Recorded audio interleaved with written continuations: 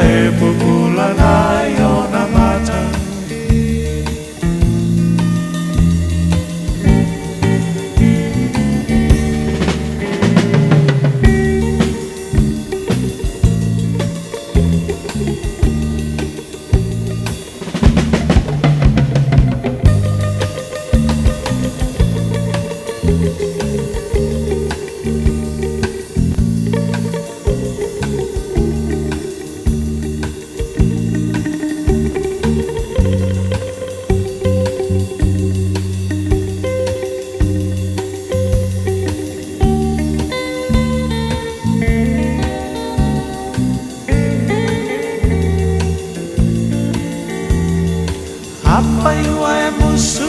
Say by myself, ne te wape o e tasi upu.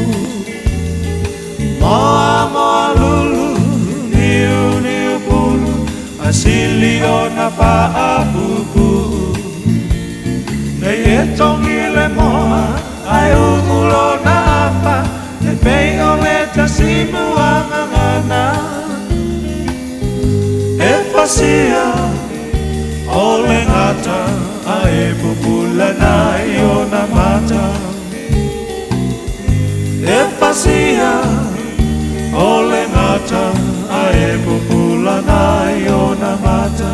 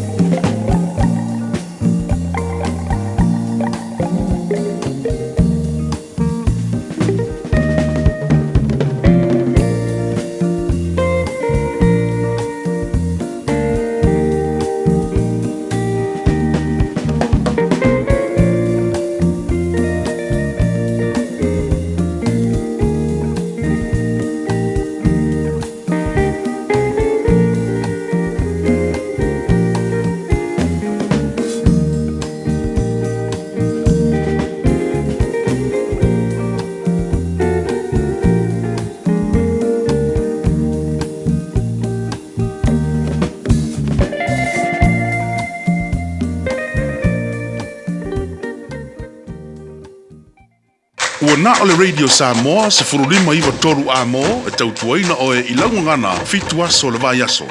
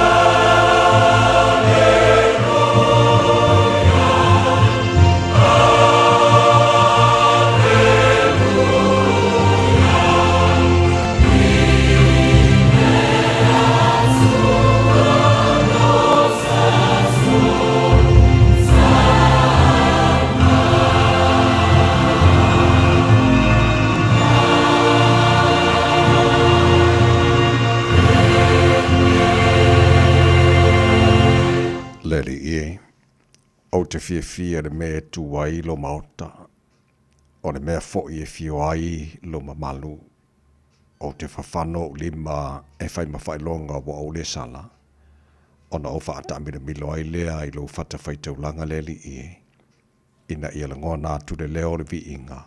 Mai e tau tau atu. O vāmenga o malava. Lo mātou te mai o le langi. Ia vi ia lava oe i le nei tae ao. Mua i mea o malava o na mātou pese o vi inga. Ma alangaina lo manu malo. O wa mātou sapi fo i au whaamurianga. Le nei tae ao sing-singi. Mātou wifo i uluma. Mātou whaapeatu lo mātou atua e pa ia. E pa ia lava oe le atua o au. E mamalu oe. O le atua oe mamana. O le atua pa ia siri ese ma le matautia. O mea umana e whaia e ifo ia te oe. O le atua oe malia i manao i mele le umalava. O oe lava o le whaipule. O le atua malosi o le tupu o le whaavavau ma le li o le file mo. E tu mau lou lava alofa. E le liu fo i lou wha maoni e o ngata anga o mea malava. O le tupu oe so i fua ma le vavau e o le whaavavau. O le atua lava oe la e le vi ingo le mamalu o le atua oe. E pulu le matangofi. Ta mafa of te tele lava i lau mea lofa. Leo la fau o mātu maua le nei tae ao. E le ai lava se tasi mātou te maua i leola. Ua na oe lava. Whaftai lo lofa ua tuta fo i manu. Whai ngā mālo longa sa tofa whai u tangata. Ua e wha popo nea so fau lo lātu se fua mo le mātu nei ola. Ua mātu o lia i fo le nei so fau la so luare nei. Se fo fitu i a yaso fe puari o fo launga nei fo i tausanga. Ia o le mātu malanga o le nei yaso.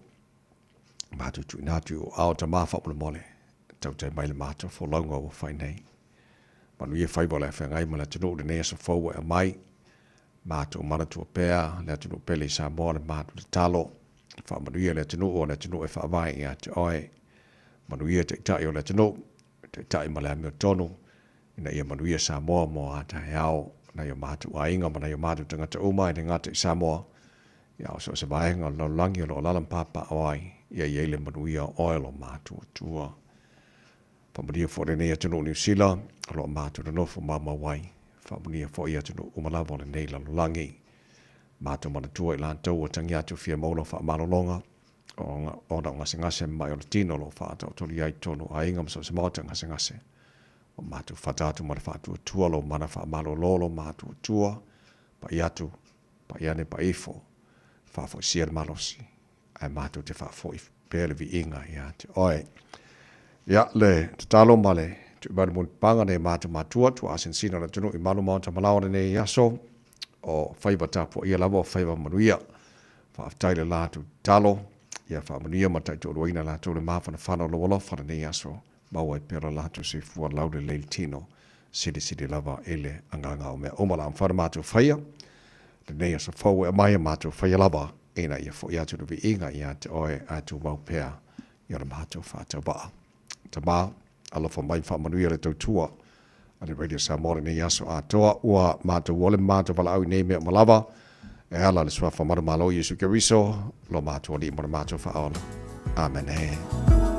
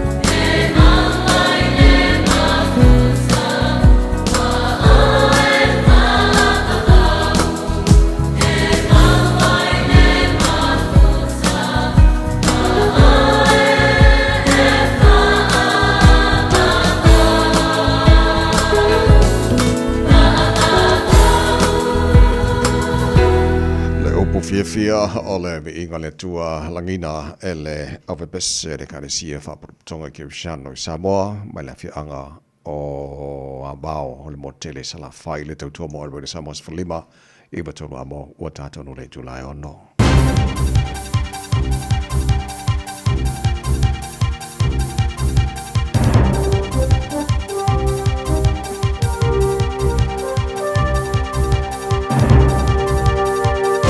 In this update, the impact of wild weather is continuing to be felt in both islands. Banks Peninsula has been facing heavy rain all night, and State Highway 37 is closed between Taitapu and Akaroa, closed due to flooding. Parts of the lower and eastern North Island are still facing extensive power outages, road and highway closures and travel disruptions. Met Service meteorologist Alan Bailey says most areas worst affected yesterday can expect scattered showers today. It'll remain pretty cloudy for those places, but certainly the rain won't be as persistent or heavy as it has been. Wellington Mayor Andrew Little says everyone is now in the hands of central government as an inquiry is announced into the catastrophic failure at the Moore Point water treatment plant. A Crown review team's being appointed to look into the failure of Wellington's wastewater facility. Dentists allege a Health New Zealand dental contract providing free treatment for teens is severely underfunded, leading to fewer practices signing up to deliver it. A report from the Dental Association claims 19 covered treatments are being funded less than individual market rates under the combined dental agreement. It states there are shortfalls up to $750 per treatment. Dr. Sash Patel says dentists can't absorb those costs. If you look at it just even from a business point of view, a business model, then every time there are children on those chairs, that's the adults that can't take up that time. The latest political poll shows the preferred Prime Minister race is neck and neck, but the right bloc could still form a government. The latest One News Varian poll shows Chris Luxon fell 3 points and Chris Hipkins won to be level on 20%. Meanwhile, if an election were held today, the coalition government would hold on to power with 65 seats. An almost century-old building in Auckland CBD is being overhauled to cater to the luxury boutique market. $5 million in private equity is being injected into Queen's Arcade to transform it into a precinct with premium stores and products. That's news. In sport, Halberg Supreme Award winner Hamish Kerr has praised Athletics New Zealand for the way they support and encourage success among their charges. The 29-year-old earned the gong by adding a World Championship gold medal to his Olympic title last year. Kerr soared above sportswoman victor Zoe Sadowski-Synnott, the Black Fern Sevens team winners and dominant para-athlete Danielle Aitchison. His mentor James Sandilands was also Coach of the Year. The public judge, former All Black Ronnie Clark, singing the national anthem at Eden Park ahead of the Wallabies test as the favourite sporting moment. Blues and All Blacks flanker Dalton Papali'i will depart New Zealand rugby later this year to join French side Castres Olympique on a 3-season deal. That's sport. I'm Jodie Gill. Ua na ole Radio Samoa se furulima iwa toru amo e tautuaina o e ilaungangana fitu aso le vai aso. Mone tai ono whaatalofa mo whaawhelai I le amatele lava male minga o te tawai. Samoana tino pele e le pa ia marimamano lau whaafonganga I le nei tai ao seng-sengi malo lava le suifua maruia whamalo fua le tino for lau. O mai a tātu ame whaatasi ni mi inga mar whaaftailo tātu matai le langi se I parpatia lona ngale leima lona alofa. Ia o tātu au lie fo le nei tai ao mar nei aso le aso whawhai le tua tātu te oli. Ia ma tātu fia iai. Whaaftai le lofa le tātu matai le langi mo maru tu si fo mana mātu malosi. Ia o tātu si le whai e manua o mana le nei fo I tai ao. Vi elo tātu tua. Ia ma alofa mai le matai le langi. Tau tai le tātu wholau. Ngara nei aso ma tātu wholau le lalo na alofa o tātu iai le nei fo I asa lua. Se furu mare fitu I asa Februari o tātu wholau. Ngara lua fe lua se furu mare ono usi mai no whaafonga. Le porokala me mano le tai ao. Le Radio Samoa Sfalima I batolo a mone fionga hanga mana Natasha ba lua. So swan me fo insini o tātu Facebook mari YouTube o le Samoa. Sera atasi patea mare fionga pesta ao. Jelo sioma tau ono nei tawai meni. Tau tui na o se pai le tula se furu I le tai. Nei mano si fomaria lo fionga. O le mana nei tai ao. Whamalo le langi malo sunga fo I le awa o tawai nei tai ao malo lava le tawa. Tai whatalo fat fo ia Samoa le tunu pele malo soifo manuia. Lo sorry so. Au malu lu mo ia li male mele o ka ko ri a. Kau kere vave mai le malo luele i lavang mafangfang. Kau ka kope mai si ba ngale mga ya ko me ole le kai ri ele umari ma singo samani a. O fai ma mango mai ri. Lima male afo chele tula ono. La mai mo la fa fonga nei tai ao ole lui tau mo le aso.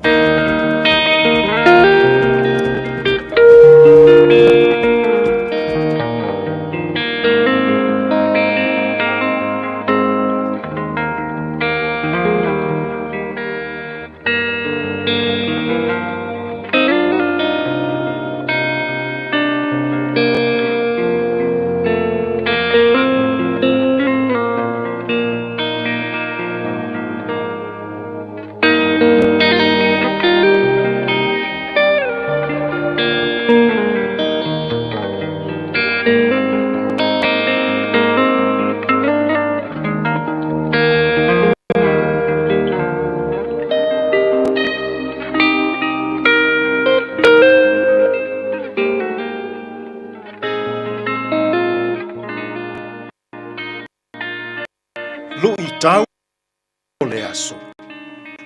O le malo si anga o upu. The power of words. Mātai o ilona mata upu e sifuru ma le lua. A o le foi upu e toru sifuru ma le fitu. Awa o au upu e ta ua mi o tonu ina ai oe. O au upu foi e faa sala ina ai oe. O le malo si anga o upu. The power of words. E tele a ina so sofa e Yesu. Ta i o le tapua inga ma le lotua iutaia. Ona o la la tounga ngana whaafia ami o ton. I le tausinga o le tūlafono. Ai le ai ma se loto alofa. I tangata mātitiva. Tangata fiaola. Matangata lea mana iaina. O Farisaio, tusi upu, sa tukaio, maosi taulanga. Fai mai le tala Yesu, i tangata nei. O touna, whanau a ngata feai. Fai mai le whetalenga tu sa o Yesu, i ta i o le lotu iutaia. O au upu, e ta ua mi o tonu ina ai oe. O au upu foi, e wha sala ina ai oe. O loo au mai e Yesu, se ata e wha tatau i le loto o le tangata, ua pei o se fale o loa. O lou loto, o loo e teu ina ai mea elelei. O lou loto foi, o loo e teu ina ai mea eleanga. A e au maia la mea lelei mai to tonu o lou loto. E whaaola ina oe. Ai a e au maia mea leanga mai to tonu o lou fale o loa o lou loto lea. E whaasala ina ai oe. E au mai e le tangata mea lelei. O lo teu i lona loto. E au mai fo i le tangata mea leanga. O lo teu ina i lona loto. Samo ai. Iau i lo loto. Mea lelei. So ia tātou te teu ina mea leanga. I to tonu o tātou loto. I to tonu o lau whainga mālo. I to tonu o lau e kālesia. I to tonu o lou nuu, ma lou ainga. Ai a, pe a se i teu ia nā o mea elelei. I to tonu o tātou loto. Sa moai, ua toa tele nai tangata, ua mānu anua ma māwhatia. I lo tātou whaao ngā ina o upu. O upu wha māua lulunga, o upu wha sausili, o upu tau wha leanga, ma upu e talepe ai le saunga le mū le lei o le isi o uso a tangata. Lea ua fetalai Yesu e whaasala i nai oe. Samoa, ai ape a se i te uia i le nei yaso i to tonu o tātou loto. Mea elelei. Awa o upu tātou te whaao ngai. E whaamasino i nai i tātou e lea tua. A le lei upu tātou te whaao ngai. E whaaola ina i tātou. Ai a le anga upu tātou te whaao ngai. E whaasala i nai i tātou. E lo tātou atua. Tātou te tālo. Lea tua mamanai. Whawhetai o upu mātou te whaao ngai nai. E whaaola ai i mātou. E whaasala i nai foi i mātou. A oa o mai i mātou. Ia o mātou te wina i o mātou loto. Mea e lelei. Tātou malau fio ia mātou whiau mga ruenga o lene yaso. E manu ia ai mea uma. Lo lava suafa Yesu, lo mātou walii, ma lo mātou whaola. Ua mātou te tālo atua i nei. Amen.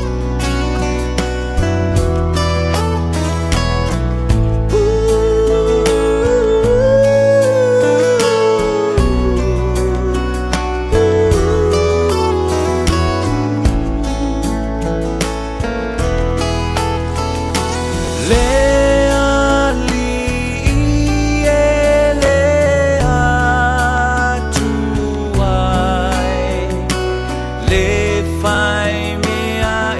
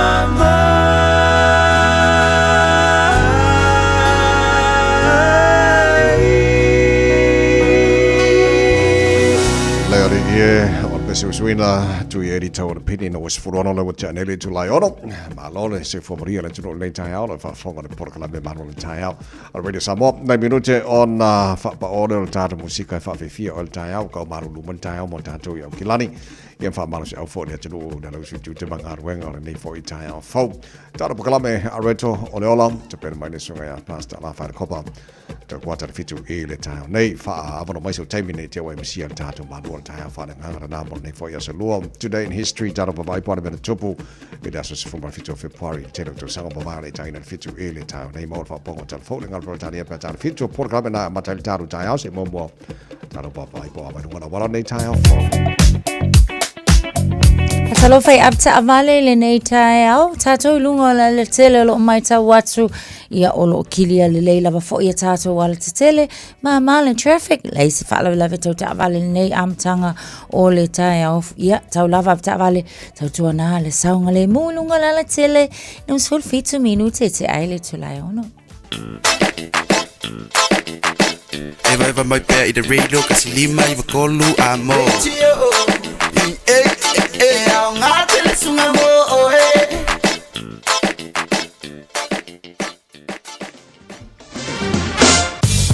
Mai ngā baton talo taura nei foi tai ao fau tamaki makaurau au kilani o le no whanga leo whaasala launga ale Radio Samoa se fulmar whaalo i le maharulu le ea nei vaenga o le tai ao fau o winga wha mawino le tau o le nei foi aso o tātu o lia o la whaasolo ina awa oe pa utimu ni so taimirangi le nei foi le tau telo vaenga au kilani i le so lua se fulmar whaalo maurunga e ma whana o iei i le pepela le ea mo au kilani le nei foi aso se fulmar leono i lona maualalo ulia tai au lo tu se fo mato malosi ora fa solo foi na awa olang de leili tau e le tele vai ngo au kilani luas futolu o le maunga na o le bebela fa mo wina mo au kilani e le aso tai au o le bainga yon tu atu la fa solo foi na awa olang de leila stoffi fa solo foi na awa olang de leila forele lang de leila stonai lang de leila sa male aso nga fua Whapabonga o manau tu ina mai la mai tau o taltalam whamanino i ante oi lau whafonga nei fo i tai au. Fau tulaka masane a whanga solo o tana pukalama nei tai au, lam whain tala pa vai fo tulanga o ele tau tilo isi vaenga o no sila whapena pali tau sa momani sa vaenga o le ke Lopez e funu wiva. Wa tia le tulai ono. Penino tia whau manu o le bao talina whafi whianga rene sa mona nei tai au, la tunua ngai tūte mga ruenga o le tai au, mani e whaiva nei aso.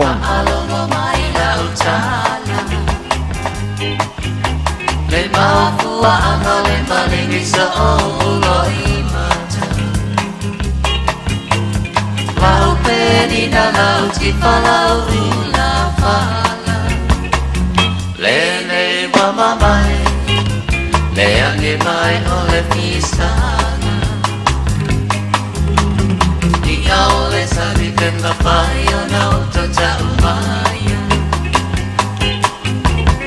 Mafua anga wasuia yalo faya ita Samoa se papala nini we pose saina Afai ele ai Ayo se anga sana ita Awele stau sala ea Poua mafua isea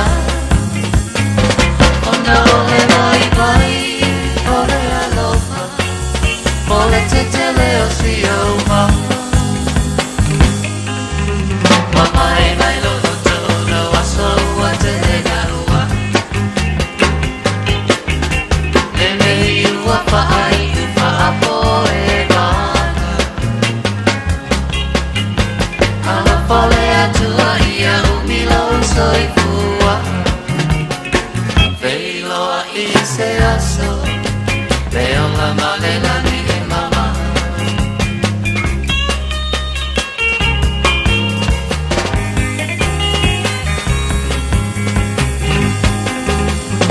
Ahuia ni se olo fia fia i le olanga. E mawani woka a taunu ule mafutanga. Loa masalo salo pise vale ileala Chalo ai ole alofa Ia oe la upa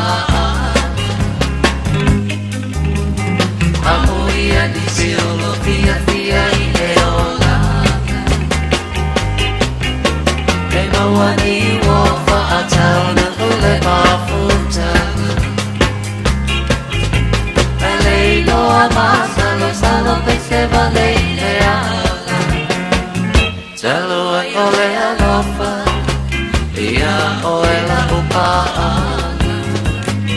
Pe moni e a ita Ua e leke a mai A pai ua mo o ni lea Sau se tau tala mai E lea o ma o ita ma e so mago E tinga ai lo ua tamasia o A pai lava ua umasau se i pai mai Awa o le whainga o tamale I o le whetalai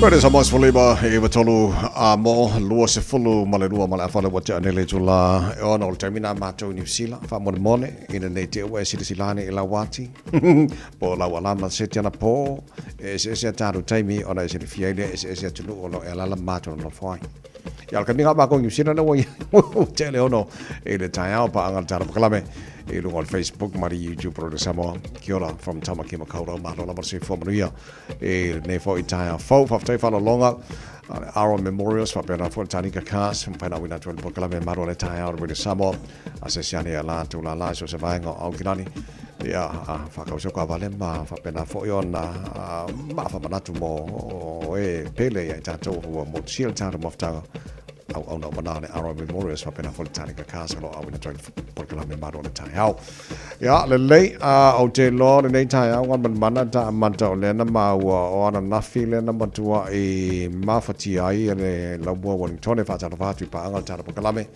Labuā Wellington fa boy mo o mo ia mai o tau tulango ele mano lo sitero savili ba atu fa mo bonga ala mai tau o savili pito sili le mano si wa fi ai Wellington tan mai tero so sango ba ya Tano mai le lua hafe sumal tolu leo lo mai tau atu iai. Se lau lo sul valu kilomita le tula i le vaenga le malai va alele. Se lau iwa tolu kilomita i le tula i na le vaenga le nai Mount Kaukau. Pe yo tulanga whaintana o le sa iai.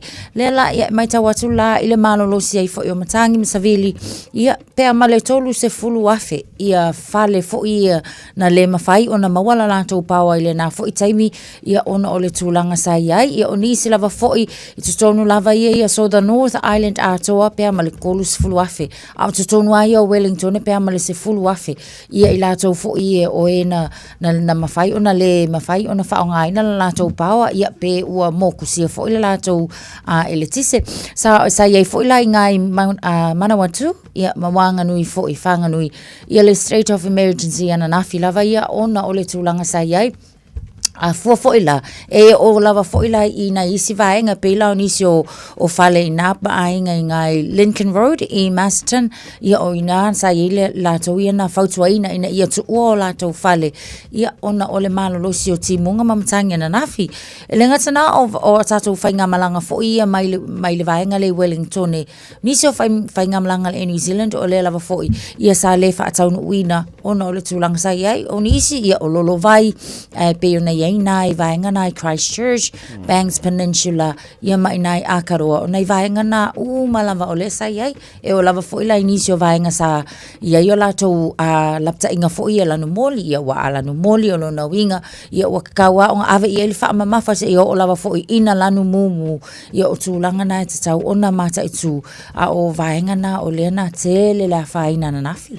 Ia o nai li potin la ma le tulanga fa boe tau filolo ma le tau le so mo tanto amasa tanto Wellington e amasa fontelo baeng o South Island e le mata watu o baeng o mana le sa sidana ma fatia sa maka sa angi for sa vidia mako ia le sa filolo ai mo ia sa vidi ma Ferreira ko inga I karong la pisi mga isi ba ale ai seki mako ngi pilang ya talo fa si ba ngale lo Wellington ya manatu lo o monti o to ya lo for tatu tu ya lo to mo le fo mal nei tai au ka si o fero lo mal tau mo to ele ne sa fo tatu o dia so state of emergency le ba to sa tu mo la vai man tu pa nui ya mal telo isi ba ya ai fa mo mo o fa fo si fo ile tise ya wa te lo e si di mana mi tele tatu ile tise Nei ba nga ia a fa sko ke a ba ko su lo aferi le na mo si o mo le tisi na fi kwa fa nga ina ko ka ku ka ni news ang po so o ka ba le ri mo kwa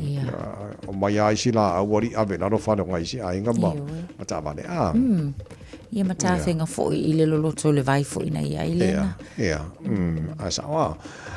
Le lei o na nafi nga mana le na mawal ta po kala me na release mai le fo I poll o le poll mo le lua fe lo suma le ono pe ona maua e foringa mai I li poti mal tu lango I fa singa ina o support la tona fsilingia. Fainga palota nei e foringa mai tu mo lava lango ina coalition government national act and New Zealand first ia nei banga ia len fa ni mai le poll pena mai le mawal tapo kala me ia wa afo ia ile tu fata singa le poll le o le ila tau fo ia lango I party ia e peila ila tau na la o le fa inga la o palota o lango ina pele national party tolu su 5% o lo ia ile taimila nei mal palota nei o le mo pa u mai la lo ile lua points o le Labour Party e o foi le Labour Party la to o le foi ia wa pa u le taimile nei le tolu points so o la to malato le tolu sulua o le Green Party o le walu ilunga le party le Green le was full 5 points wa ilunga so full 30% New Zealand first o le manga ia kai mo nge wa double digits ai ia le New Zealand first le nei foi taimi since August ile lua fe sumal fitu so o le walu ilunga la ko palo ka so 10% le wa ia o le act ia e whapena foi o le walu ilunga tasile point iwa paseni.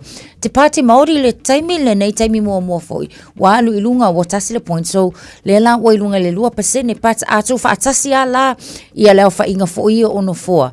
Ia e mawhailawa na maua le ono sulima no foa e le coalition o lo o iai le taimi le nei National Act and New Zealand First a fuala I le left I le tuanga vale. Labour ma le Greens and Te Pāti Māori ia e lima suma le iwa no foa e mawhai o na maua pe awha pe tu whaatasi pāti e tōru. Au nisi a fo ia o le palota lava lea ia ke le fo inisi ofisiri.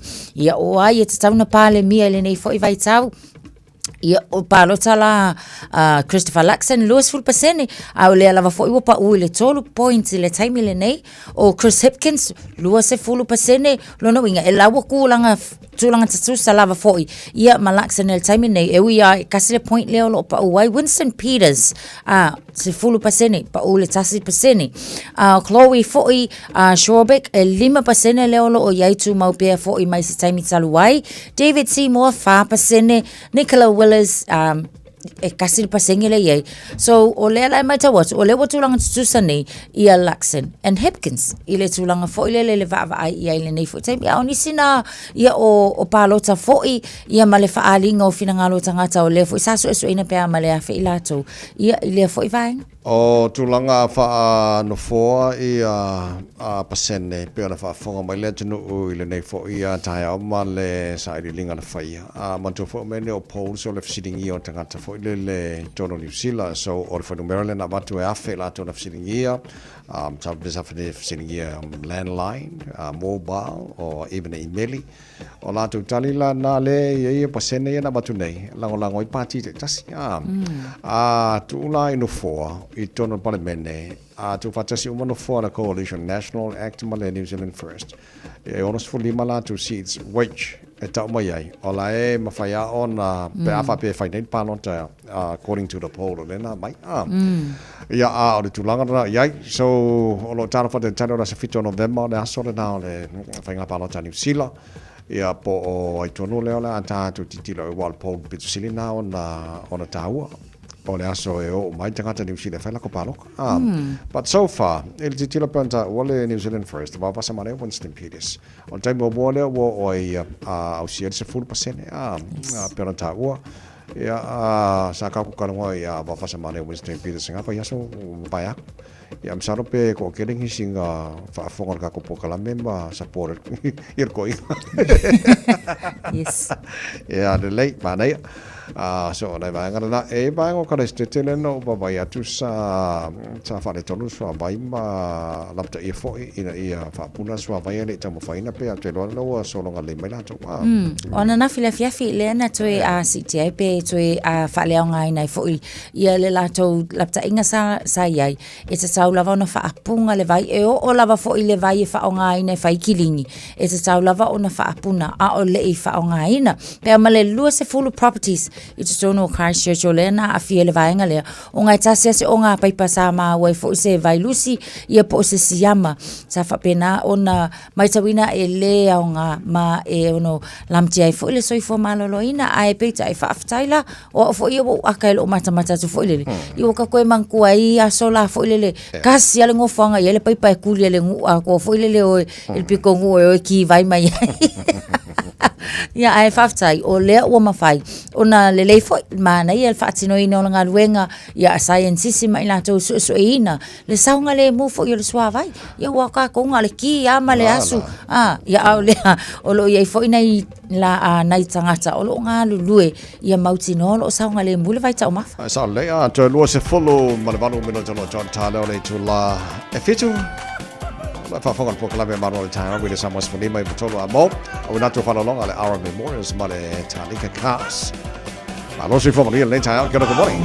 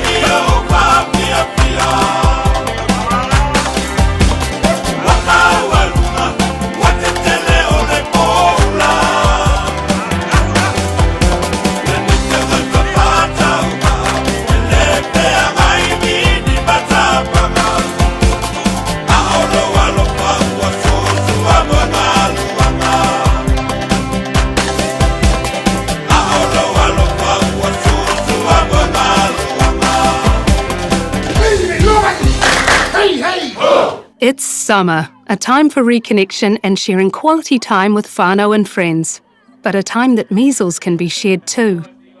It spreads easily and can cause serious illness. Before you visit whānau, check that you're protected against measles. Having 2 doses of the measles vaccine is the best thing you can do to stop measles spreading and protect those you care about. It's free for most people, so visit bookmyvaccine.nz or contact your healthcare provider today. E te manae maua se luma nae manuia o la wata li I polo wa whawhine. Ua se fulu nei tau sanga o whaatino le Pacific Advanced Secondary School lea au o nanga. Na whaawaile nei a onga e Sir Michael Jones.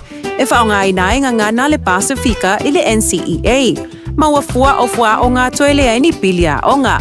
I le tau sanga lua o loa whana maua lunga I le whainumera o alonga whana wale pass na au sia tongi e ulufale ai I le universite. Polo university entrance I le tele o kolisi I au kilani. Ua uti awa noa mo le lua o lua ono. Mo nisi whamtalanga wala au loa le pass I le ovart se lau valu o fitu lua fitu fitu. Ovart se lau valu o fitu lua fitu fitu. O esi la fia e iwa te si male tolu wha miliona tala le se leni ale UTOS ua toe whaasafua atu I ona sui whai unite I le lua o lua wha. Whai sau teo ngā tupe e teo wha whainga luenga ai lau se leni ina ia vave wha tau nuu se wha moe moe tā ua a lau a inga wha pe e ka le sia. Wha o ngā au nanga le ANZ po le talofa voucher, le M tala, male my cash e ala I le Click X. Wha afso tai mai le ono valulima lua ono iwa wha iwa, le www.utos.ws, po le emaili o le info@utos.ws, po le Facebook, le UTOS, le wha aputu ngā tupe teo wha whainga luenga o le mawaenga tau sia Samoa, teo wha whainga luenga e mātou lau se leni, ai sele e oe le manuia. Toi lua se whulama le lua miro tolo tōra tālo le tō lai fitua le o te mama ona tui nātu leo le tātou proklame a reto o leo lanta pena mai le sunga ya pasta la whaera kopora ni fo I tae o fau, mana I pēa wha abno mai su taimi, wha lo whai nisio paanga le tāra proklame, wha whaera whaatasi mai ni fo I taimi le tae a mahalo lamar sui fua manuia, o le tale le wha ingoa ina o le tale vivini, po le whooping cough. E tele ana fautua ina I tono New Zealand fo le se fo mara loina o tele fo I a fo ai si taimi ta fa longa atu ia taru tala mai sa molo fautua ina fo le tino titila tu le la tino le Vanuatu a fo nga mai e to fa nisi tangata fa mowina mali liu e le napa aso mawai atu ona o le tulanga o afianga o le tale le ole e fa sa mo le tale vinia o te roi le foi fa manatu mo tatou langa ia taimi o isa taimi a mesa fo I tātou tōna New Zealand e mai alapta inga na sui fo mara loina ina ia no fauta le I tātou fa te le fo I a afianga le fo I ngase ona o le ngase o le mai e pipisi so o le alalena o le tatawai ona fa ai te fo I tātou ia mauti no le lei ia e tatawa fo ona ia tui ia mai se ona I whanau fo ina ia tau fiofia a fuala ia le taimile nei fitu se lau ono se fulu cases o le tale vivini lava ia o lana mawhai ona lipotia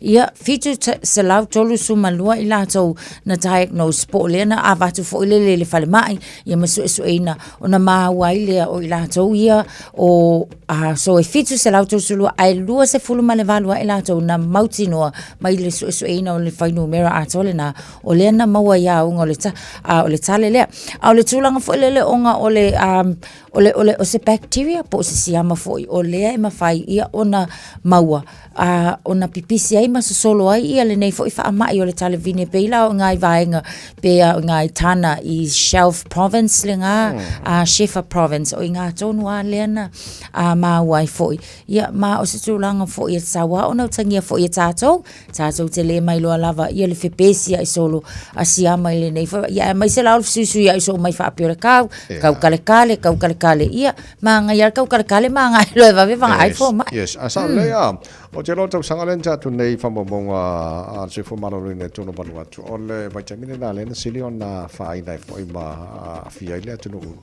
e le fo ale fo ko le ufta to e ale me fo le nei va ya mali wela to na to fa fai ma fangu mo tato e mai temi ol fo longo tato ya to sfruiva e le fitu to mo le samos frema e batonu amo bueno como que volen con era woman Woman makan. Ya la.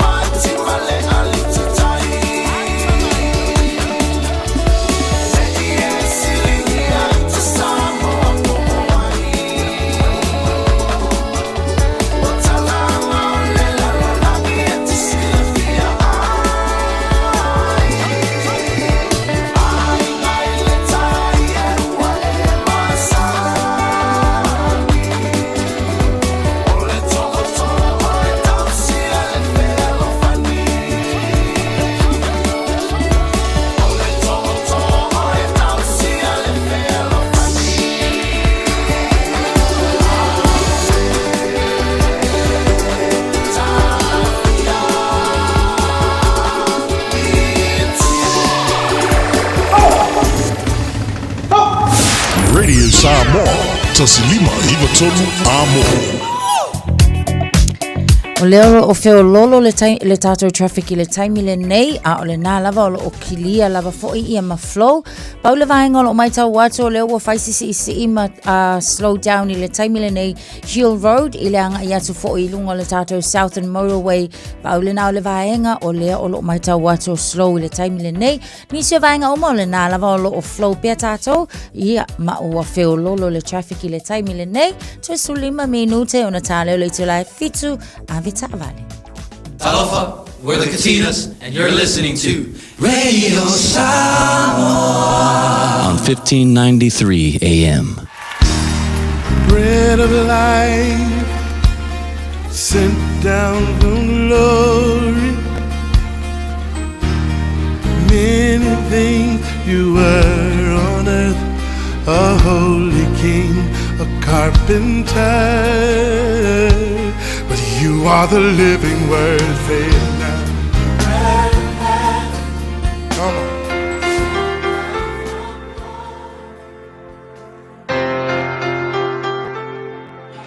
Talofa le tatu atudu ile amatanga fo ile de yaso o te whawhila I tatu atudu. Ia ua mwhai on tatu sanga ile de yaso mwhafonga ile tatu polkalame ole a ritole ola.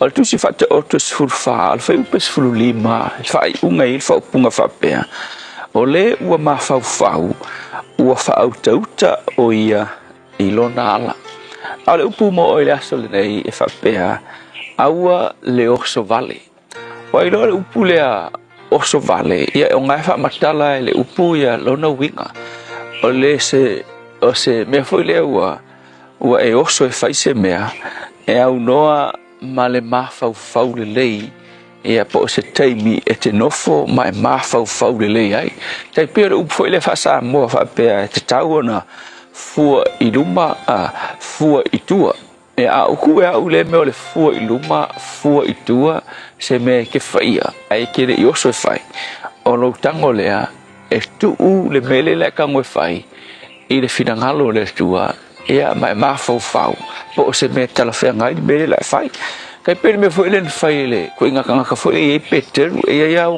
winga pe fa pena te le na fai ngo e nistanga ta peter o le so vale o pe ke foi le ngo so vale ki pir ka lingol kama foi le o ngole le malu e ma se mafau po tala fe ngai le nga mele fai ia o ia foi le ngo so vale foi le kala fa matala mai Yesu le mele la tupu ma ta uma Yesu le mele ave o ia ma sawa ina o ia I limo tangata fa pau fa siotia o ia a pe kelu fo ia mai le au so no so fo fa ilanga kala Yesu ele kupu se me fa penga fa fe un kupu se me fa penga o le ma ku ke ia e ka ku ki lo la le ungo le so vale ia o ia le sa fa fiti ma fa alumaina le kai mimuri matangi ai o nga uana fa fiti Yesu ilonga so vale so ole songa ta u fo la mo ta to le so ngai so se kai mia e ke o so vale ai e au noa malo mafau le lei mua I se me kaunga e fai o le unga o le melea o le whaalumaina e whaalumaina kai pewhara whake ka inga yaso ai aso whako a o we 8 e mga kua lawer kai minga alo uolanga mele ka mai kiki o so vale so se mea alo pika ke whailo se me ka ki fie maka mua ka ki o solo whai mako a onga me foi le ia 8 o nga foi fasa ungi su enga foi le national sa fa yeso ma to foi onga la sa yeso le finge ngo ya tina ngo ya mix ya I fastot o le fasa no ma to foi onga nga vai ke le foi ma ko o le foi fa le onga fia fi foi le stona ta la stona e fai la fa le foi o ro wala ka ya ele fasa wa fa ya onga awa fa ole fa la ko ainga le fe fe ai bitanga to la ko ainga e masiona tina matua lo matua ko ke ai ono sa yeso fa pe ai le fa sa wala me kiwa le fa le lo ma ko kuskusinga la no for fa onga dungo no for tono la fa le la poto sa iluma fa ya la ai pa lo mal pa or ka vale la sa mai pia ya no fa le pa mal pa or ta vale nga pa le pa ka va ko vai le se me mo va pa fiki mai fa mo fa spa vo ia ka fa lu mala fa la inga le pa ta le pa se ma ku ku ko lunga Malaysia le ina le sia a u ngo ferret alu ma ku di o le pa u le pa le ma ki ka mo le fa spa u le fiki mai le me se ma ke fa ya o ngale ngo ma ka mo ko ma ka fa pa u le fiki fa spa u le fiki ma sa vali mai lo fa me fa ya holi o mai le lua paunga o mai paunga ngoro me mo ma ko hu ma le pa piko pa o ka va ana ma mai ma pa o me fa mai le lua so vale ke lua le ma fa fa le ke ngofo lunga I le ke ngofo I ko fa ai lu ko lunga lua ko o lua so vale pa mai a mai pa ko pa o ile le morfa ma ko le tu mo ki mai ya ru ka ngofi ai pa unga ba ko feta to mai ai le pa ma aki mangi mo faspa ale aki mangi pa emang kuala pa ko man lo pa ka ba faspa ya ku lo pa lo ma fa ho mai fa lo aki pa o kami ya aki mai pa ya aki ase yo nga ba faspa ale winga la ta mole ole so vale ya mo so ma fa ole unga ke fa alu mai na yo so le so na foi la le ya solo wa o man kala ku spaia e ai foi le so na il mele o le so vale fai mai o le so vale e fa alu mai na a on le u ma fa u fa auta o ia ilonala ai ke le inga yo fai se bea e a ma fa u po se bea tala fe ngai de mele la fai po se bea e le tal fe ngai o le unga o le fa luma ina yo oe le tua so soani le yaso ya o ina I mato ia u fionga ta fio fiai I le mele o le so vale fa ta Yesu amen.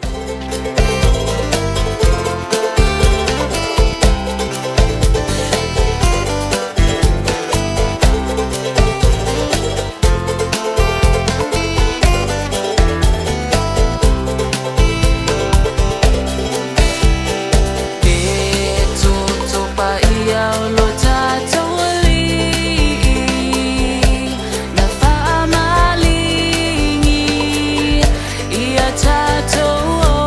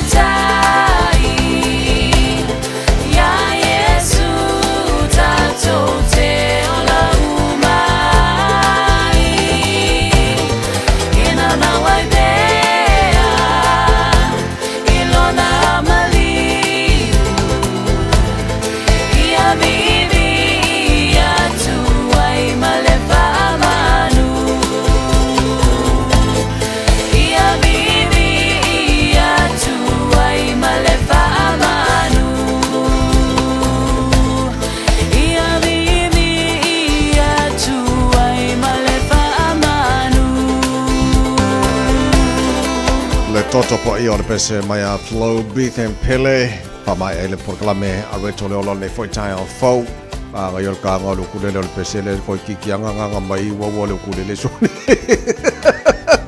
la just full fit of February on mena tupu nei ya so tau sango bye.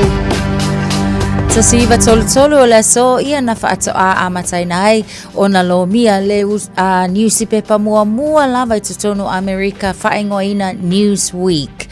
O le tausanga e lua afe se fulu malefitu ia o se tasi fo i o continent na whapena ona maua i lalo o le fola o le sami le o whaingoina o le Zealandia po o le Zealandia i le Indonesia research tutono lava fo i o le South Pacific. Tausanga lua afe lua sulima o se tasi o vaalele na mafuli tutono Toronto Airport o le lona whaile o vaalele na whapena ia o na whaina i tutono le masina e tasi i tutono o le North American continent fo i e pei o na iai.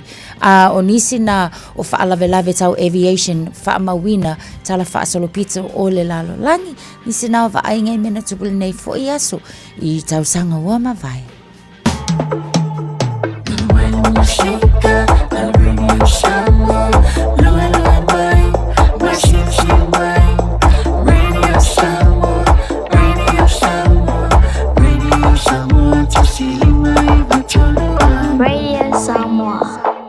It's summer, a time for reconnection and sharing quality time with whānau and friends, but a time that measles can be shared too.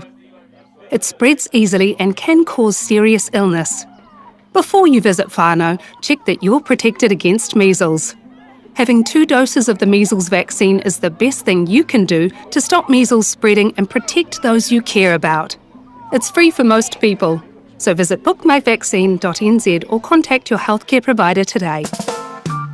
Le Big Pots and More, o whaiti tia tau nisi o loa. Maua steamers, woks, olo la pupua, ipu teo ata, ipu popo, maisi. E iai fo i o ngā mukesi, e whaonga i tutonu mufafu.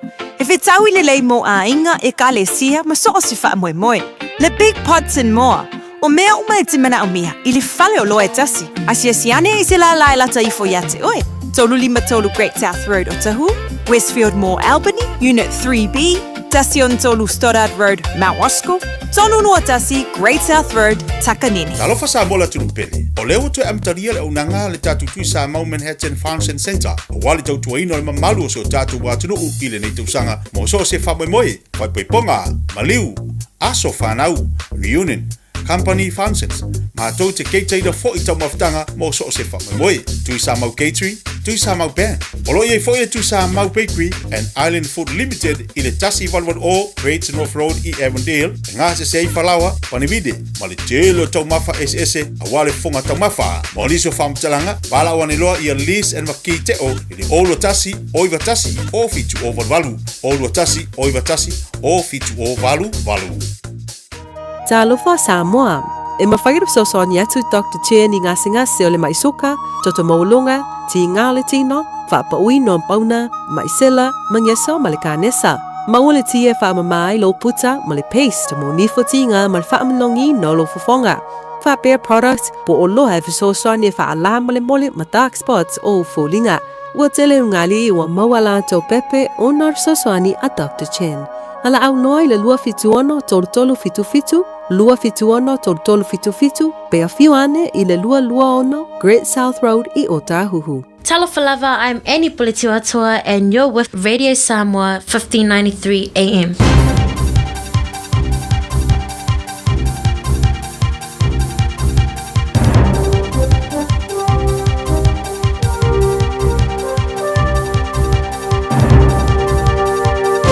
In this update, a damaging storm is continuing its journey south with Banks Peninsula, Christchurch and Dunedin in its sights. Multiple roads are also still closed around the lower North Island and thousands remain without power.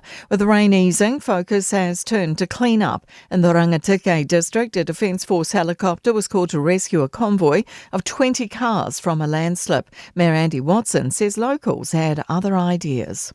But by the time that happened, a local farmer had used his tractor and front-end loader and cleared the road. Wellington Water says it hears the frustration from local residents and is doing all it can to solve the failure at the city's wastewater treatment plant. The company was in the hot seat at a fiery public meeting last night in Kilbirnie, where locals had the chance to question the plant's failure. Some residents say they've lost trust in local officials. Chief Operating Officer Charles Barker says turning up and hearing it from the community is a key step to reassure Wellingtonians. There was a huge range of people, from finance to engineers, who were all there, and we didn't control what they said. They were allowed to express themselves, and they were really well received by the community. A learner driver who was under the influence of drugs when he struck 4 motorcyclists, 3 fatally, has been sentenced to 8.5 years jail. A 4th rider lost an arm and a leg in the December 2024 crash near Utaku, south of Taihape. Open Justice reports 52-year-old Garth Thompson, who has a history of drunk and dangerous driving, must serve at least half of his jail time and will be disqualified from driving for 5 years once released. Health New Zealand's issued a warning after a wastewater discharge near Canterbury's Akaroa main beach. The water quality is not suitable for recreational uses, including swimming, because of the potential risk to health. That's news. In sport, world champion high jumper Hamish Kerr has leapt clear of his fellow Halberg finalists, winning the Supreme Award. He soared above sportswoman victor Zoe Sadowski-Synnott, the Black Ferns Sevens team winners and dominant para-athlete Danielle Aitchison. Dame Valerie Adams and Richie McCaw have been inducted into the Sports Hall of Fame. Hamish Kerr's mentor James Sandilands took out the coach category. New Zealand Rugby League boss Greg Peters claims Kiwis can only benefit from the changes to State of Origin eligibility. The updated rules mean any player qualified to play the series by birth or upbringing in Australia can now represent Tier 1 nations, New Zealand and Great Britain. Peters says the idea of Kalen Ponga in a black jersey is now a reality. That's sport. I'm Jodie Gill. Radio Samoa. Taslima Ivatolu. Amo.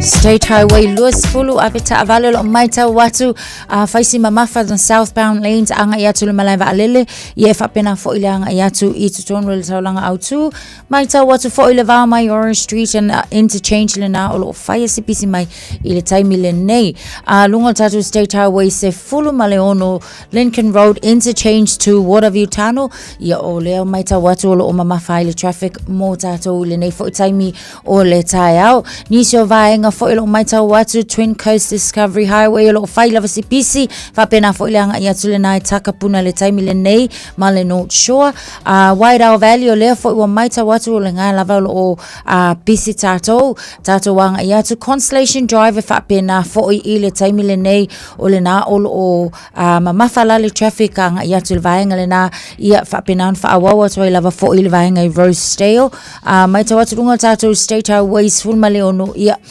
o le lava foi o faisipisi mai ina il vaenga na Western Springs fa solo anele ngai Point Chev o vaenga na o le o mamafa mai le traffic mo tatou ilunga o le State Highway Sumaleono kako Southern o le feo lolo lava tatou le taimile nei ile maita watu fo ilunga tatou faafanua o lo maita watu le ile atol ta vale e Mount Roscoe lo na winga Fa'ala velave tau ta avale fo ila ile nei taimi o le tai au ina Hillsborough o lo ia ato ta avale after avale ia update mai tatou lungo tatou peng te whailangi wa 5 minute te ai le tu lai fitu.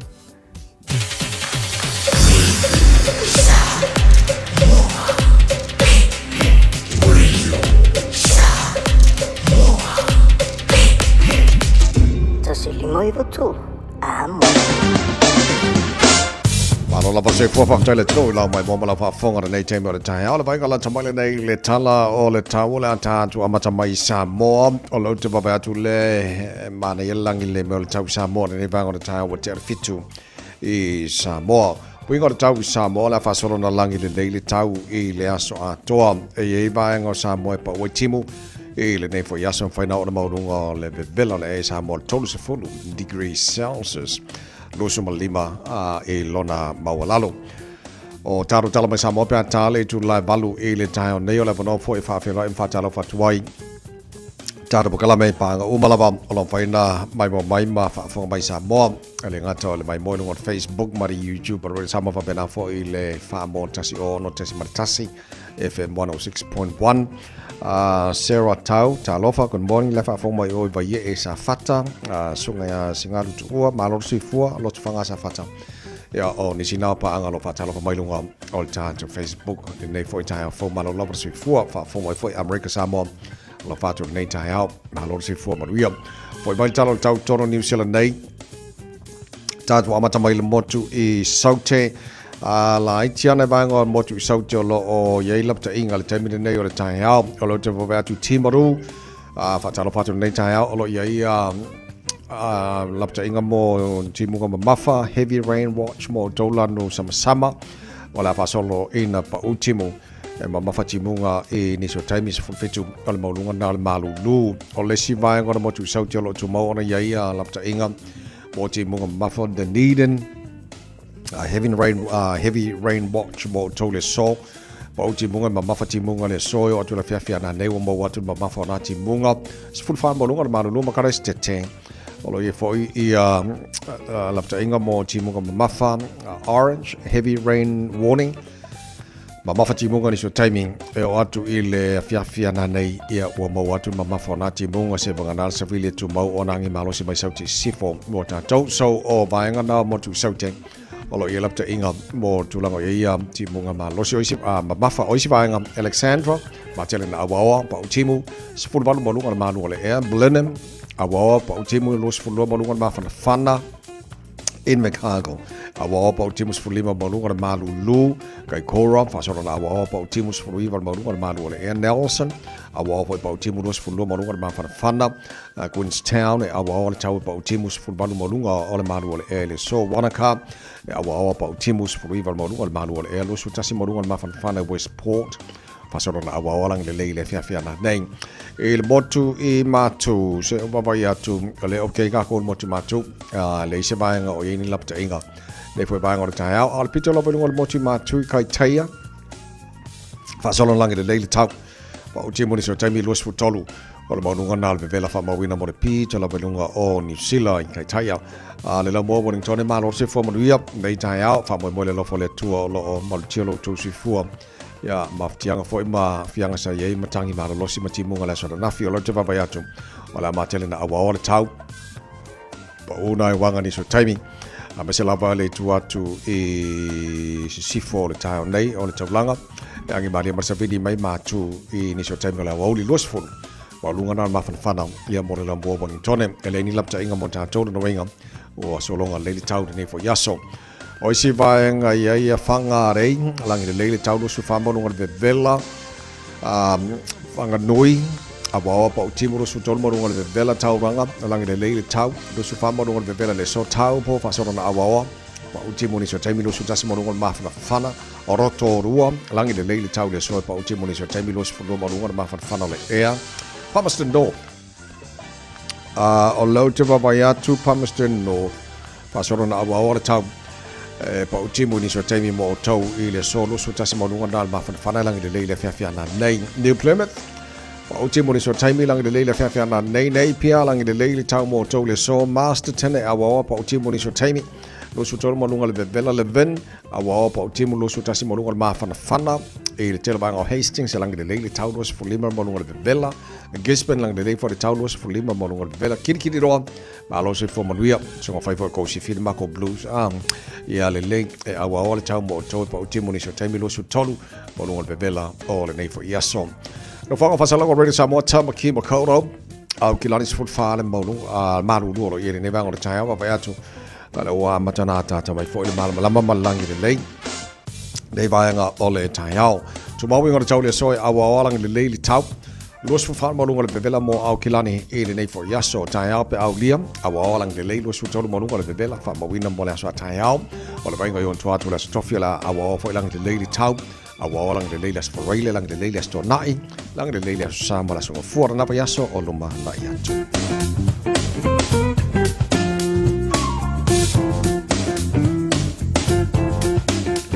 O fa mo mo mo na utu na mai la mai tau nei foi vai ngol tai au ma le fa mo le tunu ala lampa pa au I ni se vai ngol kelope e ye le manato lo mo ia mo le tau mo tau ile nei foi ia so fo o ta tu o lio sputa silo o ta nei ia le tu la fitu alo fa tele tunu to tele na cha pa ngale fa mai mo mai sa mo ngal mana nei tai au ma lo vi ile lo fo le tu nei mo no ta so ta yai ya mesela tunu pele sa mo.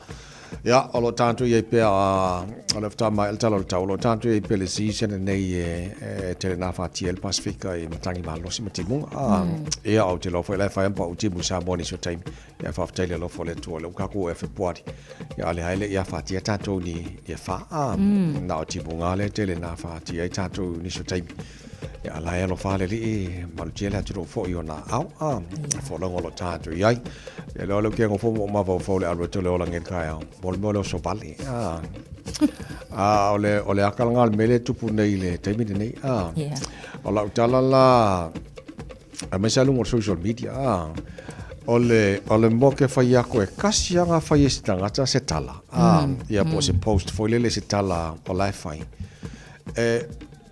e kasi ala ka fai ka ole mo ko ape pelo ala kala ole muli ka ila male oso mole oso valela e oso ko la se ser kala la fai la em ko ai pupusa mai e pupusa mai nga mosu la pupusa mai am ko le masa ai masa ya kasi ya sawan nge yaso fa mama sawa mama me lo so vale Awa watele ina ngungumi ai io ia matele fo ina fa ina ai ia mana tuala afa penge la o kele lo ala le ia fai upu ala ia ai o woso ku ia masa fai upu oka kele fa le kong mela na tau o le oso vale e fai o se o le oso le vale se oso pozzo Ame ata la fo al memoria ne tupu nei wa fai ma wala te ina se o mai tangata fo lele ise mea mo se tala ele sa ai ole me fai a fai tangata se tala ole mea o mo mona fai mo mola research po se me sa e te alo su mo mole le mafu anga mal po ngai ole mena tu po se me sa ya nga e oso lole yai nga pule lole o wa le ya ta wa tanga ta oso e fa isa fam kalanga io ala we silafia ola ole me sa ai fa ku la su nga ole me se ya nga malo lo fa li ya o ko e o so bale e fa manatu mai te ule tau sanga le jatu nei ai mene ka kile ko fia kalango ai ole tau fa morning ol ta la le fa ole melenga o ka ko le kio e fa sala laule la ka pinga fai a ka ngaka le pese ale HRPP ale lo mo fenga palota e kusala a post le ka ngaka fa mai o le radio sa molenga ka al pese le HRPP ai makua ise ising nga pawale pawal fa tanaka na mai le Eden Park ile radio sa ole o fa sala ka lo or ka ngo pese ele ola ele malo se le radio sa mo nga sole ole liu ngala le liu wange al mela ka ole winga la le tala ele o e faile research po pesa ole radio sa mo nga fa ia nga pupusa mai lola ia ya sole a makamer ko kasi sole mangi ufa pusa ale me ko ngala ka mol so bale ai oso se e vale così o mo kere mal fare ko ai oso le fai le breakfast ro kaya ai kama sasa o alanga ko alanga ka ko yes e uma le so la e okay ya tso ole oso sa o alanga vale el oso so vale la almenga ole oso me le ya le for kai me research ai pe afa yele o yelo na malama ya le fai sang fe a pe fe sang ngalwenga le i o mana yetele o sorry ngal mana vole wingo le tala ole ta vole file research e te lo ai pe sa o pe sel tala ia wa ana se fa pela e fail tanga tel tala radio Samoa na tainal pesi ale JPP ia na lu lor tanga tai vili o Eden Park oile nga kangal pesi nga ka mai lor sa o mela ka o research Who to play the song? Who the song is played? Hey, Eden Park. Who is the song? Who's the but Eden Park. Who's the song? Kusa kami may pula le pesi. Yeah, the song. That song. You know that song. Yeah. Leo la vea fu o ska kai. Te la komia ka fai. Yeah, I mean it uole ol manena le message ole tai fo le arito ole. Ka pa lo ngo kwa mane ia sa wala ol mana le tupu nei fo ile. Ia masonga fire ya isi. Ai le sa wa le mea. Le ia le tala no le mea ola sa lo na mafu anga male mea tonu tupu wa. Ya wa ke ro ke fa ngai me ku pusa mo. Ala fire kwa si ala fire so.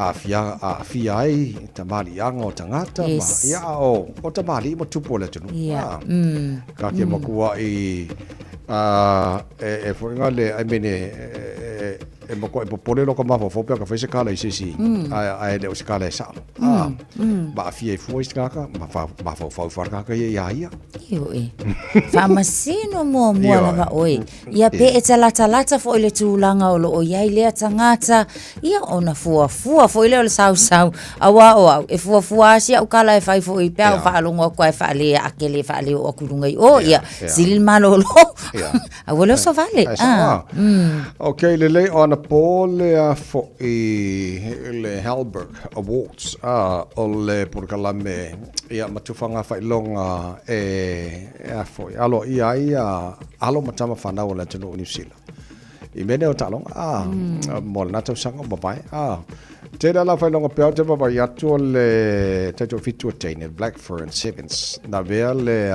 team of the year ai fa longa ma nei no makamaka nga po all the most sporting moment ole na malo ai le tamari fo le tino sabe atama Ironic Clark Marciona lo Caleb Clark te manjolta longa New Zealand ma le Wallabies len fai Eden Park le na langi nai le video New Zealand ele sunga sabe atama Ironic Clark ya ele ilo elonga kali ya Caleb olonga kamali la pese mai ole awards la na mo na po so the most sporting moment ole time na mo kwa ipo o mai tangata umale ele ngaka sa Eden Park ya ole mai mo fo lo lang ya to la to so fa long fa to na le na mo congratulations sa ya tama ya ma Caleb ya manea al manela wa umana usue son tu alpesi ya skos como bono peleke mana ya so le telena o telena fa no sa ya no po Eden Park ya malo aswang ya so do yes se kelien ka ko kalai talonga super rugby be ya o didilo atu ile finangalo le fa ya ongo le Moana Pacifica fa longo tana umbanga o au ye dual Pacifica le Fijian draw male tato au le Moana etele afso sonia le mana ambia ela to whether positive society financially positive society mo tamata aloamisala o development o tamata alo po ye talbo tamaiti mo au ye lu tausia ia telefone society na pawal vaenga no fa longa tua e pe ka o afiango au ye lua olta alo tamo wale lei ai mai si au pu ya kwa fa te ngala tamo le tamo e pe kwa le sa sta mai le bona ile ka sanga kia ku ya le wa wingi mai le sifi so de lo nai vanga na online tau atunga lo le fin ngalo fa ya ole leilo tama mai ole ka aru ka ko au ia wanga le lua au Pacifica ole moana male Fijian tour iona o ko le o au ia ke le ia New Zealand ma Australia po e mai lato mai fo le ia wa o fi feeling ai tama ta alol va ai mela ke le Ile tilo fo ile la kapiyungi ya ole la kapiliki pe amale ole fast food pasene o tamata alo o tama mai Pasifika pe ila ole lava fo ia o advocates ia mo soswani resources ia e afia ila o fundings o lana ia mai tau ole makwa ikele al tuplang talavo o leo o ia ilo le tu tau la kapi ai le ia la resources fo ia mafai ia ona anga va o mata maiti nei mafa o ngala tau taleni o sulanga nai fa no ai but o lona ia lava ia mana onga ia fa o ngata maiti lava fo i matamata alo o le Pasifika lato ina ia fa alawi lo pele Pasifika mai se latina o la kapi i le Pasifika sa le so o lata itamo i mitinga le ai o te fa mo ia lata mai se taimi e ale au sa mo i au tonga il tamul sanga le ia langa le to tele ia tamai Samoa tamai tonga le fa ile mo na Pasifika il taimi nei ai mana ia ai ala au Samoa fa au tonga o se mele le kele ele ngata ina le o lanto tele tamai le Samoa lanto tele tamai le tonga ai le foi mo awa tato le man Samoa mala ikal tahia tonga pa o kamur sanga fo ia i pola langi ia malato tamul sanga fo mai sia ku karsi mana ia la manga ia fa sa fua mai ka milionga la fa alu itu malo fa ia la siskako la kapi ia fo ia Paul be o fa bolu wa malo e va wo ngi mele nei va o fa ku o malo fa ki o mare lo sulta se mala fa o tele to la fitu malo se fo good morning eti e anela basika ayo su eina o ila faira o ila ta aso o la tauna lilo ta mama su etu pela utauni mai o le alo faile mana ne o la la su ibua tua i moana Soy moana tatu matala Vai meia saúde Betu ai ni Betu ai manu Salvo na laube Salsinga i mu vai manu Sei lua ne ai Tamma ole nu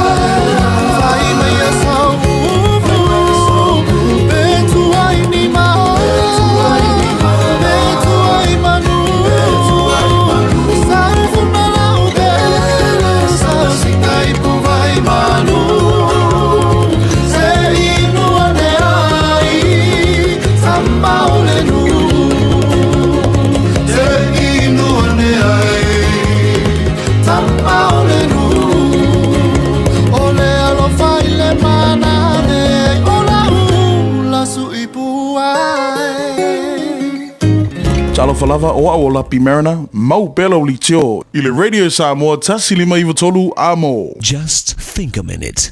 It could change everything.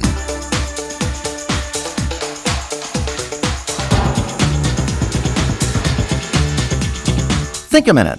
Yesterday, we learned from the boiling frog that it's easy to become so comfortable with our unhealthy daily habits of parenting that we don't see the dangerous direction we might be leading our kids. So before it's too late, maybe we need to start changing some of the unhealthy ways we're raising and teaching them. First, we learned not to use anger, yelling, and nagging to train our children. It doesn't really work, and it definitely doesn't make a happy family. Second, we parents must earn our child's respect. It's easy to get your child to fear you, but it will take your time, love, and wisdom to earn their respect. This is so important because your child's respect for your authority is going to determine his respect for all other kinds of authority, like his school teachers, the law and government, and other people he'll live and work with. You see, if you want your children to accept your authority and values when they're teenagers, you must first earn their respect by your daily good example during their younger years. As a wise family counselor says, rules without relationship bring rebellion. You know, we parents can damage, even destroy our children through overly strict, harsh, and unloving punishment that hurts them physically or emotionally through cruel, unkind words. A child should never be laughed at, and his feelings not respected. A parent who hurts and humiliates their child will never be truly respected by them. The child will fear you enough to obey you when they're young, but later as a young adult, they may deeply resent you for years. A third important thing is to show your love to your child after you've had to discipline and punish him. Let him know that you'll always accept him, even if you don't approve of his bad behavior. Remember, punishment is not something we do to our child, but something we do for our child. So he'll enjoy real happiness and success from his good character later. We're saying to our child, I love you too much to let you think and behave wrongly like that. Love should be the reason for everything we say and do with our child. So why not ask Jesus to forgive you for your mistakes as a parent? Then ask him to help you. Love and teach your children exactly like he would. Just think a minute. If you'd like a free CD of our top 40 programs, write to us on the internet at www.thinkaminute.com and catch us tomorrow at this same time when we stop and think a minute.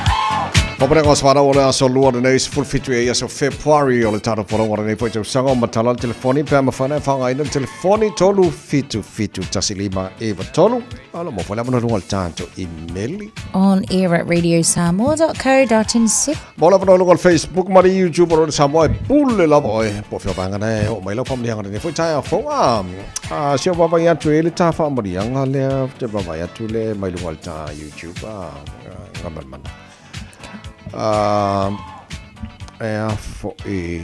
mai a fuiono mai ama po moi po lo pico fa mon le Ia, o le waiai, whaamani atu le asa soifua o tua I malo matamu, ua atua lo naiva sfulu ma le lua I le aso, manuela o asa soifua uncle, alofa anga o tole afua Susana ma le whanau, salapo fuiono ma le whanau, alo lofa tele atu mo oi. Le lei se iwa mai atu le se tafa manianga lunga le imeli le nei vaenga o le taiao ke le fongi le fongi te fongi ele Easy money. le lei le tama ia tu malo matamo papa moni yelo waso fu na nei aso ave vi inga le tua le family mai le fionga tu le fo ia matul tu Susana pena foi ya sunga salpo ma puyono ma leo la tu walo molo waso fu moni tele lo waso fu na nei aso ibas fu loto sanga wow amazing tele ni tu sanga o fa po le tua le so fu tama bonus tu sanga tele mo oi fape le aise si tato famuni o kako wanga eleila e kasia elas o le tato famuni anga le na se o baba ya tu fio ye le sa lanialo ya o se mese pese manga yanga mo te mama tua ya tu e mano la so fu ya malo le tu le ngi se bala mai fa ma ko la ko so fa ngoni ya so ya tele asa soifua Happy birthday. So it was for Lima Daba.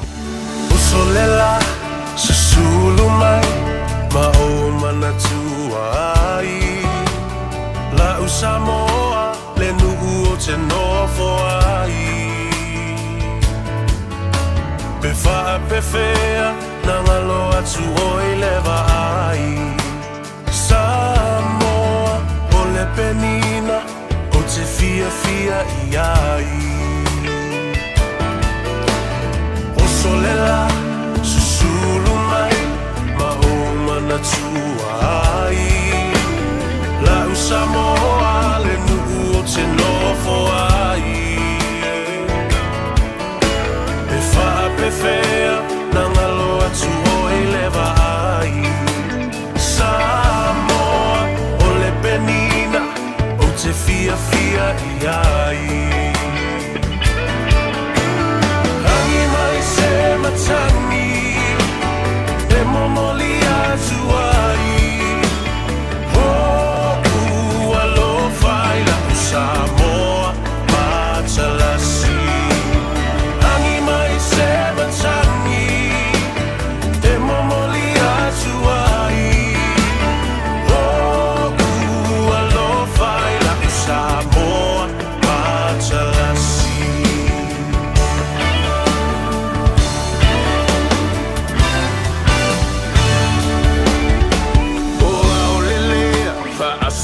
Solo la foia o na paolo lona sami I la pe asulungia ele masina pe fa a pe fea nangalo atu oea imita Samoa ole penina ole vasa pacifica Angi mai se matani Memori atuai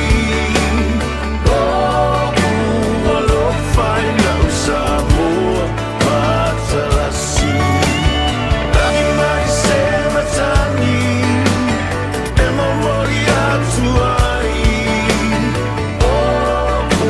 alo fai la Samoa matalasi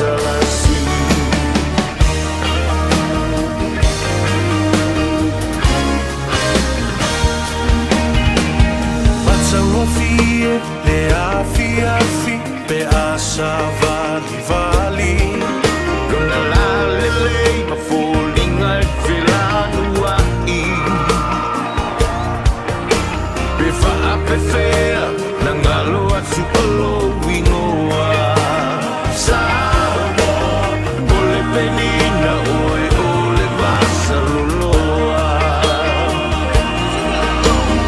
Anina sema tani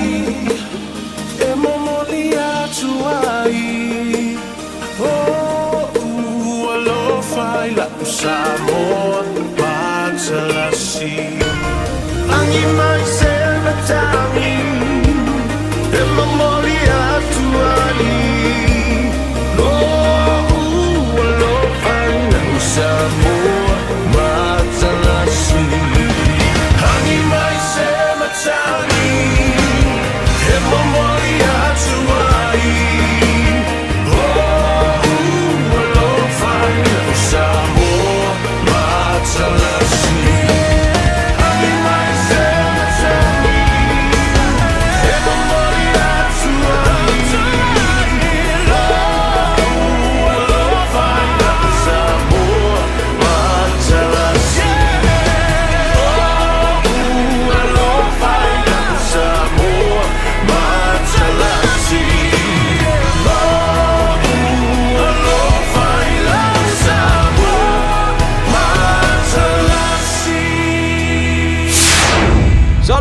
Eva mali pese malo le fafonga Samoa malo fo ile vai le musica Radio Samoa #1 New Zealand akoa Simpson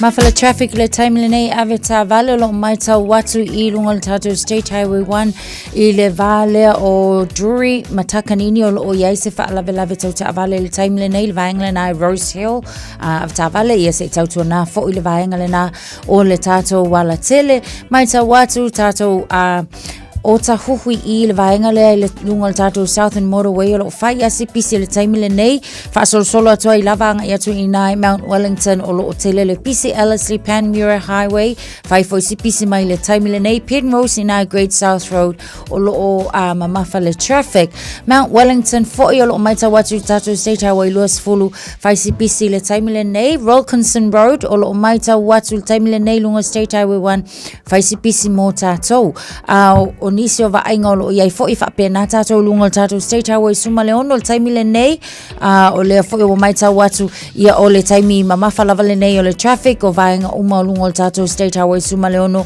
ia o le nao maita watu mamafa lava fo'i mo tātou lunga le anga iatu le North Shore whapena fo'i le maita watu taimi le nei whaisi pisi whapena malanga iatu lunga le tātou a wala lau papa o le nao lo alum poloka le tātou traffic I le taimi le nei o le tai au Waterview Tunnel whapena fo ile maita watu iai te Attitude South o maita watu taimi nei fai fo sipisi o tātou ile nei fo taimi o le tai au ia avta vale tautua na lava le saonga le mu ile nei taimi o le tai au fa mole polo kalamela Radio Samoa malu o le tai au te sfulu iwa minute o Natale o le tulai valu Tasilima iwa tolu amo Radio Samoa Awana ye misiele papitoa ale Moda Furniture. Maule iPhone 17 Pro Max, lua fata la ile vayaso. Samsung S25, male speaker ile na le lua tolu ta la ile vayaso. Maule papitoa muenga fa apea seti nufoa. A faide te whaailoa I le Moda Furniture o le Radio Samoa na mawaili nei whaasalonga. O le ama wasau mea lofa. Le Moda Furniture, to atu si tolu lua Sales Yard Road o tau, te tala le iwa tai awa ile afo le lima, ile asunga fua ile asfaraile. Asu tona ima le asu sa, se fulua ile afo le fa. Talofa lava, mai le tanika kas. Afio mai e filifili sau piki apu, daporke, okomeki, pe suikia, to e leta ono foa. E lua se fulu lea e mawa ile teminei, mai le lua se fulu afe tala, iwa se lau iwa se fulu mali, mai le tausanga lua afe se fulu mali iwa, e o ile lua o lua tolu. Bahala au mai misa, ile lua fitu o, pe fio mai ile tanika kas, ile fitu tasi fitu, Great South Road I Papa Toitoi. Wala au misa, ile lua fitu o, fa o. Talofa sa mola tunupele. O leo tu amtaria le unanga le tatu tui sa mau Manhattan Function Center. O wale tau tuaino le mamalu so tatu watunu ile nei tausanga. Mo so se whamoe moe, wai ponga, maliu, aso whanau, reunion, company functions, mātou te keitei da fo I tau maftanga mo so se whamamoe. Tui sa mau catering, tui sa mau band. Olo ye fo ye tui sa mau bakery and Island Food Limited I le tasi walwal o Great North Road I Avondale. Ngā se sei whalawa, panibide, ma le telo tau mafa ese a wale fonga tau mafa. Mo niso whamtalanga, wala wane loa I a lease and maki te o, I le olo tasi, oiwa tasi, o fitu o walu. Olo tasi, oiwa tasi, o fitu o walu. E te manae maua se luma nae manuia o la wata li I polo wa whawhine. Ua se fulu nei tau sanga o whaatino le Pacific Advanced Secondary School lea au o nanga. Na whaawaile nei a onga e Sir Michael Jones. E whaonga I nae ngana le Pasifika I le NCEA. Maua fua o fua o ngā toe le aini pilia onga. I le tau sanga lua o loa whana maua lunga I le whainumera o alonga whana wale pass na au sia tongi e ulu whale ai I le universite, polo university entrance I le tele o kolisi I au kilani. Ua uti awa noa mo le lua o lua ono. Mo nisi whamtalanga wala au loa le pass I le over se lau valu o fitu lua fitu. Over se lau valu o fitu lua fitu. Le Aro Memorials le awaunanga wa ovantu ma le tolu se folu tausanga o tautua mo o e malawainga o maa whaamaratu e ngau sia I le maa mora e pito sili ona le lei. E mawhai ona lafo le maa whaamaratu I Samoa. E tolu la e mawhai ona e asiasi I e whai e lau filifilinga ma ngele manukau maniulen. Pe te tanga iane le aromemorials.co.nz. Morisi whamtalanga wala au le lua fitu ono fitu valu fitu. Lua fitu ono fitu valu fitu. Le Aro Memorials ma whamaratu I se tautongo fie e ngā osi ma le whaamaoni mo e pele I te oe. Introducing Walter Laulu Tanuasa.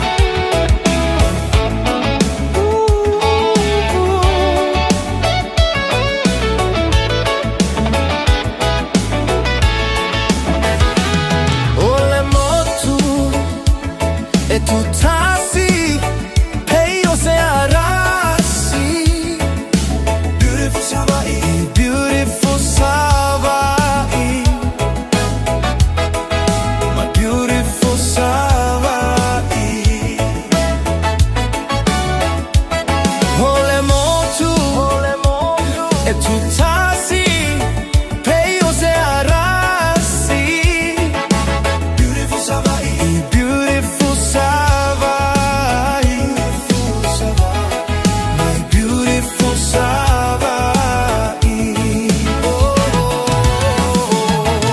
E mita loanganga Hilela lele tele o tangata Vape apulenga amatai E piliona lona fatautai Puleono isala fai Motu fai me amafai My beautiful Savai My beautiful Savai Motu fai me amafai Motu fai me amafai E a tata mai Peoni folia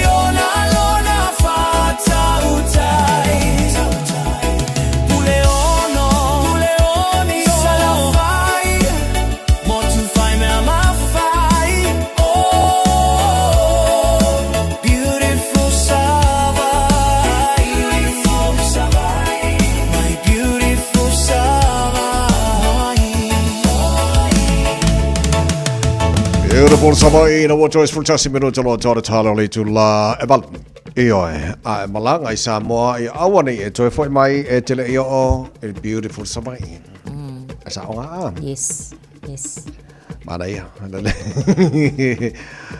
fa malo va to tele pa angal ta porque la melo te va tu le fa fo mai Australia fa per America malo fa tele lava Christian Tarbasa la fa fo mai o Melbourne Penina Timu fa tunga setu fa fonga mai o Mildura Victoria Australia to teleta pa angala wa ko fa fonga mai o California la fa fonga mai a Malamo fa Watea Ontario, California, Yaisi awa Medica lengo wa ko fa fonga mai fa tala fa mai Italia sia opo. Ya le na Italia sia opo, ya la fa fonga mai fo I le si bainga na America, East Palo Alto, CAUSA. Sala po banga le America po wala talanta ina fa lanto lunch, la to jam of tango le odi ia fa pe fo la fa fo mai ton wal to tela la to fa fo mai ton fo fenga wenga ia ko ngo ba ven ka mai le longo fele tam of tanga le o ia sa ia lon tam of tanga mo to ia le ai mo mo ia le ifia la ka penga ka me kila ka ka me le a ngo ma ko ye yu sila Fatala fa ita lo sunga la alta wole everoni soti le fa fonga mai ave pasi malo pe wa ko le malanga mai po one hanga manu kau ele ngo kiki la ko fa ka lo fa mai o iso acho que fu a fonia yaso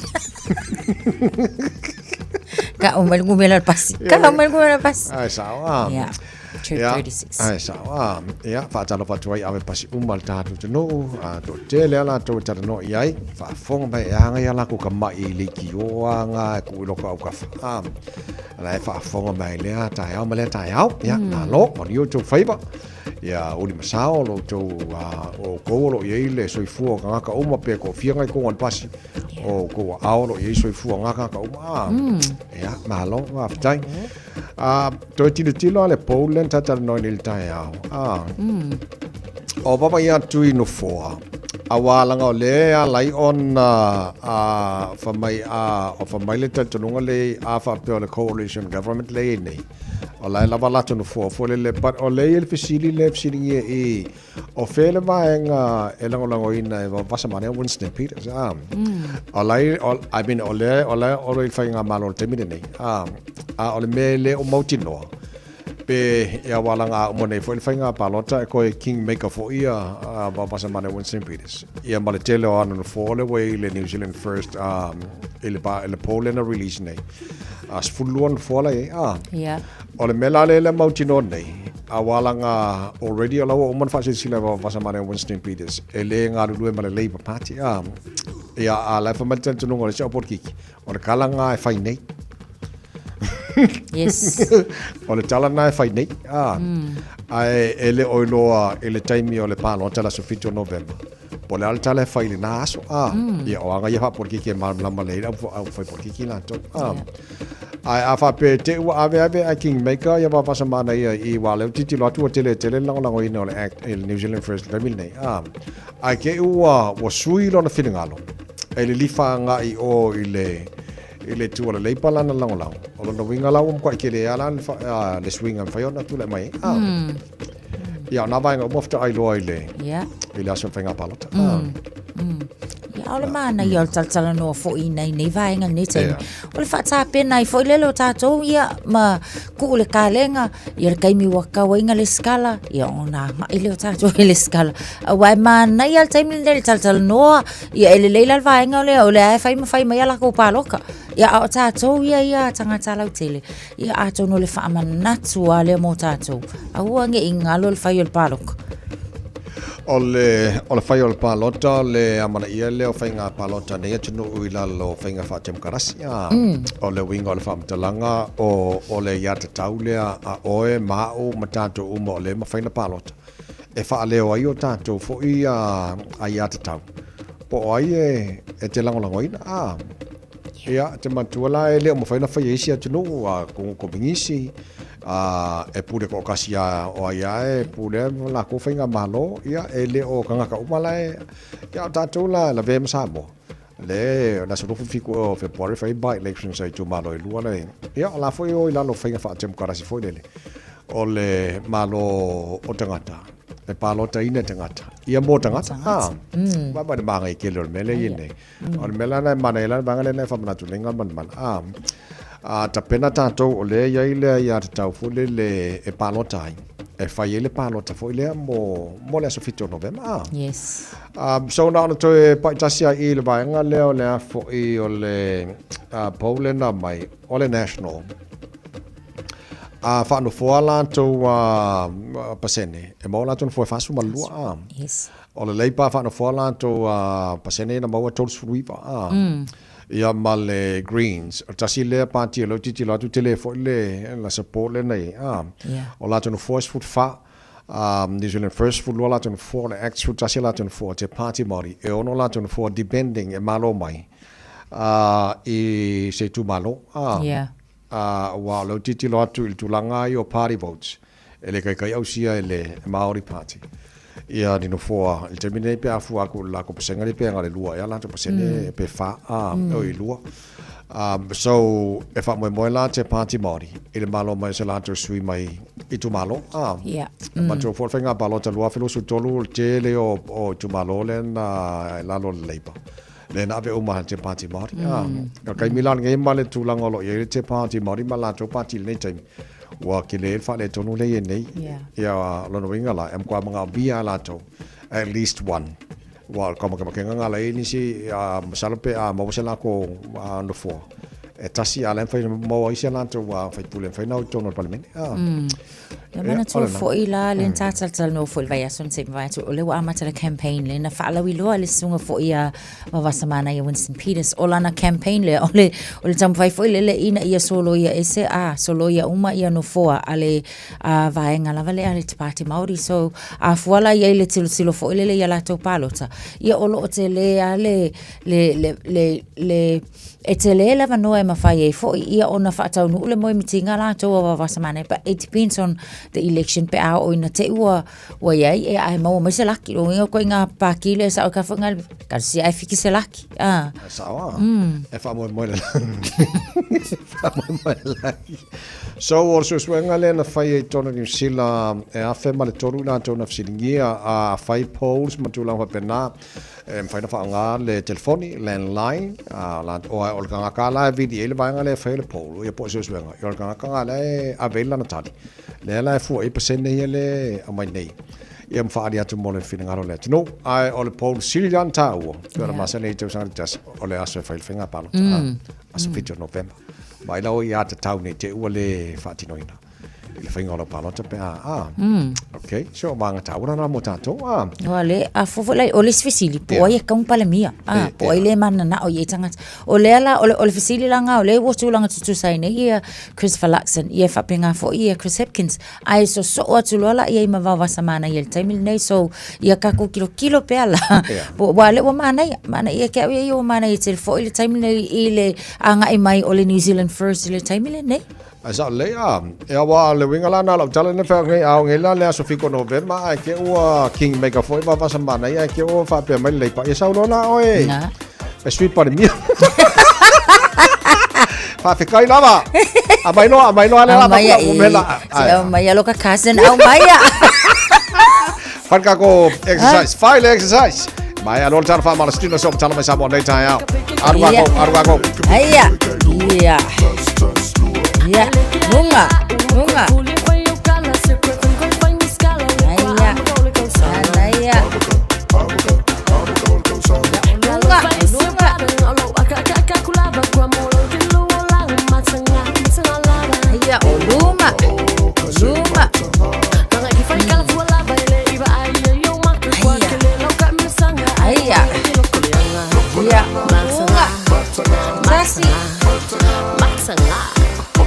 Kasi ya aka kasi bunga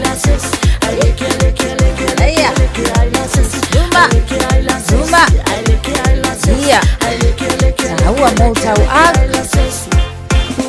Safa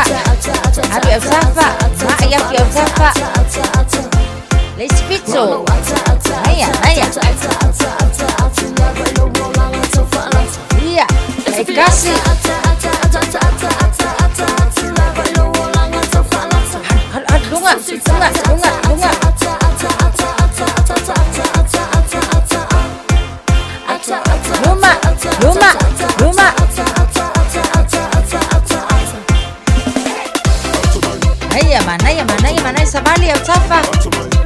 Au tafa. Au kafa. Au tafa. Ruma. Tua. Aya. Ruma. Hawi tua. Yes. Haru. Haru. Yo. Aya. Aya. Ruma. Aya. Ruma. Aya. Koso ilunga. Aya. Furu sekone. Iya baile aya. Fakingi. Iya. Mana vai totono. Mana vai fafo. Mana vai totono. Mana vai fafo. Iya lele. Malolo no sal ne yaso manu yetele ne yaso soifoya. Tasilima Ivatolu Amo Radio Samoa. Usimaya lau whaafofonga o le whaapoponga fo ele nei o talafau mai Samoa. Awina sa mai mo oe e lau leiti o whalongolongo le Radio Samoa. Tasilima Ivatolu Amo. O te whātalofo ilo tātou utino, whelo ai fo ima mafutau si mai ele whaafonga talatau longo o le nei aso fau. O tātiele a matatufu tu whaino le so soni tupeta i se lau 5 tā la. Mo le toe ae o a onga le whanau. Se ia whato a tufa pe a mai a palo tala iti. Ai tu malo sa whatatasi ma vai singa no lua. O whailoa le whai unga i le teitai o le malo le fionga i le pāle mia. I le sauninga na saini ai marienga. Mo le wha matu ina atua vai ngā tupe. O le tasi tesi ma le 2 miliona tā la o le polo keti o le ati nae. O nu o i tu malo palo tai 5 maritasi. Whalia le pāle mia le sunga la uri le maria toa le ua te apolata e waufosi. Wa whaia le whaai unga. Ina ia tau fiaini wha se a mani tua inga wha sangatu i le malo. E wha peai wa wha tino le wha matu ino le visoa sani. E whai ma wha to sina o palo talaiti. A vaisinga no lua masafa tatasi. Leo wa wha tūlanga e whaia i le vaya so a sau. Paulava si swinga la titi e ni tai au nei, mai ai o le taranoanga na po. Sa liuli wai le tau whao no le puipuinga o le tātou whainga malo. O no lero loma le whainga whiwhiringa sa moa i le vai asa whau. O manatu ai, ina nei a vea le whamatu watu o le tātou se lau 5 pe a maea na saini mene. Nei le so. E toi wha upu ina ai whawhea o se whatou sina foki e le vai na whai o le whainga malo. O lea o manatu ai, o le atolo po le tu ina atu o le tātou se lau 5 i tu malo umala. Se ia maea whainga whalota la kiki. O lo o alo atu i ai o tātou o tunu. O manatu, o le mea pito i siri lea na whamaoni. Ma le mea pito i siri fo i lea o na manatu ai nei mea ne fo. Ia o tu maa ai maa ia au. Ai maa li wie, o le aso lua se puro kitu. O le masina le nei, whaatau nu o le whainga parota. Ia o lono winga o le aso lua se puro mo le vali le aso na i so soa. Ia whato a matala i loa tātou sālea. O le tu inatu o le se lau 5 tala. Mō tangata umalawa o Samoa atoa. E rei whaingo fia te furia ino le tāu nei. O le manatu ia le lava tau te whawaivo i nisi o malmalo a pispisa o mwhaso sa. A tau te whawinga se se ai ma tā upu o lena una watu ki tātou whainga malo. Ina ia whata oto i le amatonu me uma e tusa ma whame moe. Una winga whapupuu whato a tala uma a tātou whamarianga o se lau 5 tala i le aso lua se furu ma le valu o le masina ni nei. Le fionga i le pāle mia sunga la auria le maria toa le ua tea polata e waufosi. O whale atalua se tasio i tu malo wha palonta e siria le se furu afe, lona whaita ua o whai, po le numela leo tangata o lo o lala ma wha mautu wai. O le fsosoni le malo le toe fo i le aonga le ma wai le tangata e to tasi, ma i le pepe fto a whanau se i o i se tangata au pito matua tau sanga o le soifua, le se lau 5 se furu tala. Wa valo ia le whaalu umai o le tasi le miliona ma le valu se lau afe tala. O tupe o le poloketi e le fono wha vai, a lea I tu malo. O whaeloa le whaipule, ma le tasi o teitei whono so whaatasi o le whono whaavaya whale atalua. Le tō whale atinu uwain so I alo. I le upenga ta wha ilangi le api o whoringa. O le whaiteua o whai o tangata e tusa ma le se fururua awhelo na I tu malo. O le ao fiai ma whanau. O lo tausia le no whanga o le tō manga mo e pupua ngā tia I tuana I mato. O se vaenga o lo la vea I le whaafanua o le I tu malo pālota o whale atalua. O whaeloa I le sui whaipule I tangata umo le I tu malo I lunga o le au wala o fiso ta inga, whaona po nei. O le tuwhaina o le fiso swani se lau lima sifuru tala. O le ale whaiaini polo keti. Ai o le awhato a whaatino pe a o atu le tuwhatu whanga o le 2 miliona I le tausanga wha le tupe fau. Le aia a mata I ai ulai o le tausanga nei. O le asto na I lua sifuru valu o whea puali e whatoa a mata wha so ai le fiso swani tupe. O le toe fo I le aonga o lea I tu malo maisi I tu malo uma. Pe a mai a palo talaiti o lo lomanei I le vai o sa fau. E ui na sa whesiringi e nisi o whaipule o le I tua ngai. Suinga wa whaatino o le tofi o teitei whono whapea sui o komiti o whono whaavae. Peitai o le saini ai o marienga mo le whaamatu inatu. O vai ngā tupe mua mua o le poloketi miliona. Mo le paya inga fau o le pāle mene se furu ma le vanu. O mori mawina ai o lo au fi ai tu malo o le pā, whale ata tolu, ma whale a lupo, I marienga na saini ai lea songa fua o le nei vā yaso. O nao I tu malo e tolu e le o au fi ai marienga ua mai a sainia. E au fi ai ano a maatasi, le tu malo palo tole min sta lo iai le vai o le poloketi, o le tu malo si umu, ma whaasale le anga dua. O lo iai toa o lo mafu ai, o na le sainia marienga si umu mano a maatasi. A o whaasare le anga lua wa iai le wha ai ungar ka peneta e taofi, o na wha matu iai tupe o le poloketi, o na ele o talia ele ai tu malo suinga wa wha ta oto ele malo, I le filifilinga o te whono masui o komiti. O le toe wha awa wina o le poloketi o le ati na e manui o nuu mafio anga I tu malo I le paya inga fau le nei a le pāle mene, mo le isi 5 tausanga. Wa wha atino ai ma se isi o suinga, o le saini wha atasi uma leo marienga, ma a mata whaatasi ngā ruenga o le ati na o I tu malo, se ia vanga na ai whono whaavae tolu e peo na whailo atu. O I tu malo palo te fast furu valu o mai a sainia marienga, o le a wha matu I ai le tai miliona valu se lau a whetala. O le te tai o le malo le fionga I le pā le mia na sau noa e te tala, le sainingo marienga mo sui o whono whaavae, ma le a popo inga I a tautua nā, I a sangatonu ma manino le wha ngai o ia o ati nae, I o ngatasi mata iala o le poloketi. O le fuafuanga le malo e ave se mai male matanga luenga o tina mata mai tai, a tina e o fiu anga maanga faso tai le poloketi miliona. O le a matai le vai o sofou, o na wha talatala noi uporu wha pesa vai, le ata wha tai o le tūla fono tau wha aufi, mo le wha vaina o se pūlenga fou, po se isi au nanga le malo. Na te pulea ma vai a lea poloketi o le atina e o nuu mafio anga I tu malo palo ta uma o le tātou putino. Wa wha iloa le mtanga aluenga o iei nei le pulea ma le vai o le poloketi miliona. O sa vai o le a mata ia wha talatala noanga I le asolua o le vai a so fou. Ai o le asolulu e whai ai uponu. Wa whautua ina aile mamalu o le atinu e a wai e whaali o lātou finangalo. Ai maise o sui o komiti o fono wha vai. O sui o nuu ma sui tama I tai o fio anga. O lo iai le fuafuanga o le a wha ingoa lea au nanga fou, o le pulenga o ati nae o I tu malo.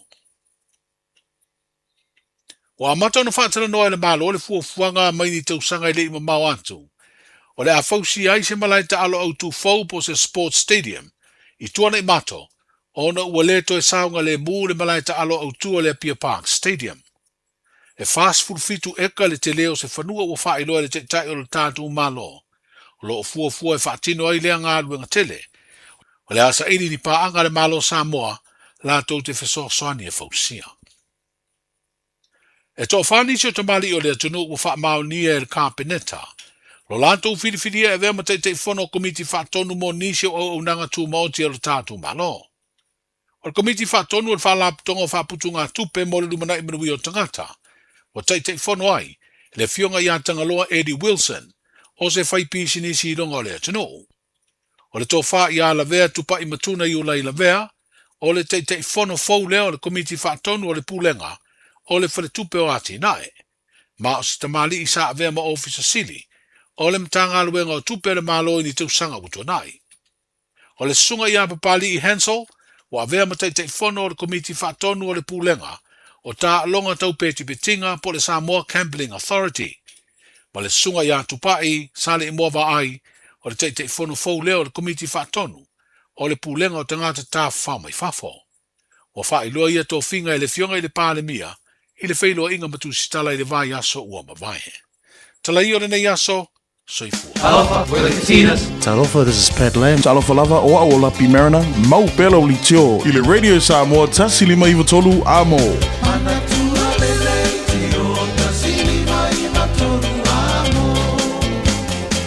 Se folo milo talo wa chale tola se valu le tau tomo Radio Samoa se folima iwa tolu amo tanu tala mai Samoa pe ona whafonga I le atu no te whaasalawina pe tale tola se folo male lua le ole le so male fitu le po ana nei wa whafonga wa whalongolongo o le telena o mea lo tupu I Samoa le sa matu le tara po kalamera nafi le taina se folo na nafi ia le live mai Samoa e vaenga sa no ile fionga le palemio le tatu malo aule male to le wotea pona te bao schmidt ele mafuanga ua to ta fie ni so baenga tu fai no ta tu pe mo por keti por ela so nafi ai on nei te mo tai au ua mo le no ma le fionga sa usoli la fionga pito to susulu to fa so o William Sio o lo isa mo fo inisio por kalame ia manisio fo fanga ia ua mo le no tara no atu ai in ne point time le tai au afia mai le tampo kalame nei tai au la fionga pito ma do se fo manuia so como no te vai ia fatalo fa fo il tanto o no bokalame nei tai au fo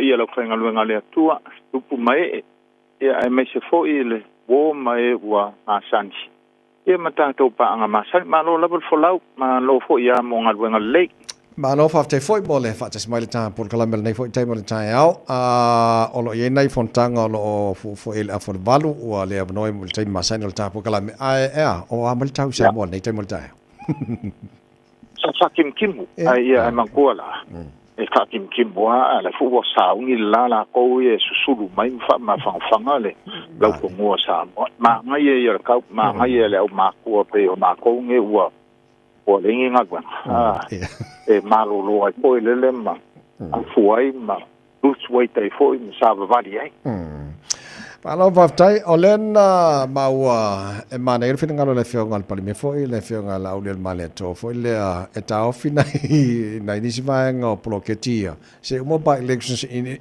by elections in the day for obviously se fa ya ola so I pe ma e mana foi ma ne tulang o me masanganga manko so se mea so se ku vo ya e fai ro mo me o fainga palo ka e re ka kau ile le nga pia ingi si o porque ki la nga o e mo fai o fa pe nga ka ia o fa nga po ke ki le fa ko singa la o fa nga pa e pe la a kongo nga e le ku la lo fo mal fo ko ngo e fa nga ma lo la ko ia lo mo fa nga pa lo ma lo vaftai lo fa pito le ma we ni si o fa lo fa pito na tau au ina mo ni si foi o tamari ona tino I Samoa ia o nga filenga matai le fono mua le inaugural congress le Pacific Academy of Sciences o se fala konga le a scientific mala o professor ma University SS I ko kongo level Pacifica e Hawaii New Zealand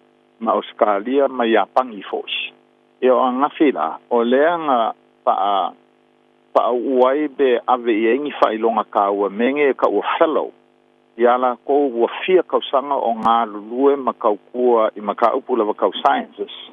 Ia ma fia pe whailo aku o le fionga po I a Dame Te Wila Festival. O le sui kai whongo le South Seas. O ia le lenga mawai se whailonga whapikoa. Ngā o ia ma le fionga porko whafo ia siata satpai te bialis. O la ua ia Samoa. O leanga mawai la whailonga I o fellows o lesi vaenga pe se fulu kasi a su koru umala malato ia e o mai New Zealand e o mai Palau e o mai Fiki o Papua New Guinea o konga sa whapengalanga whaiangafi e se manga ia o ngā o se kaini mua lea wa ku whaakasi e ngā rurue whaakasi e sain kisi o Pasifika ma professors ma university e se professor a o leo e le ngau e le ngaka ia o nga whasainkisi a ia whakaua e fo'i le culture whakaua i le anga ngu po le malama fo i indigenous understandings e peila ia o Samoa la le sa house the University o Samoa National University of Samoa ia ma o ngafinga ku e sa ngoi le la unga whapiko e la fionga palmia ala ngasa pisi i fonkanga ia ma le sainginga o la kau o po kekia ka milionga e o le fionga la minskawa o nga le sa ngoa au tu ngafi ia whapopo atu ia i ma le regional director o le World Health Organization ia Dr. Saya leanga la unga whapikoanga. Mangi e fonkanga e koe whawau ngei, koe whawau kai au. Ma lo whaftai, mai so whiti ngalo o leo tau au inel malo a pisa talanofo lewa yaso o le whiunga wa Wasamare Winston Peters o le na whitifilia o le sui le malo talia maia le visa on arrival le na tau awa tuaia le Pasifika le mainga fo ile tātou Samoa ma le Pasifika. Mo tūlanga o e tātou visa fo e malanga mai New Zealand o lea lesi tūlanga o lea la so ne wala o mana whongai ne wa Wasamare o laua talia ma o lea whaisfufanga le malo. Ua kalia wa Wasamana ia e le I whape ua mangingo whai e se fufanga le malo o le winga rau kala ia iai o upu ia to anga le ko inga we will try to get something better I lo le existing situation o le ia ngei ai man ko foi la ngi petition ele ava kuloa fai se fai ngal malo e ave mo ko ngol mau ka fongo le parlamente o nga sa ili la ia po feo komiki al parlamente e ave iai o ingala e fa kingo ele ngal wanga komiki al parlamente o nga e kakala I lo le bango ele atunu e fa ali o la ko finga lo nga fai se li poki ale parlamente la ko ia e fa ka oko lu mal mau ka fongo ia ma ave ai pe faali se fingalo le malo bere ai o le fala blavela langa le lopan fainga pa loka ile so tiko November masalo a o akupo au kuso po se tema ka pungi le mau ka fongo ai le I lo longa le maka upulea I on ka ki alola I le maka upu pe ele mau kingo foi pe momoli anga I le parmenga fo o le kausanga fo pe ka ki e a whapenga ma pe lor maka upu. E ala lango pam whai whamamla makul melea e ke ua se ki ai ka koa kumu. Langa e mongi lava ua kalia e le koe inga la kouia ma e wa ukaripongu lava e kaumu whai e le koe inga. Peka yangi. O leo ua saufasala launga foi o le campaign le koe inga la kouia o lo o a kou sila la iai. O lo o a mai langa ese foi kala I family ile campaign e pe ola ile ngau ola foi popole pe akumu aku kanga kai aku yang New Zealand ia a sila foi la fa launga a inkia la koia ola ile popole nga inkia pe folinga e hard line le stance lela ai I immigration policy ala New Zealand first ia ola melanga ka ko fa kali pe o mua pe vave o nga momoli maka upule I ko kongo ala me kongo pale menge pele ai va a mai le paia inga ngei ele io ia ile il komiki dea ia ko fa no ofisili la pe ko fa o le si pale menge pe ai ro il maka up ia marlua ka ko kilo o a kongo ala fa mangale la saunge New Zealand first I se la ko mangingo mai se la ko kau kingonga po se whainga whaavai whaatau I mea kau immigration. Kei mingei, o le ka fiofi I le ACT Party, e le I maua mai fo iswinga lo Labour Party, nga le Green lava le u whaalia mai. E le u maua mai fo iswinga lo la koui al National Party. E mangkua la, o le whakua amakang kau pāpāwhanga, o le amakang o campaign mor kau sanga lingi. Malo, matango fiele finangalo I le fo I vaenga tala noa I le latest poll al One News variant poll and a release mana nafi. Titilo atu whailwhainga palo tal taimile nei e tu mau ona mau in a coalition government ia no foa e ona suma lima but o le mea sili ona whaile le whate I elva vai o le preferred prime minister e tu se malato na fsilingia o le award tu sai ia le panemiolo ine Christopher Luxon maltete o le Labour Party o le fsili foi New Zealand first wa Wasamare Winston Peters umana palo tala sfito November as still a kingmaker o fairly tu o le ola da lifa ele na lango a mai so fina ngalo tu langa le fango mona a bit ang ko in kakalangoa mo ai tawai yes oi lava pati luange mo fuaku ia Winston o oi la ben pardia o pastinga la fefa mano mali ole simme le pause le wa le mai o double digit le ko inga o Winston sa ole sa single digit ia le was full pasenge pesilia ko ia so ongisi ola o fai mangaku foi maka ile I kulanga le fa pe mai fa options e ongo kula I mai whainga malo fo. A le ku mai o le Nationals in New Zealand First Malek Party, mo lea, lua o le Labour Party, New Zealand First Malek Green Party. Polu o le Labour Party, Green Party, mal Māori Party. Pa o le Labour Party, Green Party, mal Top Party. O peila o vaenga ngā wha po o Polinga nga e ongo kula I mai whainga malo. Baisi le pausi a maisi paus. A me mongi lava. O pausi o ye le ko inga le o le fionga ya wawasa mangai. Polinga mai a o kula ba e sidia ma sfun pasenge lang umela mau al whainga paloka. Ia o longo winga o le paki a leipa ma le national mo fa pe ko Winston sa wia o whain parmia. Yes. O le whainga malo ngara ia. No, mare lele so le o talanoa I le vaenga leo palota o le safa manatu nei le tano o le mea tāua lava o le whaatino la ia te tau o tangata restala mo le whainga palota las 5 November a bit. Io e. Ua ia ka koe whakamala ngai mea. Ba a whai wa whainga o e malo a inga le kaunka le soifuinga. Le soifuanga I le kaimingi. Ia e mafuanga o whainga whawai whanmalo. A whaila wei I le whainga malo. I sila la. O ai le whainga malo o le am whainga so soangi mai a ki o e malo ai. Ia ale me mo lava. Ia le skala. Va ve le skala. Va o le mele o e wa sui fo kula fongo. A o aku wa koinga e le skala. O le ale mawhainga e pa loka I le whainga pa loka le lo mange. Ia. Sa le. Ma lo fa te tele ono le ele fono fo le afol bar mo o Samoa. Isi smanga tawa te fia sa no e fa umalta por kalame. Le ai. O le koko isi la va mele kali ma ko. Mana ia. Ka koko fero ya kiri va taito vai. Le no fatu ia so foi. Ole tarnanga ma le feo sa sorry le feo pito to sulu to fan su o le msio. Au ia Samoa nei foi time le tai au. Ia ma se fontanga ro fenga I mai Samoa. Tautu already Samoa for lima. I tonu amo. E no was for no te nei tu la valo se si nei vai nga bai wala.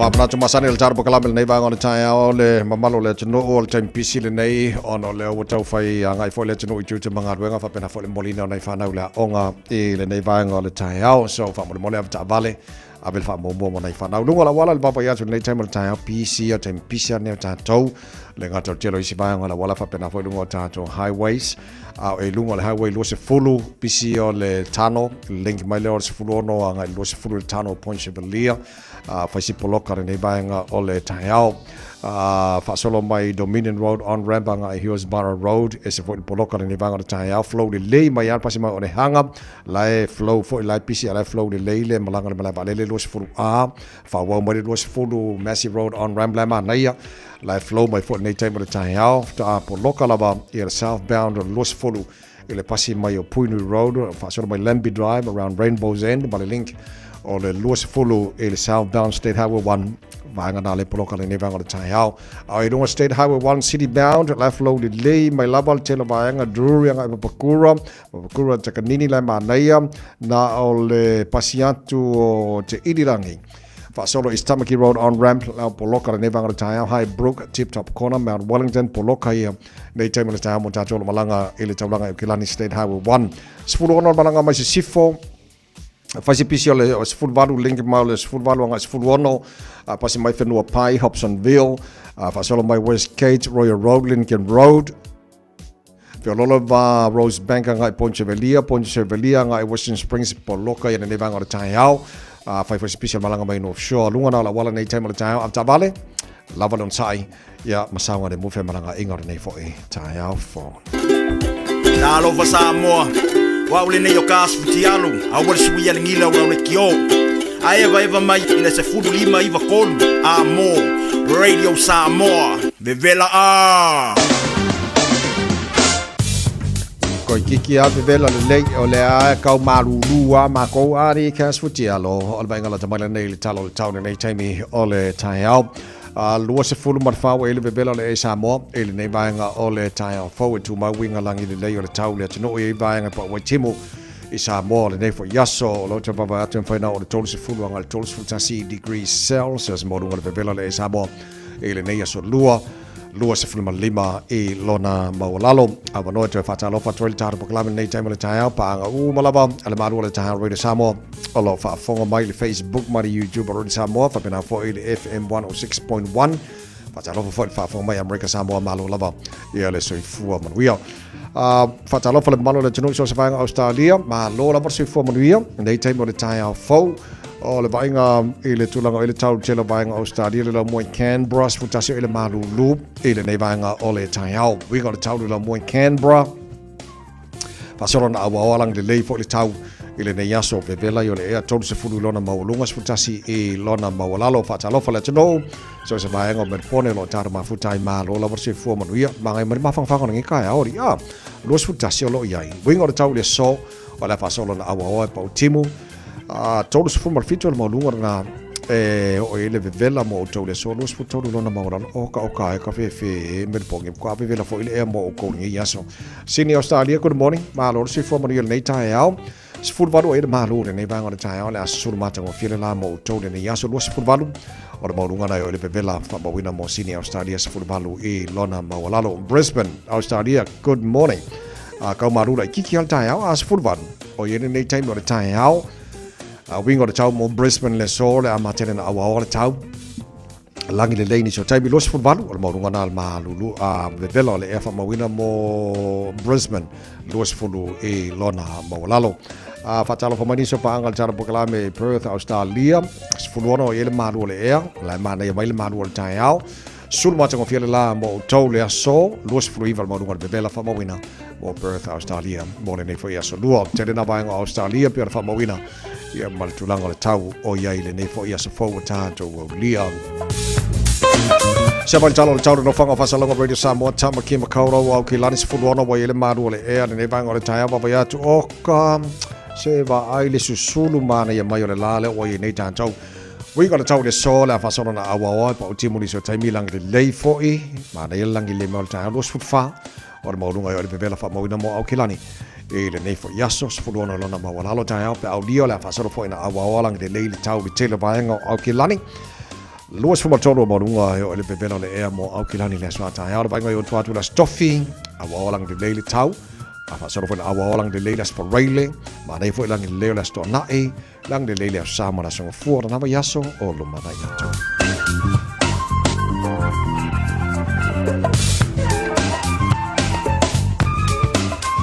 Fa bongo manau tu na mai la vai tau mo ta tau ne foi tai mi ole tai au le tu mo le video samos polima I batolu a mo ina wa lua se fulu ma le balu le wa te ai nei ia le tu la balu ya o se mai lau fa fonga nei tai mi ole tai au o le fa bonga o tato mau fa Samoa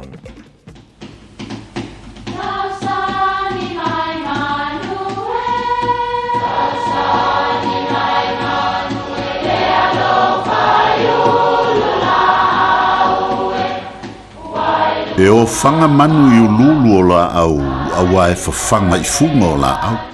A o le tangata, e whawhanga I upu matala.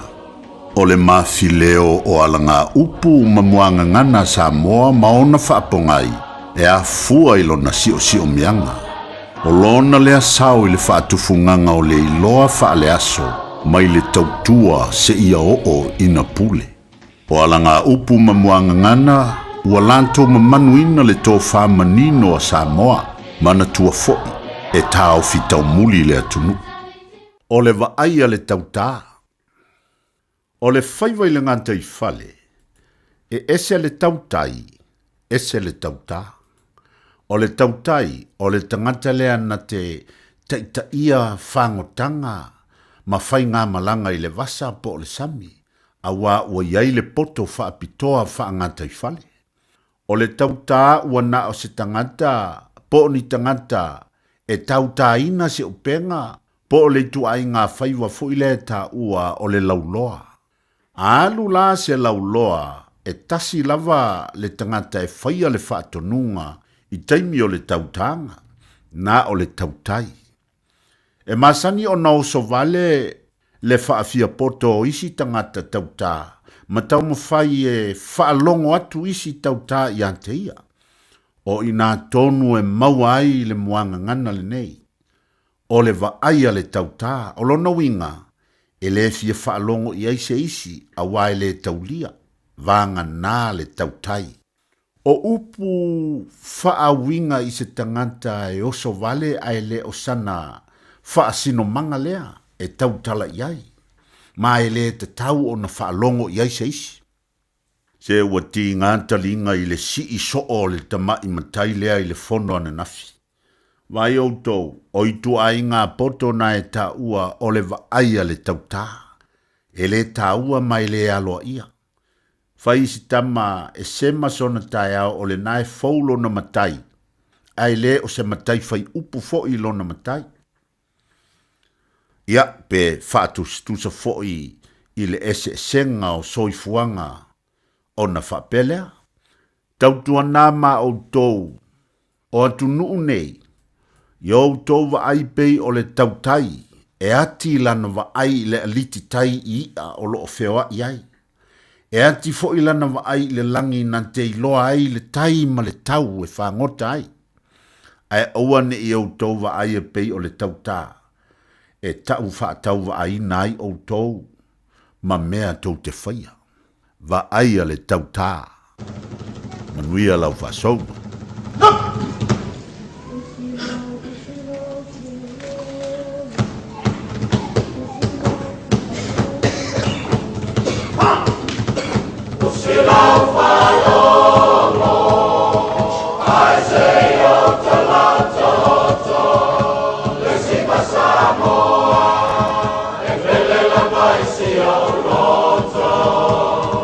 Tate moe ni tina i o na tala,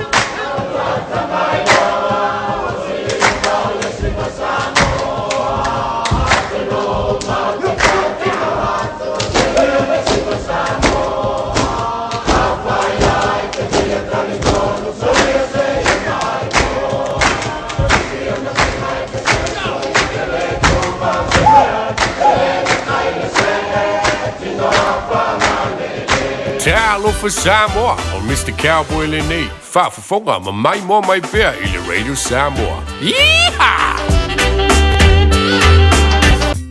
Mo tupe wha moni Samoa, mana tua loa le Pacific Easy. O loo wha wau pia le taro papitoa nao le lima tala te tongi pia whaunga ina le Pacific Easy app e wha tino ai au tupe wha moni mai lau telefoni whewe ai. O loo awanofo le taro direct transfer te posi mai ai au tupe le taro account ma wha mani aina fasili lupa le telefoni ma wha tino la fo ina lau tupe ai nga whapitoa. Mo le tongi ina o pidio le mai, mo li te ngā tupe so se whare tupe Samoa, pe te tongi ni no ngā tupe le numpi wha Samoa Housing Corporation, UTOS, Samoa Land, ma so se au nanga Samoa o lo mawhai na whaatino o mai tātou au nanga o le isi pay. Mo le silafia o whaasoponia so se vahenga New Zealand o tātou lala o lo apano fo o tātou ofisa i o taro mamangele pe whaongale Pacific Easy Mobile App bo le direct transfer whaasawa i lo taimi ai siri ato na whaasawa i na autu pe wa taunga tale Penisini. Mo nisi whamtalanga bala au le telefoni o Barcelau o Tasiono ono po numero masani au kilani o le lua fitu ono fitu iwa fitu wha ma le lua fitu ono fitu iwa baru wha Pacific Easy o lau paanga mo tupe wha mo boli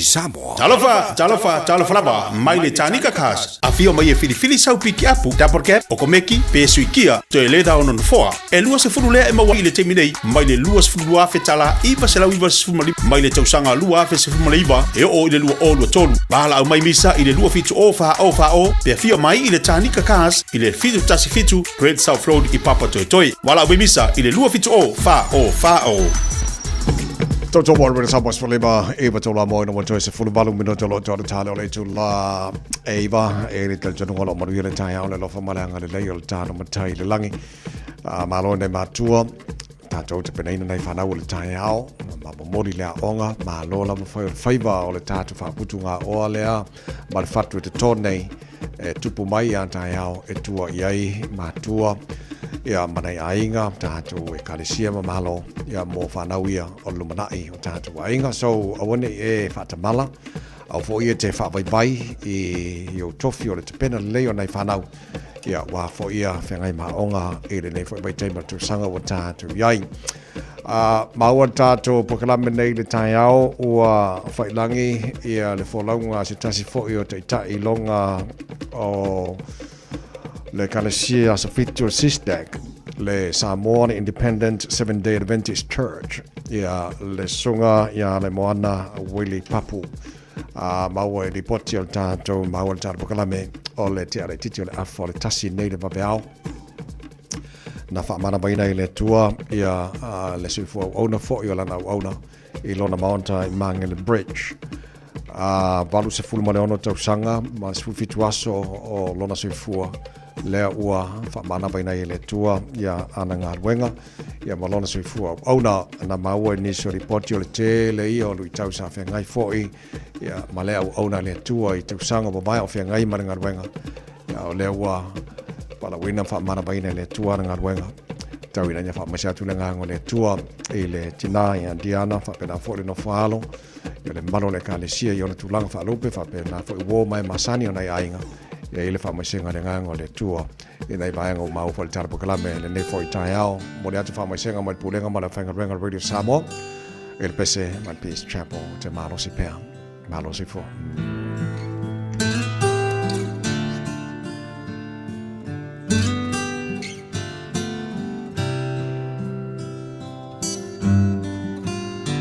Pesolo mai maunga luluina mea uma te tele le ngongolo le sami o te le fefe o tauntai o elo atua le pule ilea le sami le fanua pesolo mai maunga luluina mea uma te tele le ngongolo le sami o te le fefe o tautai o elo atua le pule ilea le sami le fanua o te malosi ngalu e pea tatalo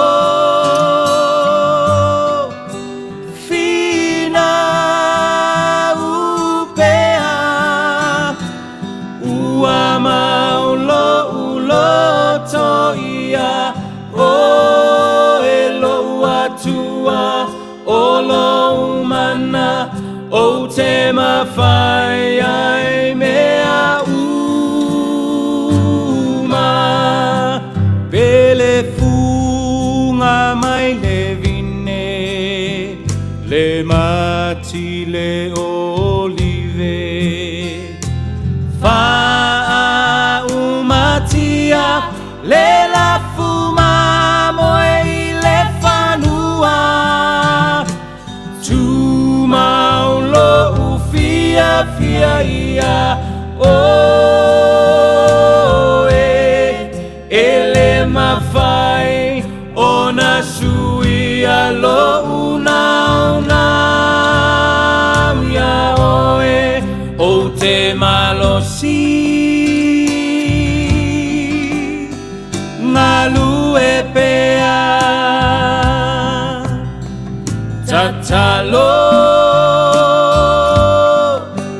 fina upea ua maulo uloto ia o elo atua o lo umana o te mawhai ai mea uma o lo so i fua oe e ufi mai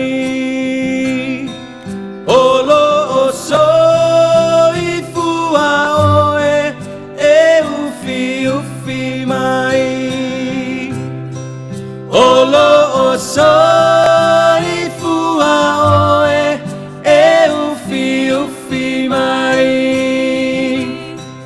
o lo so i fua oe e ufi mai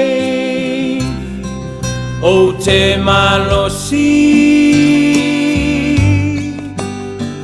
ngalu e pea tatalo fina upea ua maulo uloto ia o elo atua o lo umana o te mawhai ai mea uma o lo umana o te mawhai ai mea uma o lo umana o te mawhai ai mea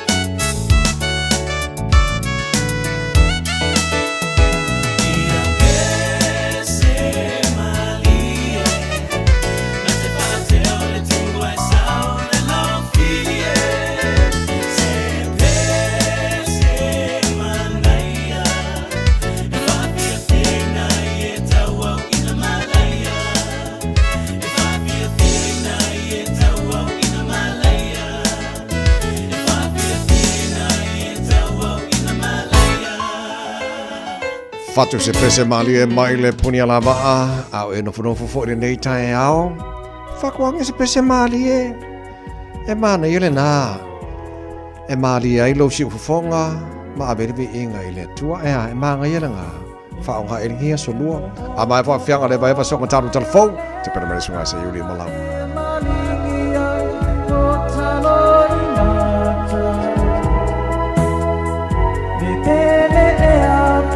Afa ape fea nangalo oe ilo uanga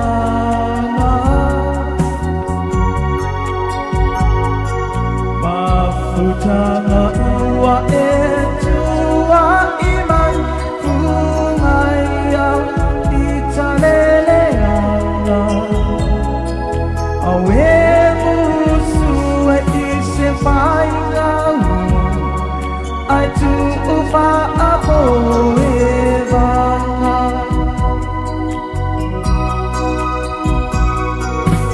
e ora ubele sini si o leo tate pia fa aruai taruari tala atanata palele ana ua e tua ima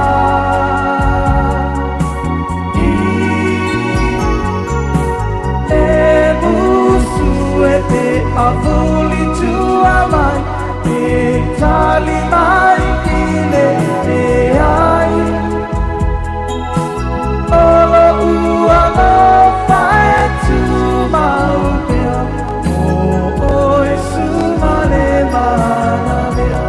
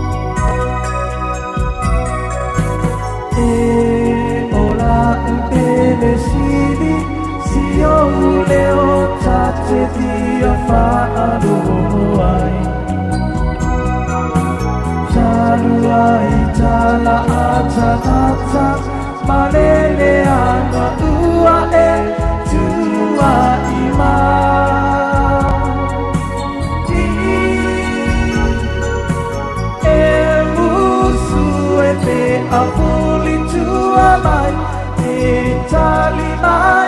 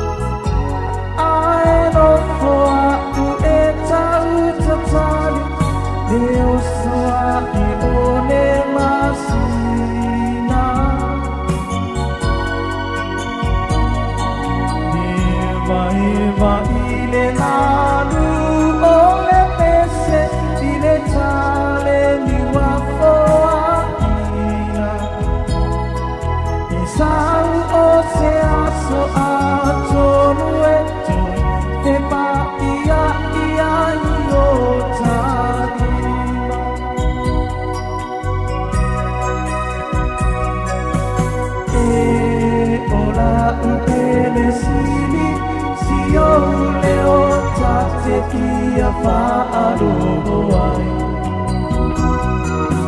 Talua I tala atanata Malele ana ua e tua I ma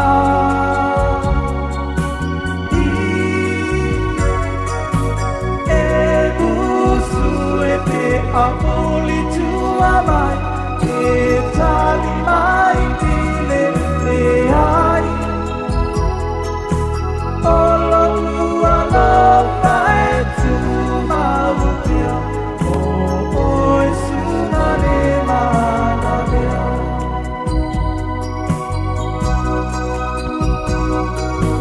E ola upele siri Si o leo tate kia whaaro ai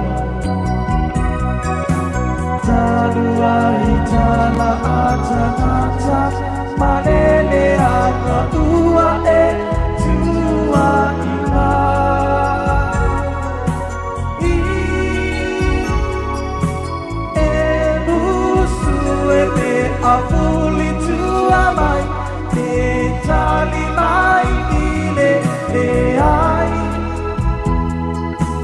Olo ua lopa e tu maupia O oi suna le mana mea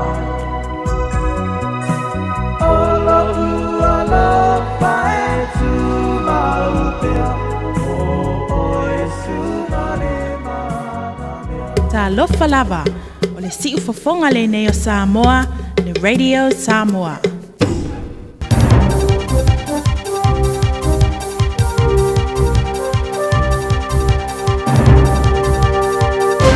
Tai Maria, talani mai a te roa, mo le sofa, whanga mai am. E tali tonu ir whai aonga whaurulo le loka pia mana Pasifika whaalonga tanu manga. E te atu mea mana mia e aona whaia i ne amauti no ain.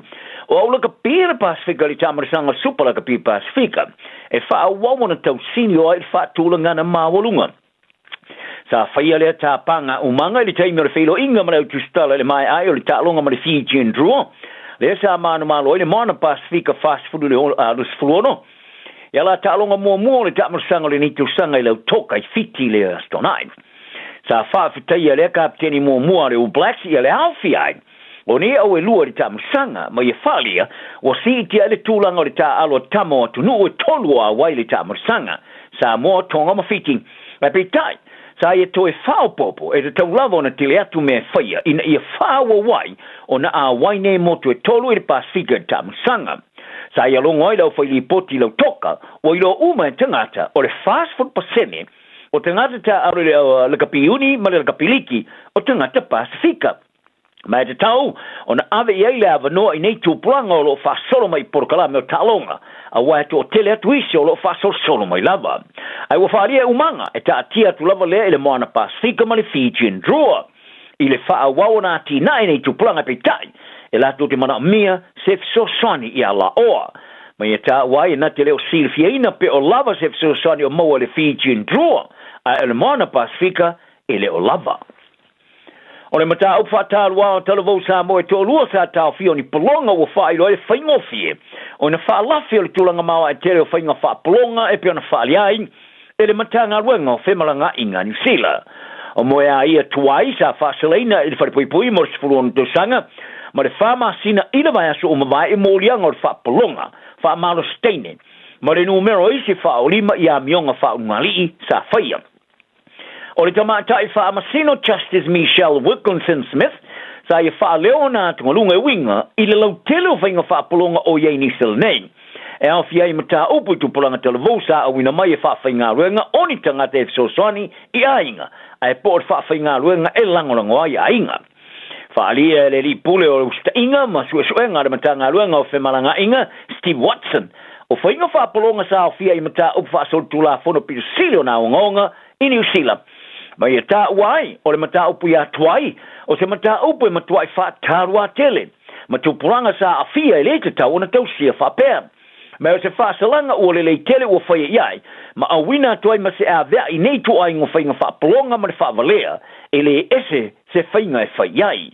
sa au foina le matanga ruenga se longolango i leo i su enga morianga matapa i Watson i ese tangata i lipo tia soli tula fono fa penei e la te mori mawina Faria Watson o fainga fa poloka mai si tu ai ngo fainga fa valea o ni soli tula fono matu ya mai masani ai on fa lafi ma le fo io fainga tau fa valea matu ya o se fa mo mo le matanga ruenga business manga ruenga ma fa awa wai le matanga ruenga fe malanga inga ona molia ma fa salina tangata pe a fai mau mori mau ini tu ainga o a mionga fa pe o le isio mata upu matu ya sa o fiai fainga fa polonga sa tu e fa manatu ya Watson o le isio malo sa mo Joseph Matamata sa fa salina il fa pui pui se futasi tau sanga ile lua fe male lus fulu o le loia le leo ile mata upu ya twice ya tusi ai o le tama tai sa fa tio ya mionga twaisa umiatu le taimi sa fa polonga inai ia ilo ila to sa fia I fainga fa polonga a mata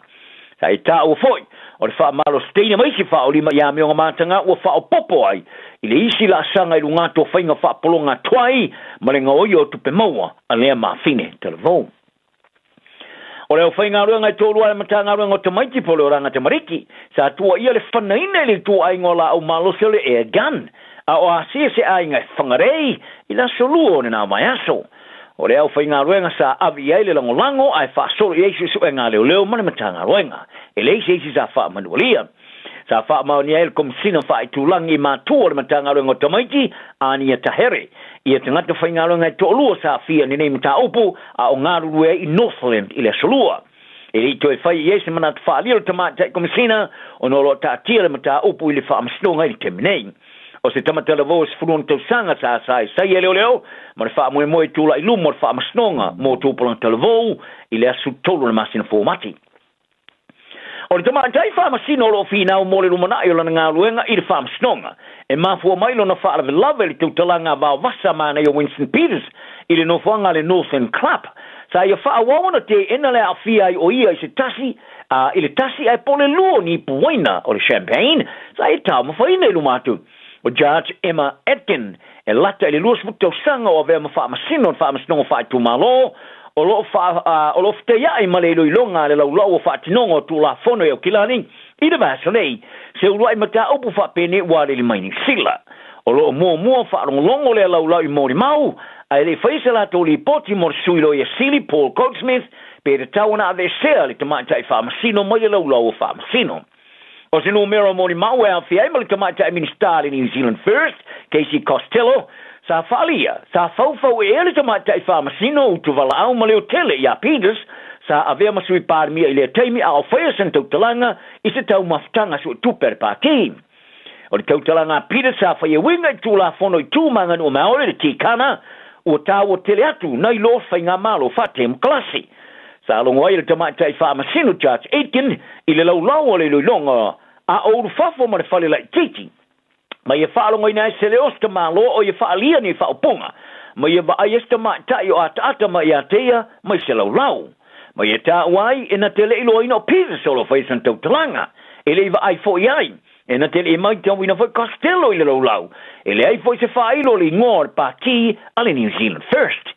Ma tilo alto ma tayo tilo ma ia tia ma talia ele sao le fa matalanga ma ilona manatu e fa no awina twai se fa longona se e winga le tula fono o le asona na fisa amata fisidia ile lo ia fa pito fi fleer team Stephen Casey ili tamata I fa masino ma ia to fa tepa ile posa tupu ma ia le benesi ma ia sitting ai pe fieniana I poina sa I tam faina ai ia lu fa le taua ai sa tama mauta mai tai famasino I le leolon toe mana tunga pe na o le tasi le lua I poina I le taimi o le tamustanga talonga o le talonga laka piliki le wa state o Australia o le state of origin o le awhaia le malai te le Eden Park o kilani le roa whemele rusfulu I le mai ai o le tolu tau sanga o tele noanga ma le pulenga o le laka pi Australia le NRL ma le komisio le laka piliki Australia e ele fa mo sidia malilima sfuofe o ta po o la fa tu mundial le malai mo le talonga le ba New South Wales ma Queensland Reds fa ali le polenu o kilani me Wayne Brown o le tama wino le talonga stete o lo ai le marsi ang o le talanga o se no fang au tu o talonga e se mai ele tu sa male limas fuafe ora fa tu mulher malae o ele fa mo fa to sina mai ele si mar se fuafe tanga ta si fa va malo mai Australia ma utu fia ele te maainga o kilani il se fulfitu te si mar fa miliona talan fa ele te te fono commisso le capili che Australia pi de valandi o le talonga telo le au foi nai tanga tani sila le va noela tu te falongo inai le fa tau tu le va ni au malo se loa ma ia ta wai o le capili che talonga numertasi Australia ma le Pasifika ma le ola tu va ai ni sila nei te sanga mo vai e ma vai tele ora tene mei da temene o mo fai tanga ta alo la capili che Australia ona ta a New Zealand le ona ta alo ia fai masuia o la capia Queensland e po New South Wales il ta alo nga fasteke ina o mai ona fai se swing e tu la fono e fa tanga ona ta alo pe a fai lea sa fa na wa ine stete ia pe sa fa mautu e foi ai a toa le sfutolo to sanga ma toa o le forflanga o fai ina o mai ona fa maunia ia o kilani te malo i ta alo nga state of origin lo af malo for fitu o swinga fo e ine tu la fono o le am fai so stase fa amali ine tutunga o ye nei ona ta alo ai monita musanga fa state salava po fele tunolo ta alo ia la to au fa va malo o le swinga fo o te o le ala mo tanga alo mo ni sina ma Engelani ile ma fai le ona o fuina tuninga le Maroons ma le Blues o filia pule ngoro la kapia Hurricanes ya Wellington ya Suyo Blacks Duplessis Griffey Maturi Barrett o so kapteni molta sanga super la kapia Pacifico le wa femere lo fruono o fai longa este mo ya Barrett o filia le matafa yo kapteni mol Hurricanes ma fa popo ya no tufinga fa kapteni ngolanga le Blacks o Griffey ma Barrett sa onga fa tasi de Colisa Francis Douglas Memorial College okay, rifi sa fia i se manu o ili taimo tolininga, mai o la i misia le la tu talonga mua le tamarsanga ma le moana Pasifika de Polis Freile, o tu e taliu neli tofinga ina wa mai ona firfilia o se soa kapteni mo se taimo mua ili tau sanga o mavae. E whaono mo whaia le tauranga o Kilani o le tani malo iniso au soka kalapu soka longolonga i Argentina, a o tilo le li pulenu o mea Wayne Brown, e ngā lulua se whainga paanga mo Buenos Aires. Talano ai le lo minga le Herald no mai ona for flaina le tali malo ai malai Eden Park talano fastete o le kapili ke Australia le state of origin le rough malo fulfito sa falia Brown e tera tu istalo te telefono anga mai le taulanga ale City of Sales o stasio for fuanga le polino o le sainia le Somalia nga mai taulanga Argentina Buenos Aires mo le awina mayonisio la to kala soka maulunga inisilane falia Brown o lo ngungu ona ngā rulua i Somalia ma le taulanga tele o Argentina talana ni yaso ma ua whea i tau mamaru i le so Talofa o tu finga le tau tala ma eselo fia whanonga le breakfast le Radio Samoa o te maa o nai. E te manae maua se luma nae manuia o la wata li i polo wa fafine. Ua se fulu nei tau sanga o whaatino le Pacific Advanced Secondary School lea au o nanga. Na whaawaile nei a onga e Sir Michael Jones. E whaonga i nae ngana le Pasifika i le NCEA. Ma ua fua o ngā toile ai ni pilia onga.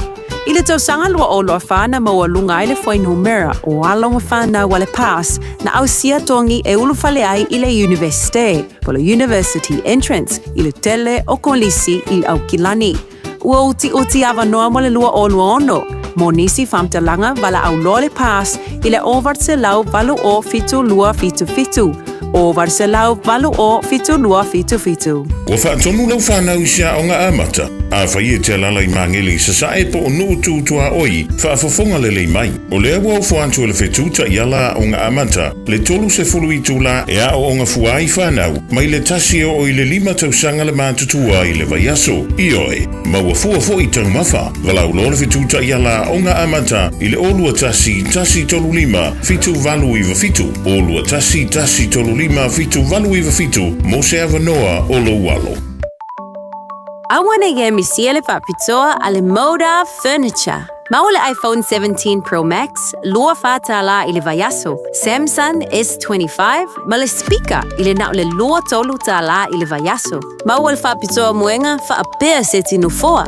A whaia te whaailoa i le Moda Furniture, o le Radio Samoa na mawai nei whaasalalaunga, o le amaua sau mea lofa. Le Moda Furniture, tuatu si tolu lua Sales Yard Road o tau, te tala le iwa taiawa ngai le afo le lima, i le asunga fua ngai le asfaraile. Asu tona ima le asusa, se fulua ngai le afo le fa. Hey, don't be that guy, or that auntie, ignoring a sore throat. This isn't just some drinks and lemon tea in your sweet situation. Untreated sore throats can lead to rheumatic fever. Nobody wants that for their family, eh?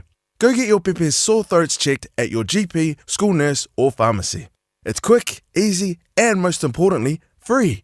So come on, whānau. This summer, take care of your tamariki. Get it checked and get it treated. For more info, hit us up on socials at Stop Sore Throats or visit stopsorethroats.nz. Aloha, we're the Katinas, and you're listening to Radio Samoa on 1593 AM.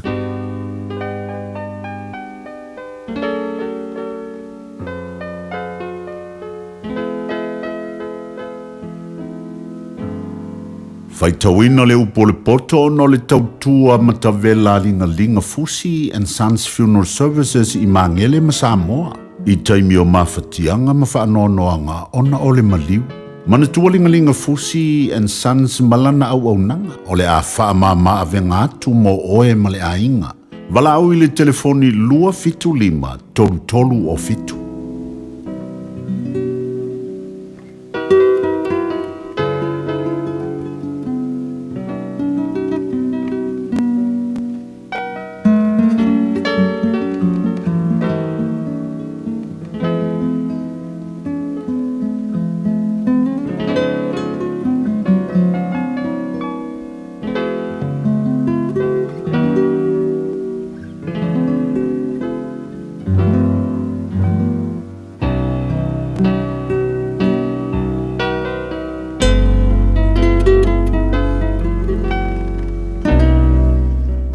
Fulfitul tusio fata oto, faita wina ile upo le poto le nei foi taeo. Ele leisi fasi me ai ua mangu, a o ye le file mu, a le angal fale utumu I manu ua fasia, a o ye le misa. E pule le au na poto ile atali na te whaputu le maa. E whailona baenga o le tofi fatasi ma le auso. E whai lei pua tunua I le a rio, ma le o ngā umua tunua I le auro, a o le li na te tofo ina loto. O le whai mele anga, wa ia tonta linga I le ngutu le anga. O le tala pepelo e whaalongo o ia, I le laulau whaiva upupa a. O le o ta wemu I le tangata mativa, e whaia ia le na whaia o ia. O le o fia I le mala, e le whasauina o ia. O le pale o to ina o whanau ala tau whanau ia. O le whaamatanga o fie o le whanau, o latu tamaa ia. E le ono I lau ngutu le vale o na tautala I me sili o na le lei. Ai matua le ono lau ngutu pe pelo I le li. O le mea lofa, o le maamatanga o fie lea I le waiai. O mea uma e whaasanga ia I e manu iai. O leo o ufi le solinga o le tula whono na te sailia le alofa. A o leo toe tau le mea na te whaatea e seina upo. E sili o na o ngongo o le awa inga le tangata mawhawhau. E tae se lau le vale. Wana o le leanga e sailia e leo fo vale. Ai awinatu ia te ia le au na sawa. Ia whetaya e maltangata se urosa, wa veala na tolo ai. Ai awal whetaya e male vale ilo na valea. O le na tau iatu le leanga, e le te ale leanga ilo na ainga. O le matanga o le whinaunga, o le tu inatu leo le vai. O le mele inatu ua I le misa, manu o le tuputele. O le na te tau wamio tonu atu I le wamio leanga. Ma le o whaasala I le wamio tonu. E whaatau ino sia I la ua e neli. E iai se ale tau I le lima o le vale e mauai e le poto, a wale iso na loto I ai. E alofa le uo I aso malava, ai whanau le uso, mo le aso vale. O le tangata wale iso na mawhau, o whetanga o fi o la ua lima ma le tasi. e fai o ia mamoni i lumala na wo. O le ua mana o le solinga o le tula fono, ua mana o le misa. O le ua faa maurunga ina lona fai tutoa, ua sa ili e ia le malaia. O le ua ile loto faa pi o, e le maua i se le lei. Ma le ua faa o le lona laulau fai vai pa uia i le leanga. O le na te whana wale vale, e fai lea mona wha anoanoanga, e lea i fo se fia le tamao le ula vale. O le loto fia e fai ma vaila au au ngā lea, a o le loto wha anoanoa e ma mango aivi. E talia le tangata mi o le anga le mea lofa, nai le fatafata, ina ia whaaridu ese e ia le hala o le whamasinonga. O lo ia le tangata ma fau le poto, a mata o le vale, o le tulu inga o lalo langi ia. O le atari valea, o le whaatinga loto lea i lonta maa. O le wha ono fo i lea na whanau mai o ia. E le ona whaasala i lea wame o tonu. E le fo i ona whasi i i ona o lea me o sao. O le wai le poto e tau fia e iana upu. O le wanga malu fo i o le tangata whautauta lea. O le vale lava a whaarolongo o ia whaatangata o ia upoto. O le upoponi o na laungutu whaatangata o le tangata ma whauwhauia. Ua awina atu le upu o le poto i le nei aso o no le langolango mai a linga Fusi and Sons Funeral Services. Ua mawhai o na tu whātasia o au nanga tāla whea ngai i ni tautau ngō fia tele. E fsosoni atu ai, a o whea ngai oe ma le popole ma le wheme mea. E mori whātasia atu ai ma wha mai senga, ma wha mawhana whananga mai a linga Fusi and Sons mo a inga uma o Samoa ua whea le maliu ma le oti. Walau mai loa ia linga Philip Fusi linga, to ia whaapo linga, to ngia si ulavea, pe susu mai i le luas fulwalu Canning Crescent i Mangele.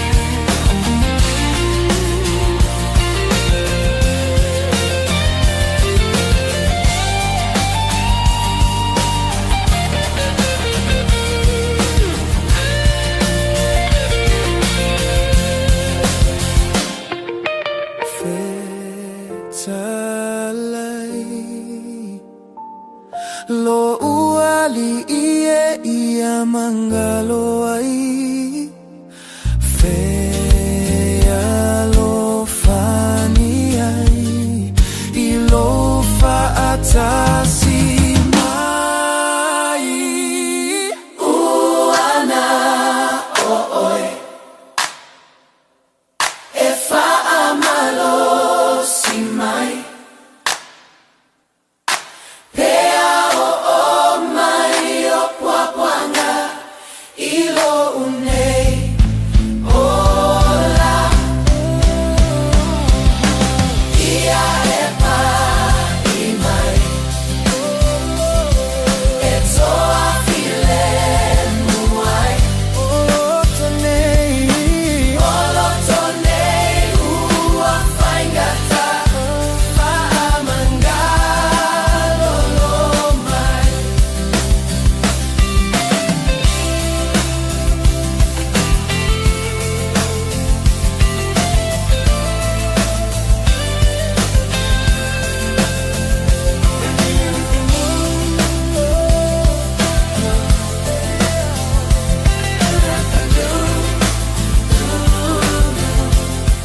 Petalai lo wali ia o te mapuai, whamai e whai tawina lo pul potoro ne whai tai hao. Le tautua mo alwere Samoa Sfalima iwa tolu a mo o asorua vai aso te tasi mo le sita fio le tunu o lo o ia manoa le tātou pokalame. E fsota ia I Hawaii le sui o le tātou Radio Samoa I Hawaii ka le sunga ia kena I ono o le telei o vaenga o lo o talatala ma whamanino. Le ngata mo lo si le fia ma lo uiloa ia a o le malama fo I le tele o vaenga o lo tupu le ma I tono ma lo tele o Amerika o le aso le nei lo te ma ua o le President's Day to tele pa anga tala pakala le sa fa tala fo mai nei le tai au mai vaenga se ese o Amerika ale la fa tai lo fa na te mo le sunga ya ken ia a la se I tatu fa tala fo mo mo ia na tu o le no sunga ya ken na te tala ia le tāu o le asu I tono malo tele o Amerika. A oi fwini presidente sa I longa la tutura I mai. A tele la tu sao, e o ngā mōna I o tātu tangata, o la lampa pa au tono malo tele o Amerika. Ken, whaftai usa mo nei tai au, malo si whamuria? Malo si fua I le la sunga I o ta usa poi. Lo le te ulu whaftai I le tua vai me tua fu tu appena fu ia tanto appena luenga Radio Samoa dengan tinai au te roi appena fu I mali masa speaker ya mo pe ona velin mo fani tangi le tanto tua tanto di paola mo me ponia so me tu la tu lo fu I le seno fa fenena te langi fu petala nei esena tu po pe la ta ko lo e tapo I maiai ia e whatawa fo I neko kalame e lau tapo ina me se fo I e tapo ina mamsa mātitua ia wā fo I se mui o alo fo e o alo ma ala tunu tama whanau le ngata ne tunu ia whapena fo I me o lo o a whimpa pa au I e te le o tātou ainga Tautua ne tanto le tu sa tu malina te Amerika wa tu se fie no lo tu pua fi Samoa lo te tawam te de Samoa ne tu ya ta malo ya le se fua trai va tele malo faftai foi malo faftai le tautua mai le tatu ngarwenga I le aso lua ma le aso lua o manatu le leile a vatu o le no fatu mo le tapo kalame o neile maua o le aso fabetoa President's Day tono malo tele o Amerika e lava lo si le fia a presidente o lo tu le malini taimi presidente sa iai o la to foi sao e le ngata malo tele o Amerika ia me sena foi na yo tatu ngata tupum tumali o na tunu tono malo tele fa mo le ken malo va tele te pai ia mo ia fo I whainga tā, ia irmatau, e stabro, mai rono te fo. Awa o le atunu nei, ia o le ua o le rona pasu fitua le nei o presidente, talu o na amata ia le atunu nei, tuto tasi mai a Britania, wa peko nisi fia tai piko Samoa. Tuto tasi mai ia na tete mai ia Britania tas fitu ono, ia o le pasu fitua le nei. o presidente o yene Donald Trump ya ai no wing ata tan no mai presidente bora kinu ya faisina mi salo dua masina do jenta ya la solne ya pila tanto not for ile la tanto tina bai ba no ya presidente ya FIA ma wasman dia pe FIA yo ta tan Samoa ya mai se fo ia presidente lo mawai ya la tunga banga FIA ta tan ta mai se tan to Pacifica salura wa matamba le presidente la solne kamna ke presidente la cheche la tu salta wa kinu sa wifi ngola so malo lo nei il soit pour le président l'université ou le soit pour George Washington le tausanga si bal pituiban amata fa dong ali ne yaso ya paisina la supana la George Washington la sulu o February tesfito ya la son fatula no ina malo ya le yaso le si va pitasi la suppolia nei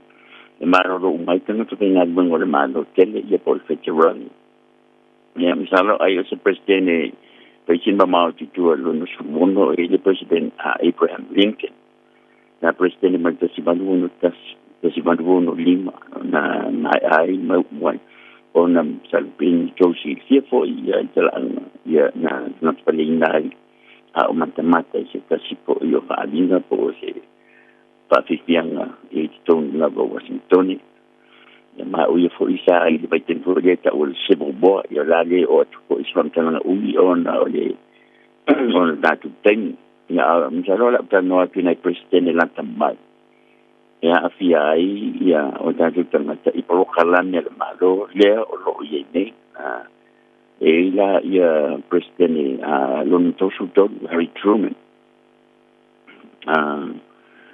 Harry Truman le presidente del Fatima che si Fatima che si va metto o ia la presidente le na fai fatto nunga le e fa pa upo mantumika i langa po o Japan Hiroshima Nagasaki ya kusol si va Fatima salo nai si le fielto telo malo le tinune po ang che le po lo tanto basen i Samoa io lo tarano ai po il capo le presidente non le tos fa alle l'United States America le Dwight Eisenhower la presidente mai di matoru le o tasi ba ne amatina fa la telino o wala tele lo ye highway freeway is so wasted ba na so mai la el presidente le lo tel tundung le presidente ya afia sa po numero tasi ilana nga yati tanata Tosulima John F.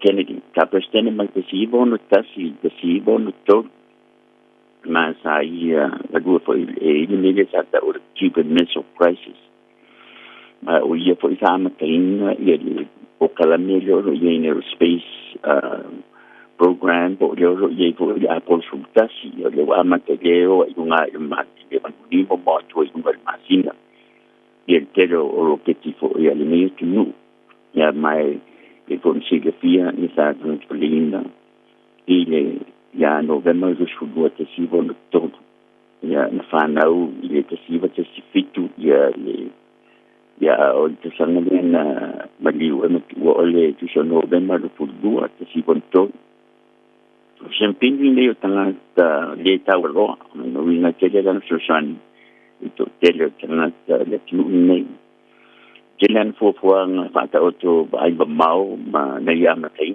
ana fata wina na chief president Lyndon B Johnson in a way to wala ma lo ai umana na no for him also ba ai all samo ole pale on ang hadwang ol fatuina lo pokala me ole peace corps le for yo si fiel mal le chum salutato uma na tatu ai peace corps samo le foi sa patuina la el presidente John F. Kennedy ya matisivo no tasi patuina po kala me pisco ole lepo kala me una man tina y aveta makana wala che America o mapawina ba university so sani atinu tawatia o ia pisiko e inisi o retirement nga dono papito e pa ia onga insinia kamuta o isi ia o lisi po ia nganga pisiko la kina e leo le buma tama aing o la wa laban tama aing peti a so sena laban tama aing o so senu po so se ele tiki fo ia le telio me tu point ai o lisi president na so mai ina ua tangaparina ia John F. Kennedy or Lyndon B. Johnson, President by Tasivo no Eva. Ia pasi itu la pono le o Civil Rights Laws, o Civil Rights Act of 1964. Ole ia vai ngai ta o tele yo tatu tangata me tangata uli tangata e nei tanto wana na vea ila le fai longa lanu, ma le fai longa tangata, ma le fai longa rotu. O se sutu la fono le tinu nei, le Civil Rights Act, o Civil Rights Act of 1964. They outlaw more discrimination based on race, color, national origin, religion, or sex. Mai fa sa ai le bang wai salquens fa sa ta wa de fa sa pentai on le vaitengi le tesivo no sfulu 1960s 50s mele 70s ma lo si o le vai long lan mai in what to like mai ia Lyndon Johnson saya patong wina le tele o kalame samana o ia John F. Kennedy o Lyndon B. Johnson na su tulanga ina o tuwala malo Swing a Manila, Tapa Fang of Fearful, on the Fatan Wing, on the 2 miles in Mayo, Tantaudi, Malati, Taiko, Matinta, or Maple Tau, or Dr. Martin Luther King Jr., or face it out. The Vela, you find a land with another pie, Tantaudi, and a land here by King. My Lisipo Ivan man, you for the tower, the Falmaila, if on America Samoa. The finding the Lyndon B. Johnson Tropical Medical Center, LBJ, Amazon Show. The Pausia Tonga, Matalina, La Union, or Tasiva, Tasiva, Noval, Labatina, of Lyndon B. Johnson, President of the United States. Yeah, oh, Tasiva, the President, long for me long I for President le President on the Joshua or Richard Nixon in the President the Siva no Viva the Siva Fitufa my sa yamatina for tanong for the fa malo meta ul China relations ai uma ai fa marcia na fa maban resignation on the Watergate for si to tele ya be for sa tupu na baiten am salo ana tupu do ora ke til baiten ni ya masalo ai longa fa ma vai ya Richard Nixon ilo mana wa ma tu me sa tupu ora ke ne yo lo tupu president lo yini le fa ma vai pi o ba ingal na to tele ina ua tula i maila, ina ua whaamawai, Richard Nixon tula i maila, President of the Social Party, the Chimulina Gerald Ford, President mai fitu o le mana mumua lava tula ngana whai, Gerald Ford, ina ua ben President of the Social Party, le mai tita ngana mumua, na ia whaia whaamanga longa o Richard Nixon, o le Biden, salo hoi, Psilin disi e siame alin tau pai fuele apade ne ala na fai tu la fungu ni alo ia. On to tele ni si sai tungol malo sa sai don la tu manati sa tau ton ave Richard Nixon ili fam sinonga tali na so na tu la fono. Lela atu watu ye president e de Biden por fa banga. Ona le mafai leo na ave si le president ili fam sinonga.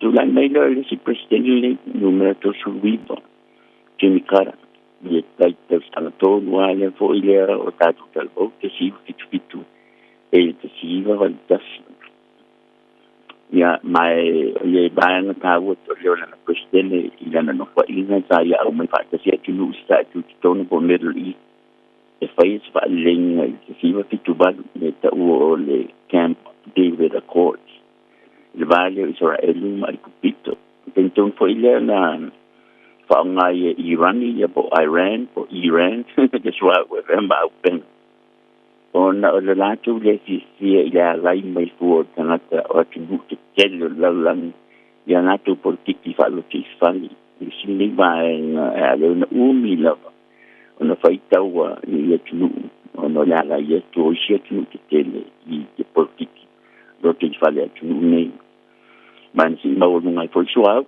sa foi man tu ni si sa mo fa pena foi tunu na si te America sa lava linda sa tu ni le vai teni foi na ni la foi pam kesi ya po pam pensini na foi vai teni ya ele ngate nei ya pena fa mal pan speaker Mia mai o la mai ta. Talo presidente nei sai longa no so skua ile o langa moni pa Christian. Sai a fausia le afe mas se fali a motanga tali ta o the World Habitat for Humanity. Da pa fa tu ina for le Carter Center. In sociali motanga ta i popo na tia. Tanga tali ta ngoli mai po tanga ta ko ita o tanga ta mativa se tu lo mai le tinu. Lenga ki tonu le Manchester America fa pena mai sia tunu o kelope. Ole te sanga la lua se me lua.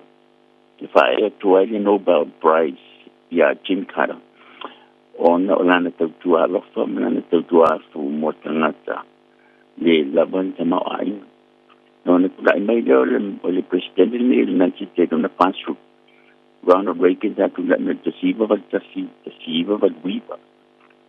Ma o ia fo isa ma te fo na ma Rusia ia le fo le tele o tama ai ma na tunu nei ma tele fo ia na po kalame sa rupe sa fa pong me fo le tunta o Reaganomics mo me fo le ta o le ia fo i le trickle down theory in economy ia vo ni no winga for le tana ave tu be tana tama tiva tana ave tana tama awa o na matan solo mai le ila o le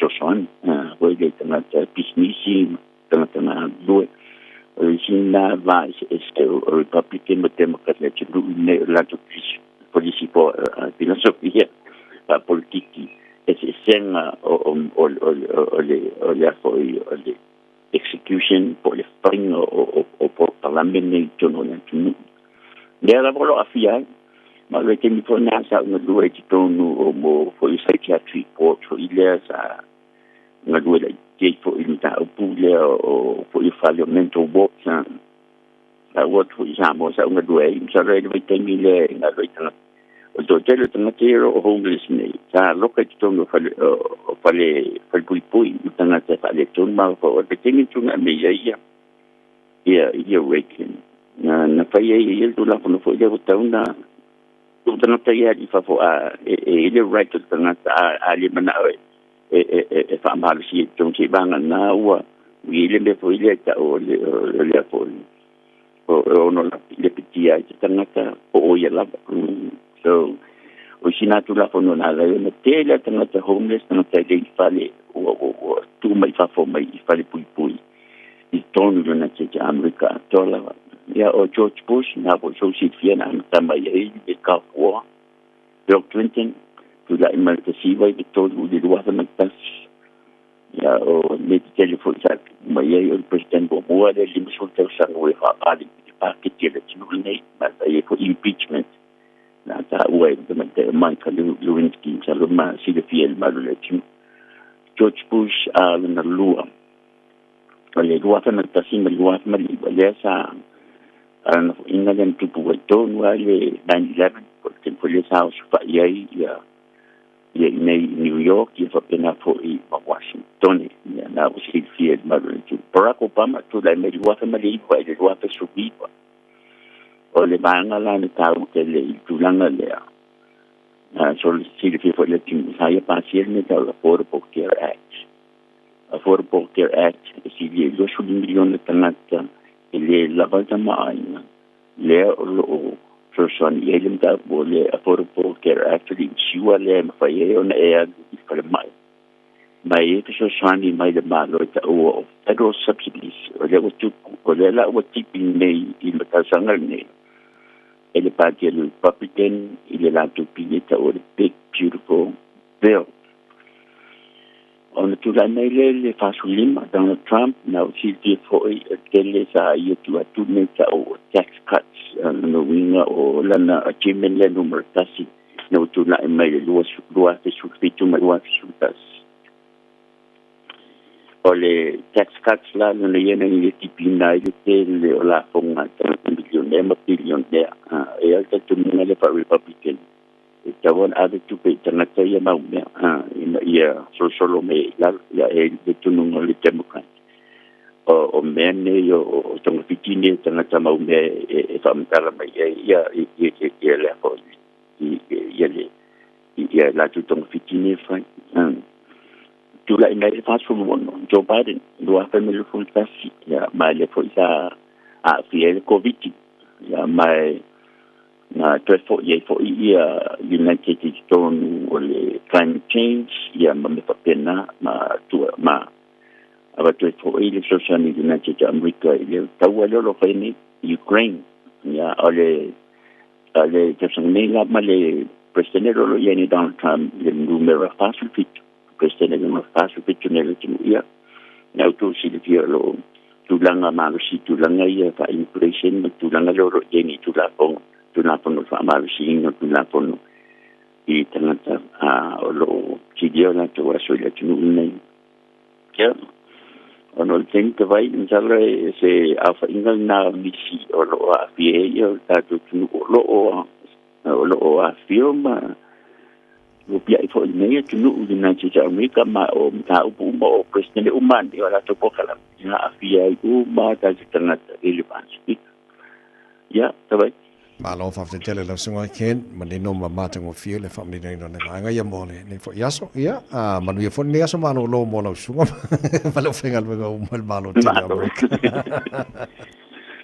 ma tendo te vai ya na mo ai ape ko yo ise u sala ni e bon dia bando me vai o ton tai ko te ni se na tiama e ko se u ko ni o ya na fo du le ai nga ba nga lo se leo ai mo li tai nei so fo Tala falava o le siufonga le neo Samoa, le Radio Samoa.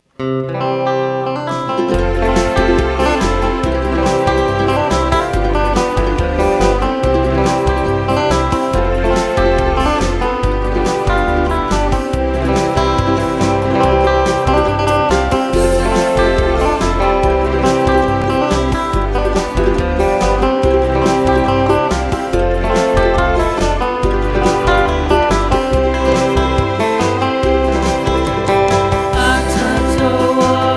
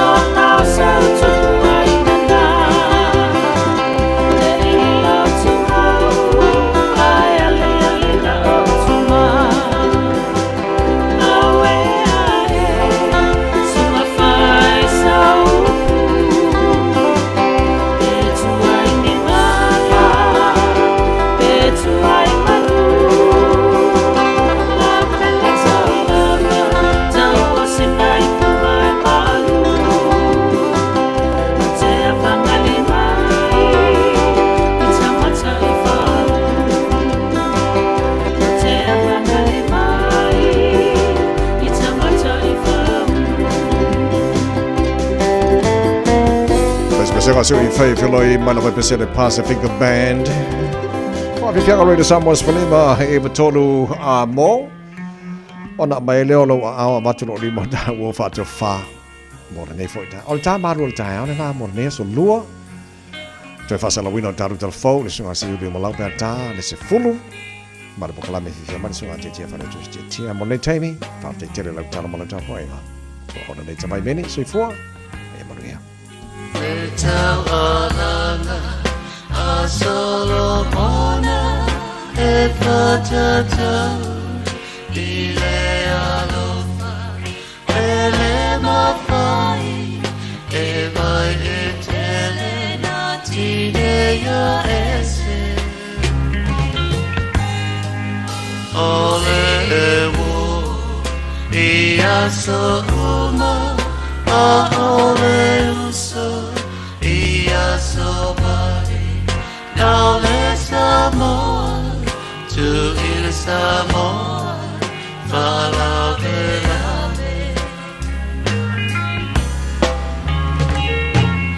I ano I all mama I eat uso tutuila. Ela vita Ai mai osamo Isisipo Emativa Ai na ya oe O la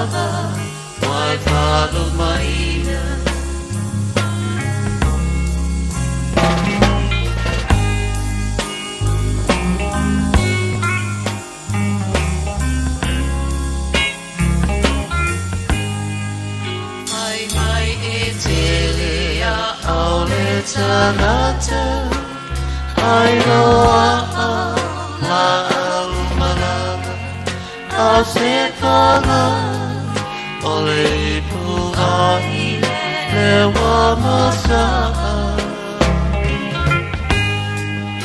ai rea o te talia malo uloto fia fia ule oe se o te le amana ia ai fa ano ano ai olo wakanga a eita uso tutuina ua ela ita ai mai no Samoa isi sipo e mativa ai lalo ya oe oe lava wai whanu maina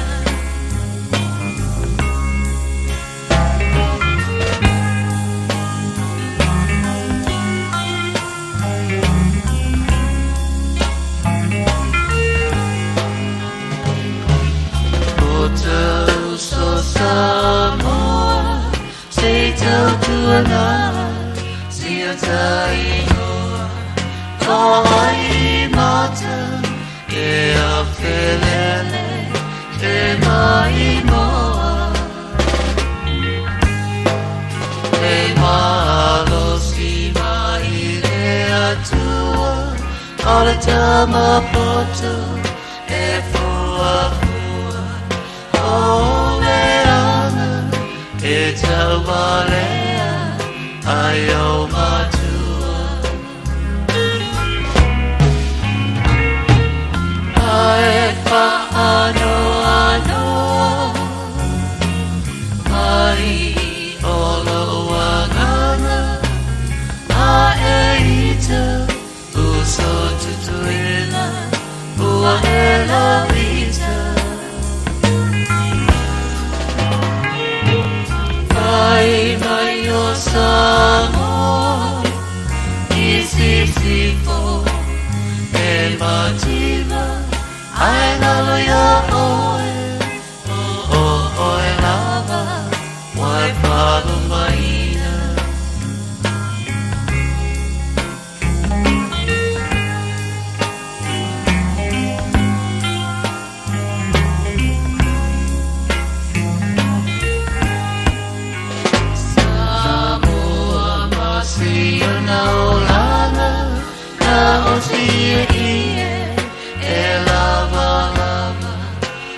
Pala foi mea e whai ia na tawafa le ai le mea ai tuku apa e susure tira si ana tama tolu masina papangaloa i le mama ai sea e ala wanoi tu suelo tau e ana mai meta mai moa alele e o mai awane e tawa tua i tanata si taolanga mana tua Samoa ole pena ole masa Talo falava o aola pimerna mau pelo litio i le Radio Samoa tasi lima iwa tolu amo.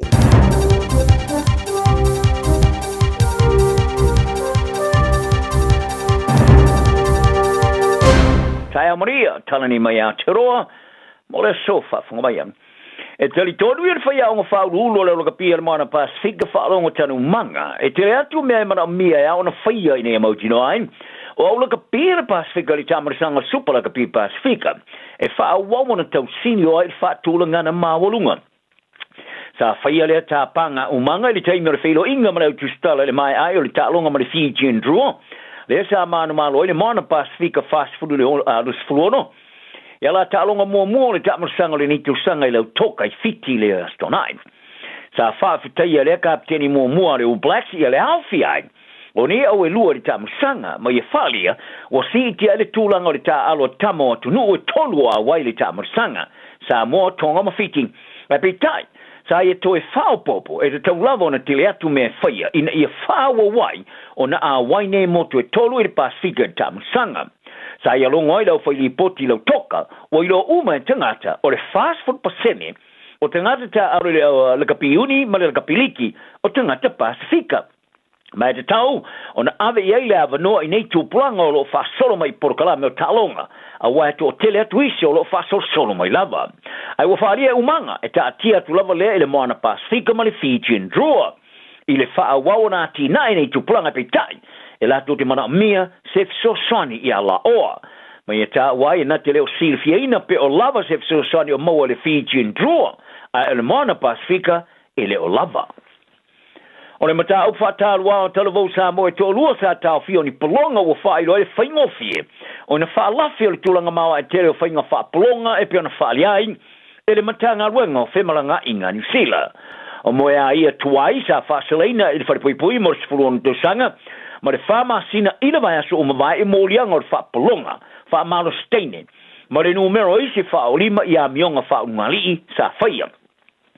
O le tamatai whaamasino Justice Michelle Wilkinson Smith, sa ia whaaleo nā tungalunga e winga i le lau tele o whainga whaapolonga o iei nisel nei.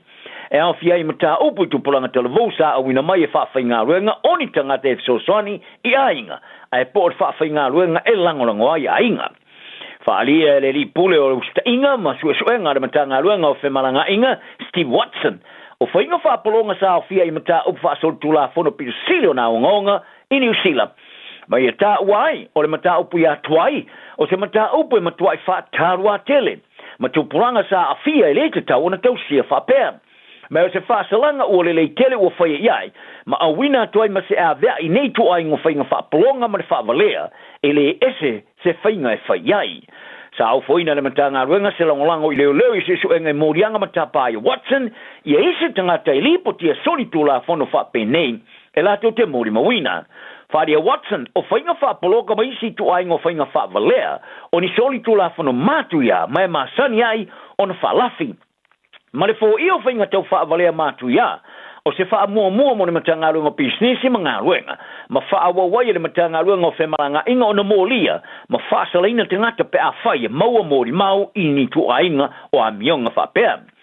O le isi o mata upu mātu ia sa o fia ai, whainga whaapolonga sa toi wha manatu ai Watson, o le isi tamalo sa mo Joseph Matamata, sa wha salaina i whare puipuri se fultasi tau sanga i le lua whema le lua sifulu. O le lo ia leo leo i le mata upu ia tuai sa ia tusi ai, o le tamatai sa whaitio ia mionga tuai sa umiatu, le teimi sa whaapolonga inai, nia ilo ila tau sa fia i whainga whaapolonga a Matamata. Sa i tā ua foi, o le wha malo steina maisi wha o lima ia mionga mātanga ua wha o popo ai, i le isi la sanga i lunga tō whainga wha polonga tuai, ma le ngā oi o tupe maua, a lea mawhine televou. O leo whainga ruenga i tōrua le matanga ruenga o tamaiti pole o ranga te mariki, sa tua ia le whanaina le tō aingo la au malo se le air gun, a o asia se ainga e whangarei, i la soluo ne nā mai aso. O le au whainga ruenga sa avi ai le langolango ai whaasoro i eisu su e ngā leo mani matanga ruenga. E leisi eisi sa wha manualia. Sa wha maoni ai le komisina wha i tūlangi i mātua le matanga ruenga o tamaiti ani a tahere. Ia te ngata whainga ruenga i tōlua sa fia ni nei mata upu a o ngā rurue i Northland i le solua. E li toi whai i eisi mana wha aliro tamata i komisina o nolo ta tia le mata upu i le wha amastonga i te minei. O se tamatala vos furon tau sanga sa sai e leo, ma le wha moe tūla i lumo le wha amasnonga mō tūpulang talavou i le asu tolu le masina fōmati. O le tamatai wha amasino lo fina o mō le lumana i o lana ngā luenga i le wha amasnonga. E mafua mailo na wha alawe lave le tūtalanga vau vasa mana i o Winston Peters i le nofoanga le Northern Club. Sa ia whaawawana te ena le awhia i o ia i se tasi, i le tasi ai pole luo ni puaina o le Champagne, sa i tau mawhaina i lumatu. O Judge Emma Atkin, e lata i le luas mutau sanga o vea mawhaamasino, whaamasino whaatu malo, o lo fte ia ma le loilonga le laulau o whaatinongo tu la fono e o kilani, i le vasa nei, se urua i mata upu whaapene wale li maini sila. O lo mua whaarongolongo le laulau i mori mau, ai le whaisala to li poti mor suilo i a sili Paul Goldsmith, pe te tawana a ve sea le tamaitai whaamasino mai le laulau o whaamasino. O se numero mori mau e a whiai ma le tamaitai minister New Zealand First, Casey Costello, sa whalia, sa whauwhau e ele tamaitai whaamasino u tu wala au ma leo tele i a Peters, sa avea masui pārmia i le teimi a o whaiasan tautalanga i se tau maftanga su tuper pāti. O le tautalanga Peters sa whaia winga i tū la whono i tū mangan o maore le tikana, ua tāua tele atu nai lo whai ngā malo whate mklasi.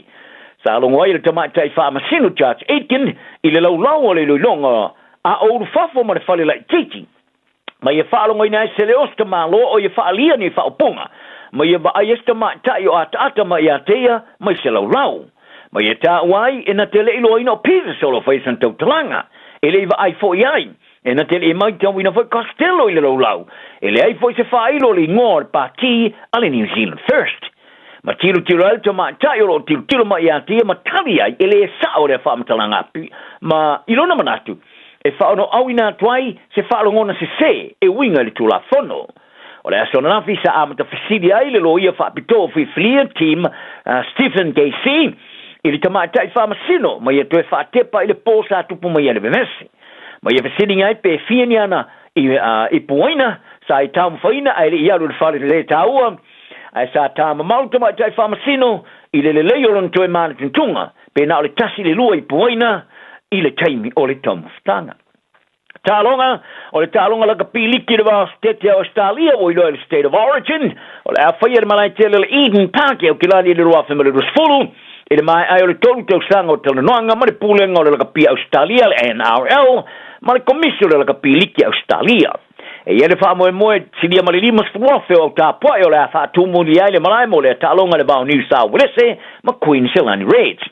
Whaalia le pole nua o kilani mea Wayne Brown, o le tāma wina o le tālonga stete, oi loa ai le marsianga o le tālanga o se nofanga au tu o tālonga. E ese mai eri tusa ma le limas furuafe o le a whaatu mulia ni malae, oi eri wha moe whaato sina mai eri sina ma se furuafe o tangata siasi, whaavao malo mai Australia, ma utu fia ai le ta maainga o kilani ili se fulfitu, tesi ma le wha, miliona, talan. Whaalia le teitei whono le komisio le laka piliki Australia, Peter Valandi, o le tālonga tele o le aufo ina i tangata ni sila le ava noe lato te whaalongo ina ai, le whaatau tutu le vau ni au malo se loa. Ma ia tā uai o le laka piliki o tālonga numeritasi Australia, ma le Pasifika, ma le ola o lato wa ai ni sila nei te usanga mo vai e mawai tele. O le tene mei, te menei, wa mawhai tangata alo laka piliki Australia, o na tā a New Zealand lea, o na tā alo ai e whai masuia o laka pia Queensland, e po New South Wales, i tā alonga whasteke. Ina wa mai ona whaia se swinga i tūla fono, e whaatanga ai ona tā alo pe a whai lea. Sa whanana wa i nei stete, ia e pe sa wha mautua i whoi ai li a toa li sfutolo tau sanga le mātua. O lea whorwharanga wa whaia ina wa mai ona wha maunia, i au kilani e tali malo i li tā alonga State of Origin, lua whamelu whawhitu.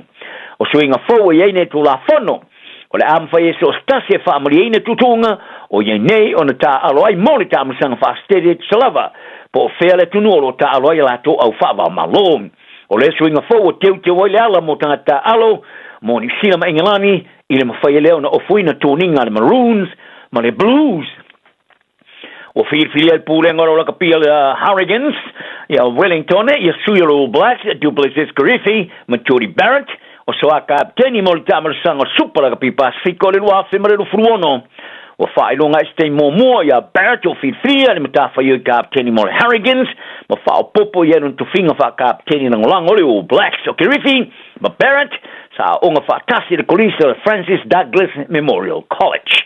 O Kirifi sa fia i se manoa i le teime o toliningam, mai o le ai emisia le latu tālonga mua le tamarasanga ma le moana Pasifika le Polis Freile, o tue taliu nele tofinga ina wa mai ona whirwhiria o se soa kapteni mo se te mua e le tau sanga o mawai. E whaono mo whaia le tauranga o Kilani o le tani malo iniso au soka kalapu soka longolongo ai Argentina a o tilo le li pulenu o mea Wayne Brown e ngā lulue se whai ngā paanga mo Buenos Aires. Tala no ai le lo minga le Herald ino o mai o na whorflaina le tani malo ai le malai Eden Park li tarongo whastete o le lakapiligi Australia le State of Origin le ruap malur fulfitu sa whalia i Brown e tere atu i stalo o te tele whaono anga i mai le tauranga a le City of Sales.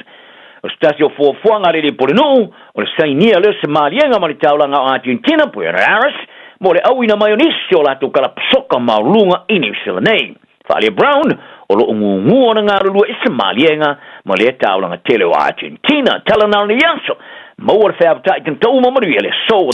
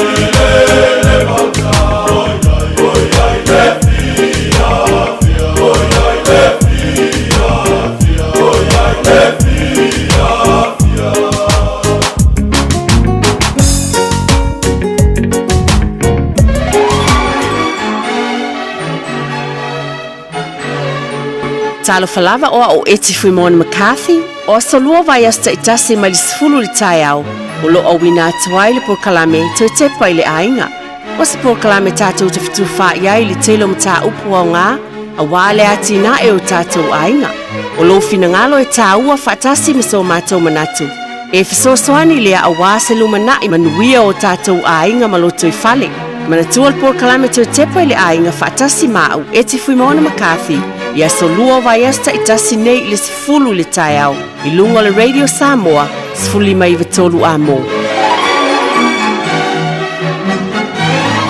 Fia mal whaftaitele i lunga o le atua e o wholofa whawhedo e tuai mal whaalolo tele la fo le nei asta fo whapopoina e le atua i lo tau soifua mal ngola e le whaititia lona vi inga whelava e mafuta mai ai le nei tai au tono New Zealand nei o tenu o mamao e mai se le tenu pele o Samoa ia e whaafelo i atu ma le whaalo le tele lava le pa ia mawalunga o le tātou o tenu i le mai lava i le au whainga luenga pa ia le atua lo whaapena na whaafale le malu i so se whatawhai tāulanga li tāla ina o le tala li lei whaapena fo i le au whainga luenga malo lo manu malo whaafatai tele lava ngā luenga le lei pe ona ma ia pe o lo tautua ma fisosani i te tono e kalesia ma le e kalesia a whelo ai pa ia maulunga o le tātou o tino mai lawa i maunga te tele se i o i maunga iti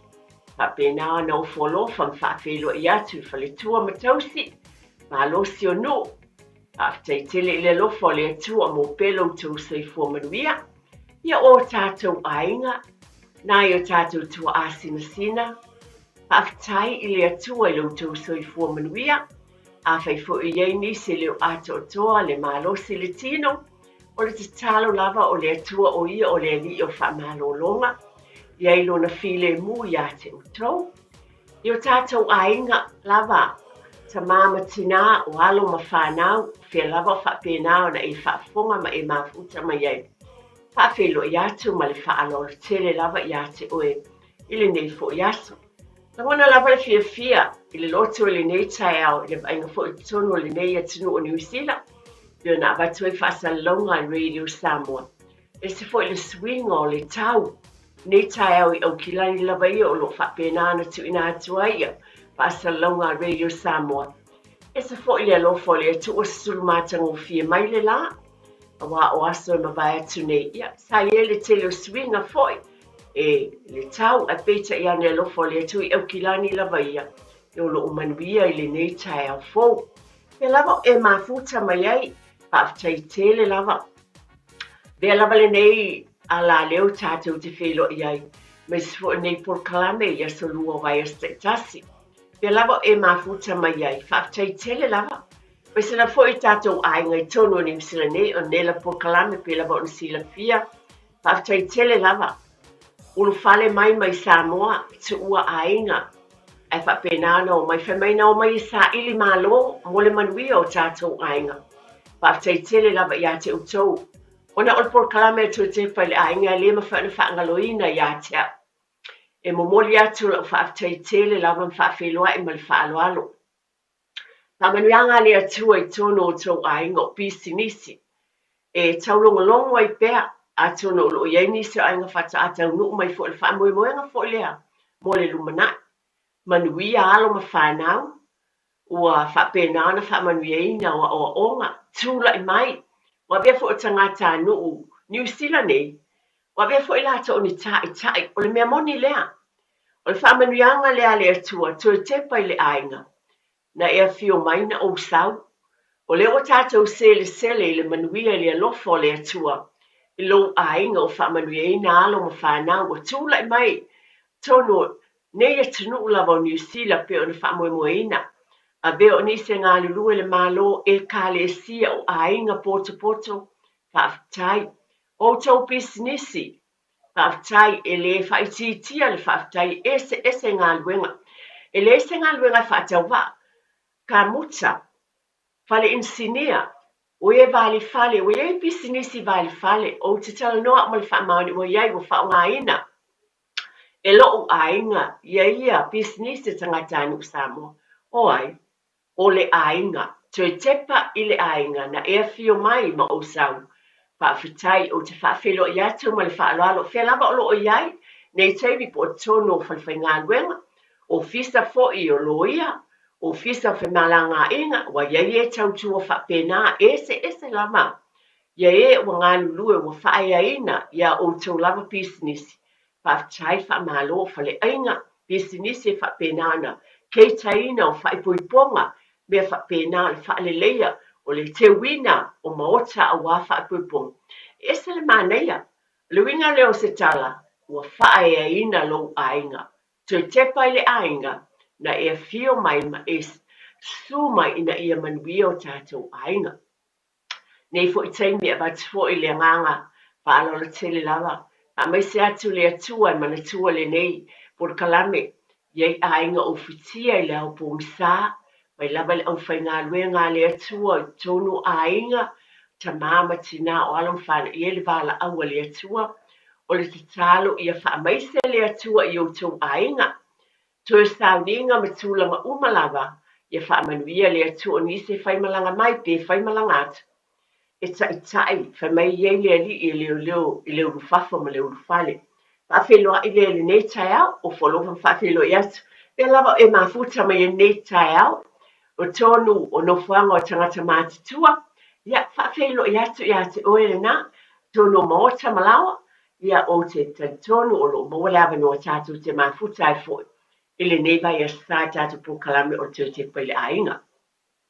Pe lava na masani ai, pe fia lava e whaitawina le upu le atua e a mata ai fo o se sao fo i lea, tasi ale tai au te paile ainga. O lea fo i tau mawhai e lava, o lea lofa o lea tua e le whaititia. Tau mawhai e lava fo i lo neitina e vatu pia se sao o le proklame te paile ainga. O le nai te whaafonga le tele o taimi. I mata ngō fia o lea tua le whaitawina o lea whiompa ia lea tua i tai au uma. Tono le nei a la leo. Ai mai se fo o nā lea tua o la ngaina le upu. Ai fia whaitawina lava lea whiompa ia lea tua. Wa o whitwhilia le lau tusi o le salamo e whase fulu. O le whautalaina, o le vi inga, i le alii, ina ua ia whaolaina o na tangata, o le vi inga i le atua wa o ia o lo tātou wolai. O whiwhilia ni se upo e whapea. Mai le amatanga na o matua whaatalitali lava i le alii. O na whaasanga mai eile o ia ia tea. Whaafonga ina foi e ia o la alanga. Amu ia le tangata o le e whaatua i le alii. Ai le whaasanga i e whaamawale lunga. Me walili wane i mea pepelo. Le li i elo o atua. E tele lava mea ua e whaiha. O au venga mo manatu ia te i mātou. E le mawhai o na laulawina atu ia te oe. Ai o te fia whai loma tau tala iai. Ai le mawhai tau lia lava. O te le ina tia lava i lo loto na nami o tonu. Wa o tu ina atu lo wha maoni ma lo wha olatanga. O te le i wha lilo lo walofa ma le mea moni ma ia te oe. I le wha potonga tele. Ia oli ma fia ia te oe. O i lātou umai sa ili ia te oe. Ia whaiane pēr i lātou. O e fia i lau whaolatanga. Ia vi ia le li. Wa o oto ina mai na ni nai vaenga o le nei lau tusa salam o le whawhetai. Le au nau tābita. Tono o langona fo i le ia te i tātou. Ai mai, e tele mea le lewa e whaia mo i mātou. E le mawhai o na o whaalauwina. I este le māneia. O le tatalo ma le tue tepa i le ainga i e tātou manatua.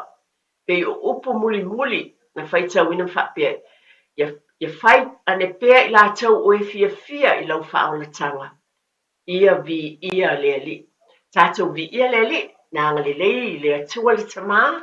Le li ia te oi le nāwa i sā atoa. I lau ainga. I lau ngā luenga. Mea umana e whaatinoina. Fuafuanga whaale e kāle isia o lo a waile to o tele o tātou ainga. Manuia mea uma le lofo le atua. E iai fo ilu i tau. Pe lava o nau tau sila fia. Le upun whaitauina le nāwa i aso mo i tātou. E mai pele fua mai le mati. Ai mai ai ale atua ia i tātou. E iai ilu i tau. Ai le te a lava le lofo le atua mo i tātou. Ia vi ia le atua ma i eise au ngā le upu le atua. Tātou te manatua e whawhatai ailo nā lofa. Ia ai tātou te whapēnao na tāpasai nai pēr. E le whiulau whaafonga ma la whaalongo. E le upu le atua. E moni fo i whamai e fōua le upu le li. Tai au uma o aso uma e se whaitau. E se fo i whinangalo le li e ngana mai ai le whinangalo le nganga pa ia. I lau whinangalo mo tātou loto. Malo lava sei fo manuia tātou ainga. Whaftai tele lava tamama tina. Be lava na watu. E te le o le ngaluenga. Te le o le wala awina malo tofi na mai e le atua. Tono o tātou ainga. Ia whawhelo e whapitoa fo te lo foi. E se le o le li pe o na sila fiai. Un whaifo na o tātou whatalau. Le atunu pele i Samoa. Ia whaftai le lofo le atua. A whelo e tfo le Nepal kalame i ate o tau umalama. A ne tae au. Tono o New Zealand nei malo tau sila fia foi. I le tele o swinga i le lalolangi me o tupuai. Ma savalinga foi te tono o tātou ainga. A whaftai lawa. A malo tamama tina. I lawa na masa nei Nepal kalame. Ia whaftai na foi wa e. Malo loane mo nisi o whapena na usu tae au abele whanau. Nai to asina sina foi tamama tina mātutua grandparents. Whaftai lau sosoani. Wa o te mautinoa lava foi le tele i o mātua o mātua. E sosoani i le whanau. I whaftai. Tai ato pena manatua, whamanatua tātou kalame. Pena whaile ti tālo, whaile tono le tāwale te minoi me tamaiti a. Pena whamanatu le upo le ia, vi ia lava o Yesu, tātou malawa fio le neias. Pena lava na whamanatu, ta mua le ali, o le atua lava manu iai. Mea uma le tātou ainga, uputo mua ne polo kalame, le manuia le tino loto mawhauwhau. Ma le anganga. Aftai este le māneia. ele I alu loa po kalame o te pia watu esele whaatai o lo loto ile nei tai au atu no o po kalame o le tue tepa I le ainga wa o manatu nei tai au atu no tatou uno tangata Samoa ese tatou fia ma me mita o tatou loto pe a tatou ba ia tulanga e whaeina ai o tatou tangata nu mo tatou ainga Samoa ona po atu no mo tele ai o lo whaafonga fo ina sila na po tu whaina fo o le po whaapito fo I mo ta'alonga. E ato no o tele nisi na mata. Ia o tātou umalama. Ai moa o lava, tu e whaatepa I o tātou ainga. E sile mana ia fo o se, pe au tāua na mai ana po foi. E vatu pia whaamanat na o tau sisila I le tāua o ainga. Tono na o e sila ia, na whaamanu ia ina fo o se tasio o tamama le atali. E tasi whailonga o te tono o tufanga whailonga leo o tālonga. E wia nele o le taalo, ai o se vaenga o le vaenga na whatinoina na po. O leo o te tono no fuanga ia na whapotpota ia tufanga whailonga o ia na manu malo ia ese na maua le tama palangi le whailonga le tanga taalo. Tele fo awards na whapenana. Abi na po lea tufanga whailonga. Ai o maia, le mānei o lo wa ai atu o na o mātua ma whanau, o le vā o mātua ma whanau. Ma ia le moli mawina whaaftau stasi o alo le tātou watinu le tui tau whailo foi sunga ia sabe tama e Ronnie Clark. O stasi nta alo le olpeleki tau sanga I tele. O se tama talavou ai ese foi le nei tamali I o le nei tama. Malo Natalie ile o Caleb Clark. Wa o maia ile nei taiau. Wa o ma fau le nei taiau toi tepa ile ainga. Sa e sisila iai sa iai ma le faletua ia siala na po. Tu whango nei whailonga. Ile whapera o se whailonga ona o le taalo a Caleb. Po le Natalie fo le alo o le sua ia sa vea tama e Ronnie Clark. A le whailonga le ana maua e le talma le ma le Natalie. O le whailonga e le taimi fai mai o le special moments o la e te sila pero se fata e te inga e ia taimi o ta'alonga e te ba ai atu iai e le mwhaina ngalo ia te o se fata e te inga le mwhaina ngalo ia te au le taimi na sikoa le tamale o Jonah Lomu I ta'alonga na malo ai le olpeleki ia pe o le fata e te inga na e iei la taimi e palo tai tangata e tonu o la utala lava o tau mo fai mo nisi ina e lo ai le whailonga lea ai o le ase mea tāua le taimi o ta'alonga e loo manatua ma fia I lo fina ngalo neten. O ina palo taina ai le vaenga le whailonga le ena maua la le sunga ia sa vea tamam ma e Ronnie Clark Misionalo ia Caleb Clark. O no le taimi le ima maua tunei le ta'alonga no suina ai e le sunga ia sa vea tama e Ronnie Clark. Ia le vi o New Zealand le taimi le whaia le ta'alonga.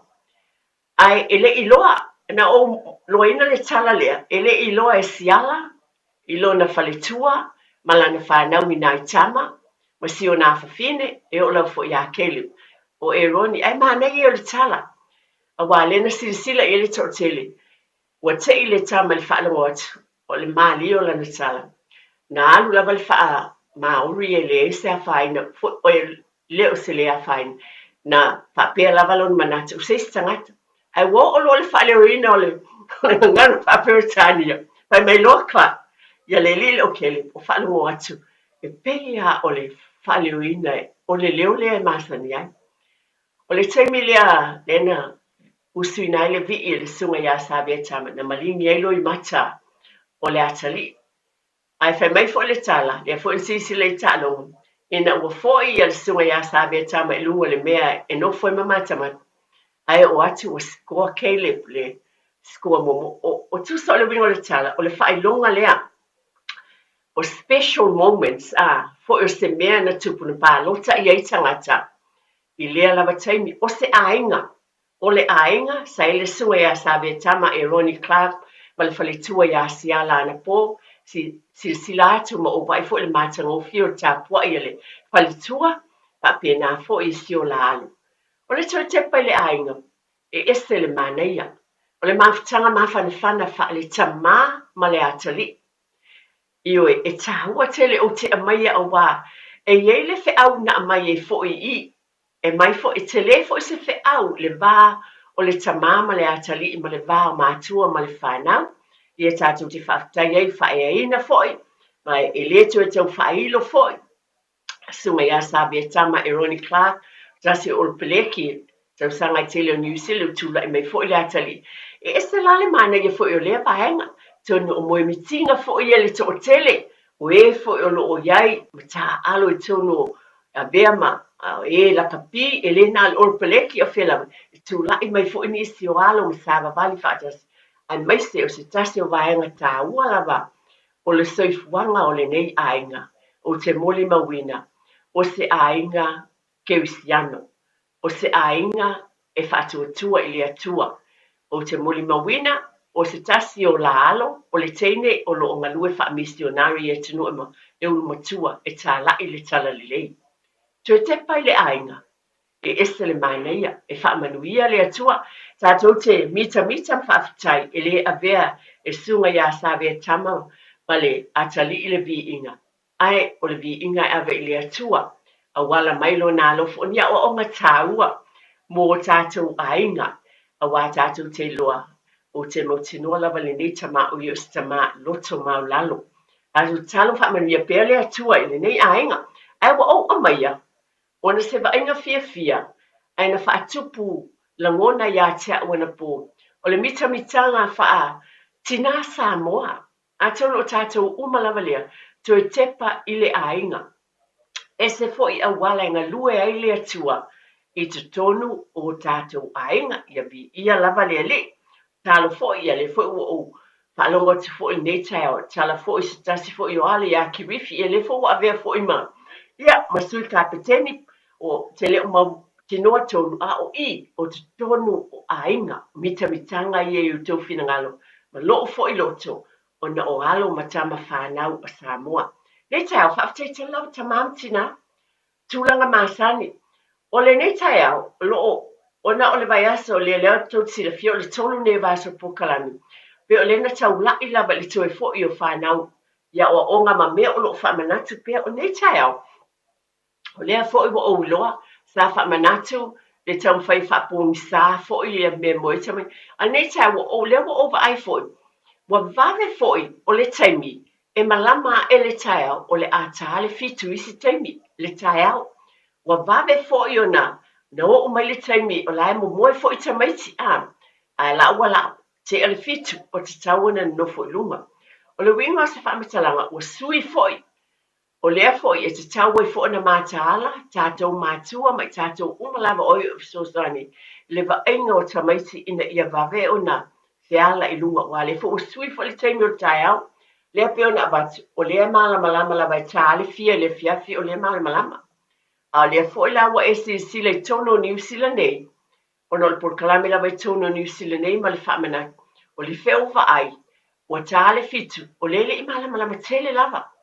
O lea fo o tauna mātāla I ei tātou mātua mwa ai iai. O le fasili fo I mō tātou le nei taiao. Tasi lea vaenga, e talitonu o lo avea malu I tau le tele fo I o ainga, ma tūlanga umala fo I soifuanga, e tonu o nei fo I atunu o mātunu, e se lava. Vaenga le telefoni a le whanau. Peo na ua vatu, mwhai na e wala au mai, am la moe mo whaalo alo tetia. Peo mwhai peo talaina leina wai se ta se fia wala au mai, se mea na te whamanatu le nei taimi. Telefoni a tamaiti, a lea fo I sau fina ngalo I lea vaenga. O e ave e seina le telefoni alo watali I malo wafafine. I le pō ai le I moe. Liwinga taim o le tala, I taimi e o ese ai tamaiti le amu moe. Po o tātou mātala I le faulau whaafonga. I le faulau whaafonga le atunu le nei tala e vati atea. Ai o whamanatu foi, a wale fo tue a matali savalinga o le nei foi tausanga.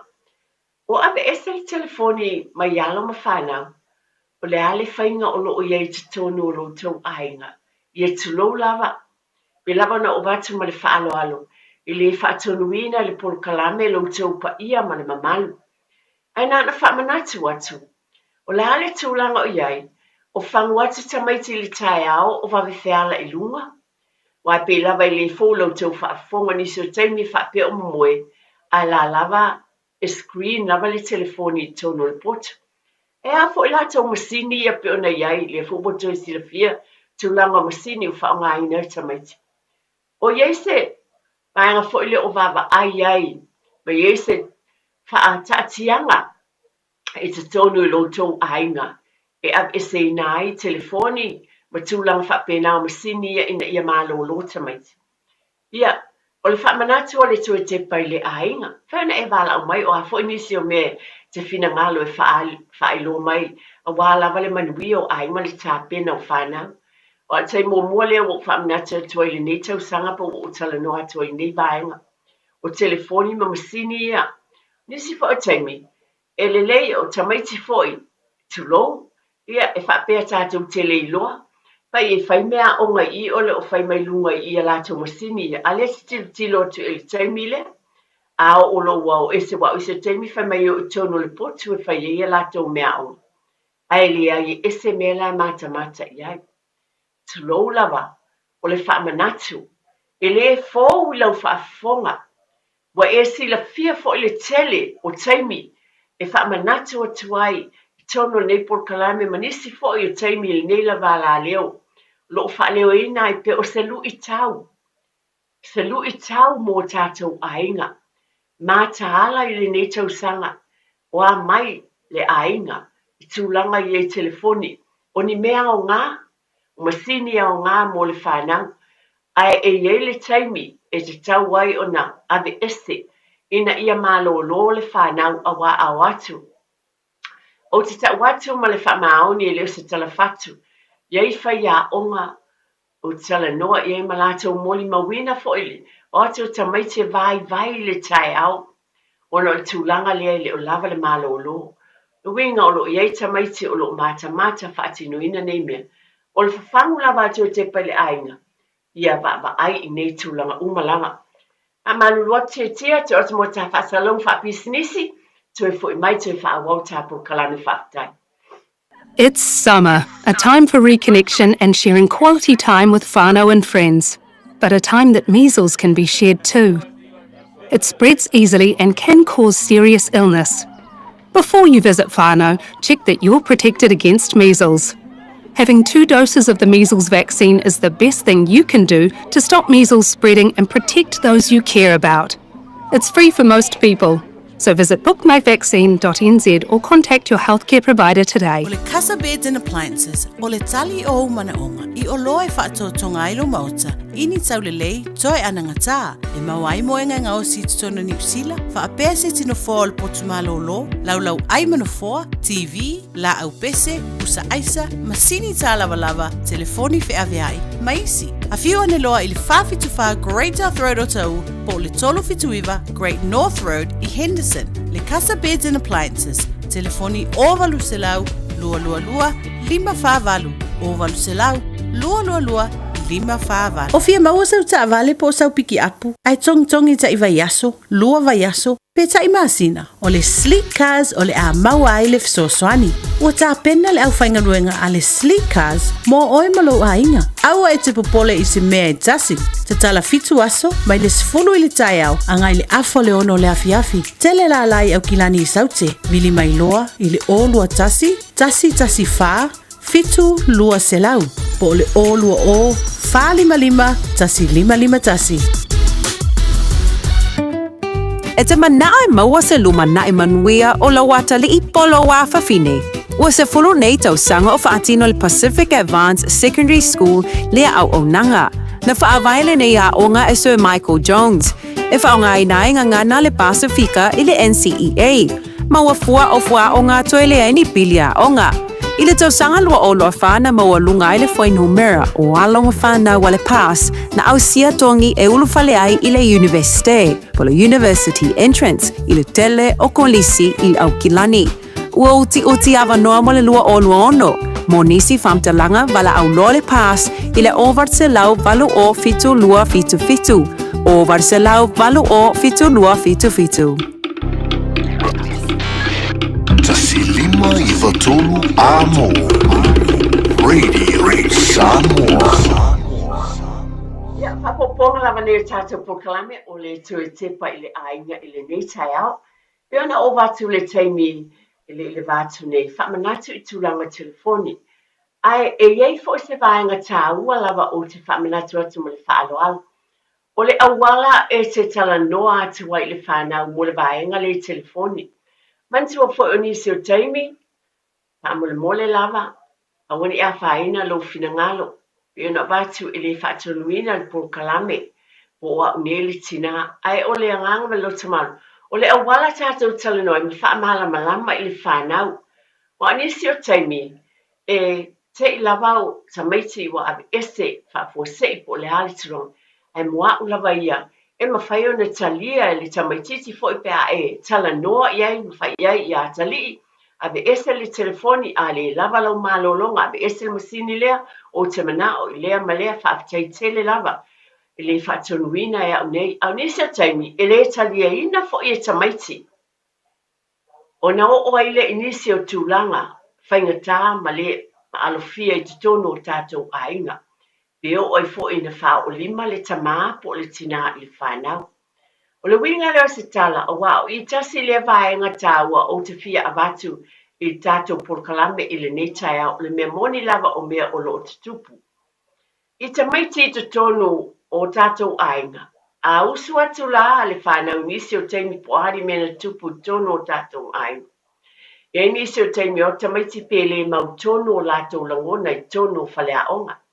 E wa aia fo i whaia onga e le oni tala fatu o mea tupu e ia tātou mālo i asa utuna i sa maital no iei fo i e whaia onga tala i mea o lo tupu i tono o whalea onga. E o atu tamaiti e ese fo i winga ma lātou wanga i tono o whalea onga. Ona fisilingi ai le whaia onga. Iei fo i la tangata i tono o lea onga. Penge wa aia tamaiti o a mea tupu. Nisi lau tamaiti e whaamatala. Sa whaapea ma whaapea. Sa misa lo tamama lo tina. Sa iei mea na tupu o upu matala. A lea whaalongolongo tamaiti. O le ala fo ila lea ma lo whaalolo tele lava i tātou mātala. Whetu wha inga ma upu whela fuai a whaafonga le whanau. A wā e o tamaiti. Ne e whaapea lava ma o manatuane le ai. O tamaiti foi, nisi o taimi o lātou langona, e o fonga ina ma whaailoa i tono whalau. Wata tupu, e leo se talafatu wata tupu wa iei e ua molia foi ma taimi o tuanai, ona o tūlanga ia. A wā iei me o tamaiti le ato o tua le malosi ma le fia tūlanga i tono whaleaonga. Ona fisilingia le amatano ma whaailoa ai. Sai ni whaale tonu ma ni fiese ese inga i tonu a inga. O le whautuanga ma le whaalolo tele lava i o tātou a inga tu lou lava. Ia mātāla, a o le whe upuai po a foi. O ni whao o lima ma ni tūlanga whapena. I tu tonu a inga whemisa inga le vau mātua. A lo whao, longo tamaiti ma vava ai tamaiti. Wai a whaina ai o lātou loto malangona.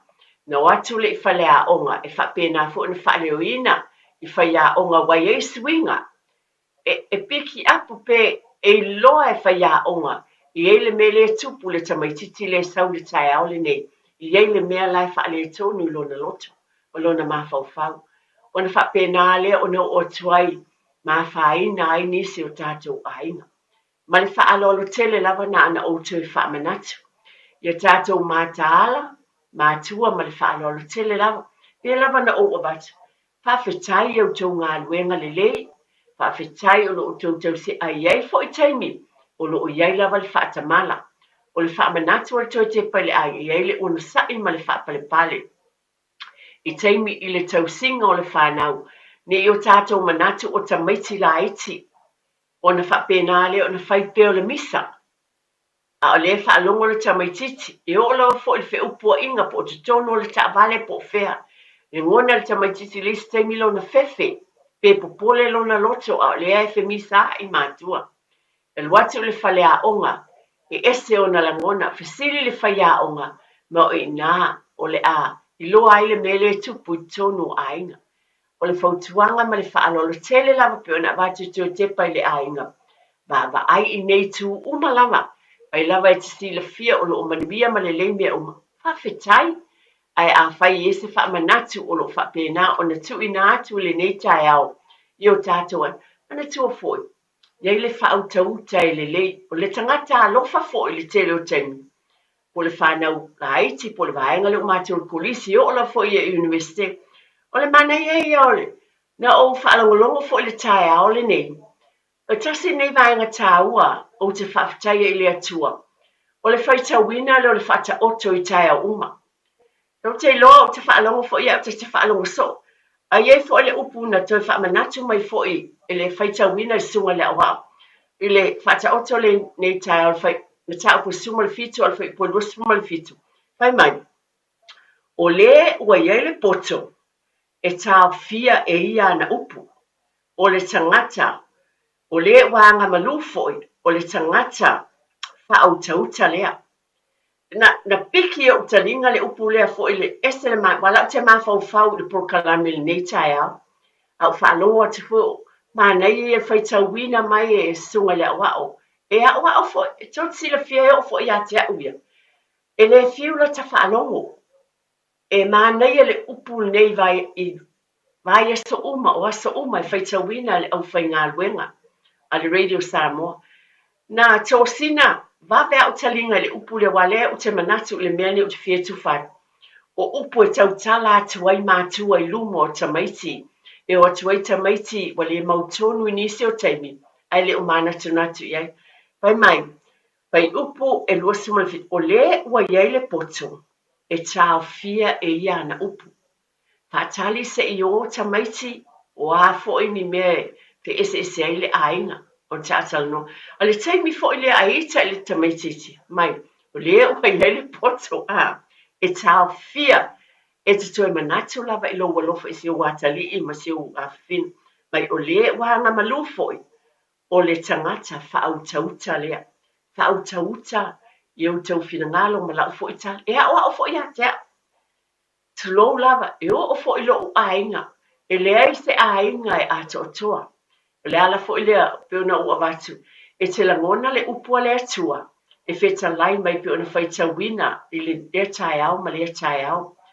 O le ala ua o watu ai fo I ona leo te loa. O lea fo I iei tamai te watu I whalea onga iei peona iei le telefoni le na o watu.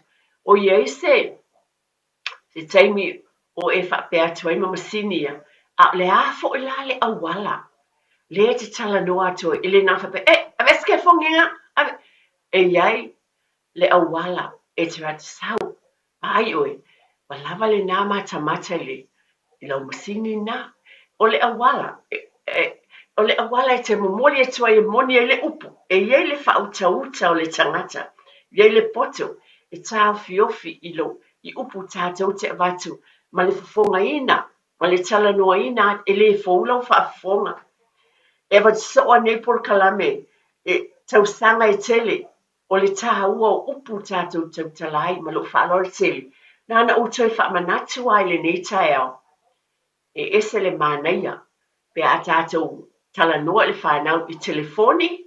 I masini ia pe o na avatu. Ina ia maua le lātou mālolo. Mana tua. E le ngatai le au ngā. Mō le whanau. Ai au ngā fo o lau fisosoani le mō nai whaia onga. E le mawhai e le whaia onga o nā oa o ina le le whanau. Pe a whai o tūle momoe tamaiti. Ma vai. O lea e te tawana mata ala I tātou. Ina I o tamaiti o lai mālolosi fia. Le loto, mā fau. Nā latu se ainga fia. Tātou tue fo I lava le wai ese uma ainga. Le fo lau whaafonga. Ta vale, o le savali. Wa uma mea uma lava. Tātou te o, ma le fia I le aso le aonga. Pasi mea wa o manatua. I nei tai au. O na lena tau sila fia, o le tau I New Zealand nei. Mantua le tau tātou I New Zealand nei lava. Oka se vevela. Tā tātou tau mwhai I talai wha malama mwhai wha pēnā na maua I tamaiti se ea mālu. E mo moe ei tamaiti au tā pēna mole. Aso a onga. A lela o tātou loa nei foi. E sel vavel switch po le sui o tātou tau. Ta ilo ia I le mea o lo utou walalam papa awai. A o I nei au kilani. O le wailo, wa malu lu foi. O lona winga. ma le whaaloalo ma le whaamanatu. Ia te ole nā ta mama tina, me se lava i nā ialo ma whanau laiti. Wa pe ole vaenga mātutua i e tua e lava i lunga. A mai titi leo a mailon palankeki a nai ta maiti laiti. O lea wasui le tau, o lea fo e tau na baba ai tutoa, wha mawhana whanaina o lātou muenga. I o fo i la po wao lātou ofu wa ese a onga o i tamaiti. Ia ese fo i o lātou tōninga. Ai e ia te o tau lava ia le sila fia, le fo i pe ono o le taimi o malo longa le pō. Tailo ia le mea o lo e lala papa awai. Awa o ia wata o loa le sui o le tau. Wa vave ana o mai le malulu fo o le fo a mata le wha mawhanawhana. Mo alo ma whanau, ia maua le malo longa fi le mu, ma lava le moe, pe a whai e mawhanawhana le moenga. Ka mo le mole lava o ne lava mea uma, pe lava o na wha manatu atu o le tātou pulkalame, e tātou te baba ai masisila te toa iai, a wā lava le manuia o tātou ainga. E ngalo ia te au nei lava taimi o manatua, ta lo fai o leto sila fia, pe lava na wat nei pulkalame o te pele ainga, e le wha pito, lo walofa na o e lava ma lo ainga mai tātou uma. O le alofa o tangata Samoa mai tātou uma lava, tātou te alo lofa i o tātou tangata uma lava. Ni sila tono nawa e sila mai le sto nai, tele lo longa matulango iai, le foi ona nafi.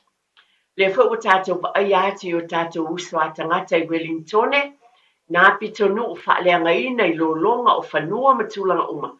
Mai le toi tepa i le ainga, whaamule mole o tātou ainga, tātou wālo lofa atu i isi ainga, o lo o mana o mia le fisosoani i le nei taimi.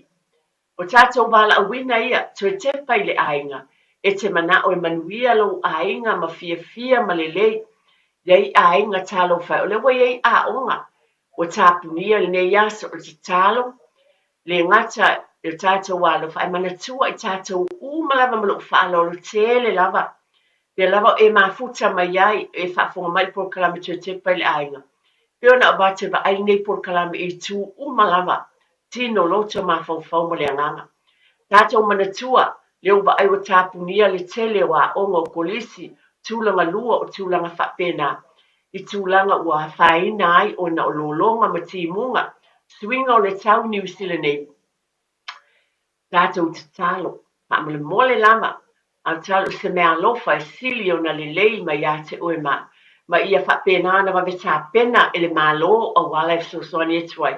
A lea fo e sila fia sa moa e moe o la talatane, ma lo whaalolo tele lava, pai o le ase a wale mwhai o na e sosoani ai o lo iei whaapotipitonga, tangata whenua fo i marae o lo lātou tuk whaasiai o mea tau mafa, a pēnā fo i o tātou ainga sa mo o lo la talatane, e te anga le lei ai, e te anga le lei ai ma e alofai i leisi ainga, ka mole mole lava, ona o le mea o te tupu, tātou o tunu nei o niusila o tātou ainga. Le langonai le toi tepa i le ainga o le tatalo. Ianga le lei le tu o tamaiti. Tono le e tamaiti lea o ngā tutono fale. Ia o le tatalo mātua semi tāua fo i lea. Ese le tāua lo iai le taimine wale o iai kolisi ia wo o vai atu televise le wa o ngā tamaiti mai tutono fale. Be there for your children. Ia e iai mo lo watali. Ia e iai mo lo wafine fa malosi au iai. Wai sui o na langona, o no lewa le alu le fale a onga, a le la ano fo tonu le fale. Ia fa fitai, tonu iei lava tamaiti o le a fa maoni ma fai mea onga pe untu ina mai e fai a onga. Wa le ia suinga pe ona batu le iei, polisi o tapunia ma onga o tapunia. Ai o oe le tama ma ule tina, tātou te iai e langolongo sua i tamaiti nei, a oa o onga atu, i te tonu o ainga i le teimine o whaaleanga i nai whalea onga. Ai tātou te, pe ona o wawatu, i ele lofa o le atua i ate utou umalawa. Tātou fo i tātou langolango, o e loko po i ai nei lava no o lo tupuai nei mea umalawa. A pe fo ono tau sila fiele mānei ai teimine tupuai whalawalawi au kilanine. Ele i whaatali e kālesia, o te manatua i lea teimi, na o atu ainga, e le ngata fo i lele o na e kālesia. ana iai ainga na fesoasoani uma mo ainga toe tepa i le ainga la le finagalo o le atua ia e maua le agaga fesoasoani i so o seitū nei taimi mo ainga na ua puapuagatia i le pitonuu o e lala mapapāao ai faafetaitele lava o nei mea uma lava pe ona ou avatu e tatou te talanoa ma le fiafia ma le faafetai ona tapena e le atua ia na auala ese o taimi tatou te mafuta ai tonu e aogā foʻi mo le e ona le patino o le tele o aʻu talagaʻi me o tutupu i niusila nei ae o talitonu e aogā foʻi mo atunuu e mamao isi atunuu o loo mafai ona faafofoga mai Australia o fea lava mo telefoni e tamaiti auala e vaavaai ai ma talanoa atu i alo ma fanau ina ia faapena ona iloa le fanau le tāua o le taimi e tuuina mo me aʻoga ae pei ona mai foʻi le upu o le poto i lenei taeao e iai le poto e taofia ana upu auā e iai le aga malū ma le faautauta i le tagata e talanoa atu ai i le fanau faafetai lava tamā ma tinā ma na tua pe ona avatu tatou polokalame i le vaiasa ua tuanaʻi ia manatua faamanatu i tonu lava nei atunu o niusila natou silafia ia masani na le tue faamanatu tasi atu lava lenei taeao ma ai faamanatu i tamaiti iai e lē mafaufau le faautauta faapena foʻi ona taumafai faatuta avale i fanau aia tou manatua aʻoaʻo tamaiti aua lava le oso i tonu se taavale e se tagata e faalavalave atu a o savali i le aʻoga ia faamafanafana foʻi tamaiti i o latou ofu pe ona avatu o le lagona lava lenei taeao ia manuia lava ia aiga na tua le ua i le suiga i le taimi i le taeao pei lava e foliga o le ua e malama e leʻi leva lava o talefitu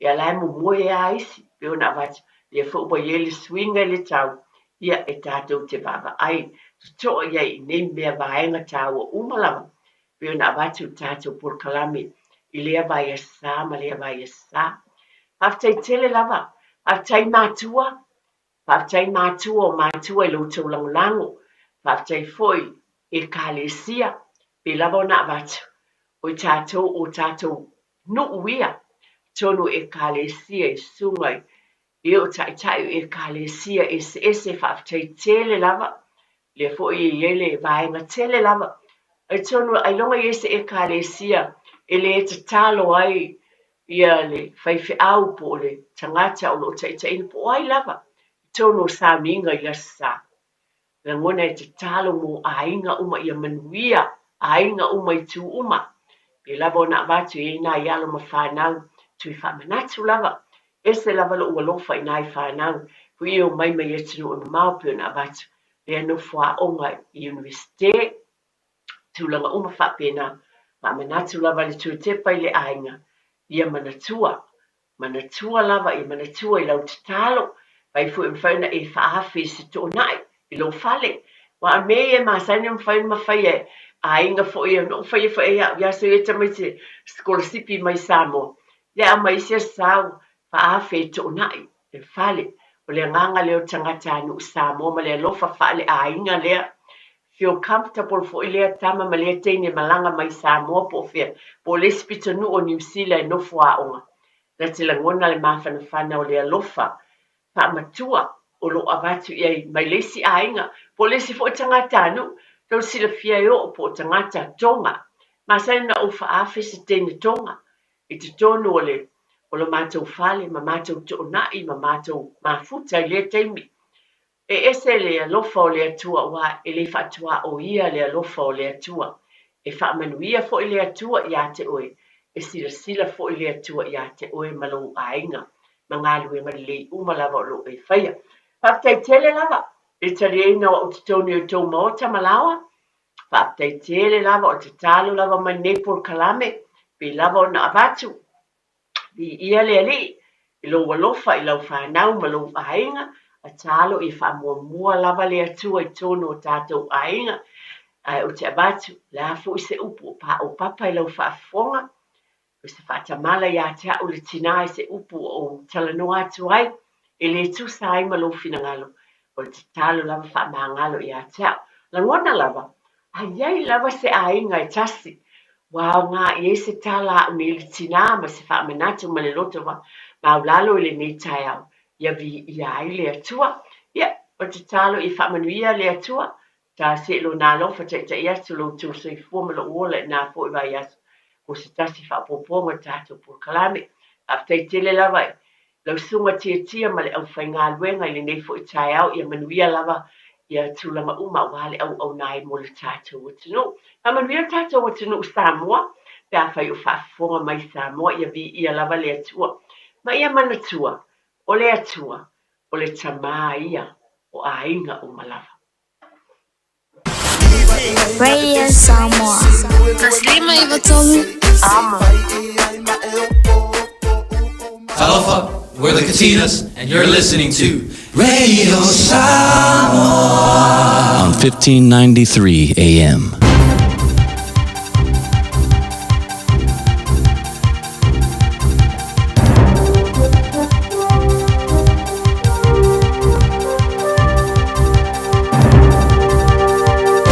In this update, heavy rain is drenching Christchurch, whose council is contemplating declaring a state of emergency. Roads overloaded by flooding include a section of State Highway 75 cutting off Banks Peninsula. Fire crews rescued about 4 people from a car stuck at Little River's Wairewa Marae. In the city, Heathcote River has burst its banks at St Martin's and is spilling into surrounding properties. The Herald's Jaslyn Wales says the floodwater is about knee-high. She says one man on the school run needed help after his car broke down when it was swamped by a wave generated by another vehicle. Several members of the community just immediately rushed to help him. A neighbour offered to get his daughter to school and we helped push the car up. Otago and the Chatham Islands are also bracing for large downpours. Meanwhile, the skies have cleared in the North Island, which is now focusing on recovery. The heavy rain has meant even more sewage is being pumped into the ocean following Wellington's Moa Point sewage plant failure. Mayor Andrew Little says the review should get underway as quickly as possible. But local government minister Simon Watts says the panel will be appointed next month, with initial recommendations expected to come in June. At the end of the day, we're not going to compromise quality for speed, but we want to get answers as fast as possible, and that'll be the direction I'll be giving the team. New Zealand First appears to be the winner once again in the latest One News Varian poll, up 1 to 10%. Leader Winston Peters has told One News he's making sure he will retain high polling, unlike previous election years. Well, our change in approach is to get on top of our, what I might call enemies, and just throw vile defamatory statements and false accusations out there. We're getting in first and making sure they can't do that. Retail confidence is at a 2-year high, with 77% of retailers surveyed by Retail NZ now confident their business will survive the next 12 months. Retail NZ Chief Executive Carolyn Young says businesses are now focusing on making small gains on last year. Retailers have told us that they have lowered their level of stock, so they are selling their stock that they've got, but they have a lot lower level based on the fact that demand has been so low. That's news. In sport, lowly Macclesfield's run in the FA Cup has come to an end in deflating fashion. The 6th-tier Silkmen, managed by former England star Wayne Rooney's brother John, have suffered a 1-0 home loss to Premier League side Brentford in their 4th-round clash. A 70th-minute own goal from defender Sam Heathcote provided the difference, or proved the difference, the local PE teacher heading an innocuous cross into his own net. Outgoing Canterbury coach Peter Fulton's hopeful a stint overseas will make him a more desirable applicant at New Zealand cricket. He's heading to England to take up a 3-year deal with county side Middlesex after the conclusion of the Ford Trophy 50-over competition. Fulton applied to replace Gary Stead as Black Caps coach. Blues flanker Dalton Papali'i will depart for France on a 3-year deal after Super Rugby. That's sport. I'm Malcolm Jordan. Hey, don't be that guy or that auntie ignoring a sore throat. This isn't just some drinks and lemon tea in your sweet situation. Untreated sore throats can lead to rheumatic fever. Nobody wants that for their family, eh? Go get your Pepe's sore throats checked at your GP, school nurse or pharmacy. It's quick, easy and most importantly, free. So come on, whānau. This summer, take care of your tamariki. Get it checked and get it treated. For more info, hit us up on socials at Stop Sore Throats or visit stopsorethroats.nz. Mo tupe whamo moni Samoa, mana tua loa le Pacific Easy. O loo whawau pia le taro whapitoa nao le limbatala te tongi pia whaunga ina le Pacific Easy app e whaatino ai au tupe whamo moni mai lau telefoni whewe ai. O loo awanofo le tato direct transfer ti posi mai ai au tupe le tato account ma whamani ai na fasili lupa le telefoni ma whaatino la foino lau tupe ai na whapitoa. Mo le tongi no pido le mai, mo li te ngā tupe so se whare tupe Samoa, pe te tongi ni no ngā tupe le numpi wha, Samoa Housing Corporation, UTOS, Samoa Land, ma so se au nanga Samoa, o lo ma whaina whaatino umai le tātou au nanga o le Easy Pay. Mo le silifia, mo whaasoporia so se wahenga ni usila yo tātou lala, o lo awano fo yo tātou ofisa yo taro mamangele, pe whaunga le Pacific Easy Mobile app, mo le direct transfer, whaasawa ilu taimi, ai sili ato na whaasawa ina au tupe wa taunga tāle penisini. Mo nisa whamtalanga wala au le telefoni o Valselau o Tasiono ono, po numero masani au kilani o le lua fitu ono fitu iwa fitu wha, ma le lua fitu ono fitu iwa waru wha, Pacific Easy o lau paanga mo tupe wha mo boli Samoa.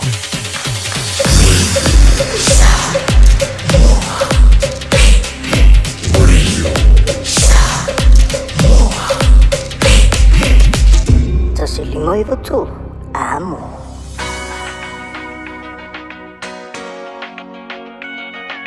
6, 5, 1.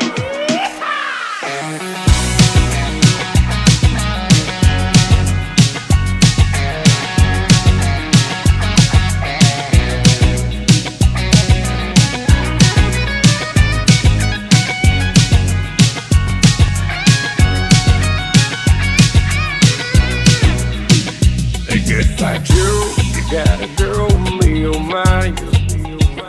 They got a girl for the heroes down the bayou. They see Vaughn, the sweetest one, me oh my. Santa got real haptic fun on the bayou. They put dope, found new ways to buzzing. The game folk come see Vaughn by dozen.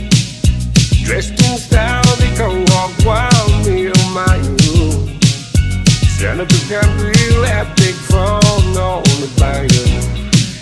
Jump away across the pine, fail to gamble. For tonight I'm gonna see my share of meal. Take guitar, feel for jar at the gate. Santa got real epic fun on the bayou.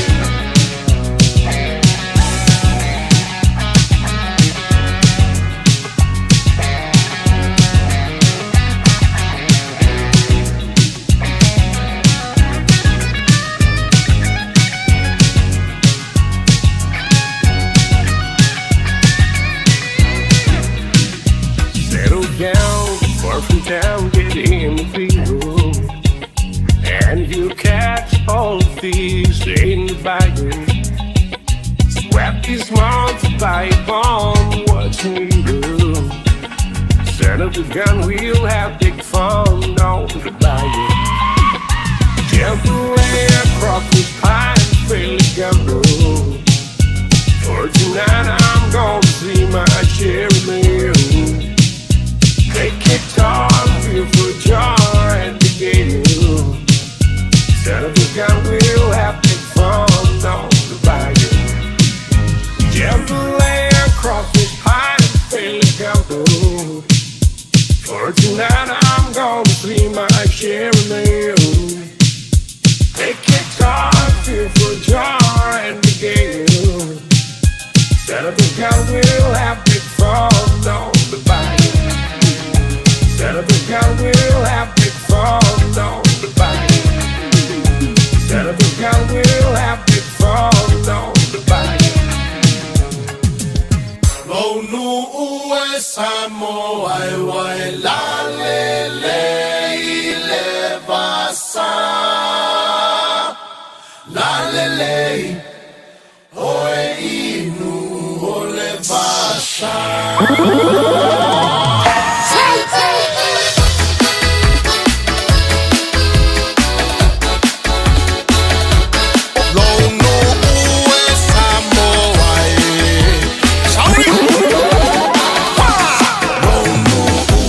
Samoa,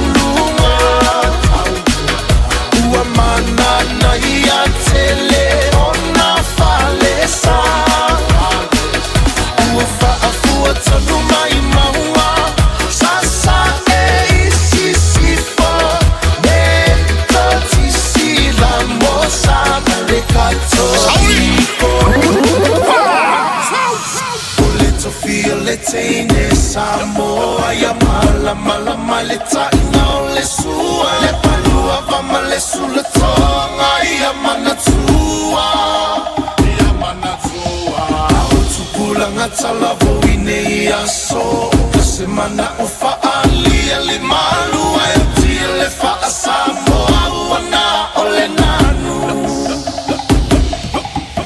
fa mole mole so te filo malu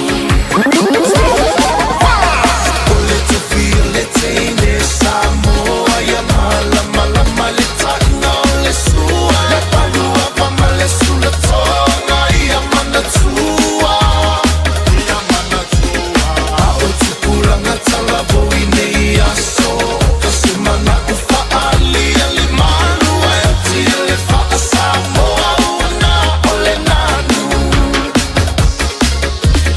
fa mole mole so te filo malu now ya e mawale poto sili awane ya ona olo lua ia sili loto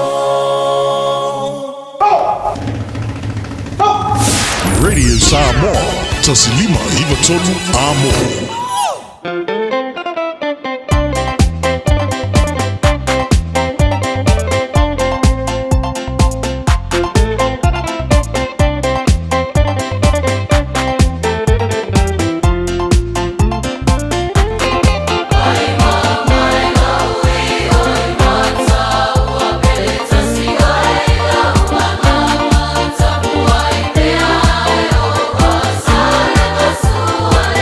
Ala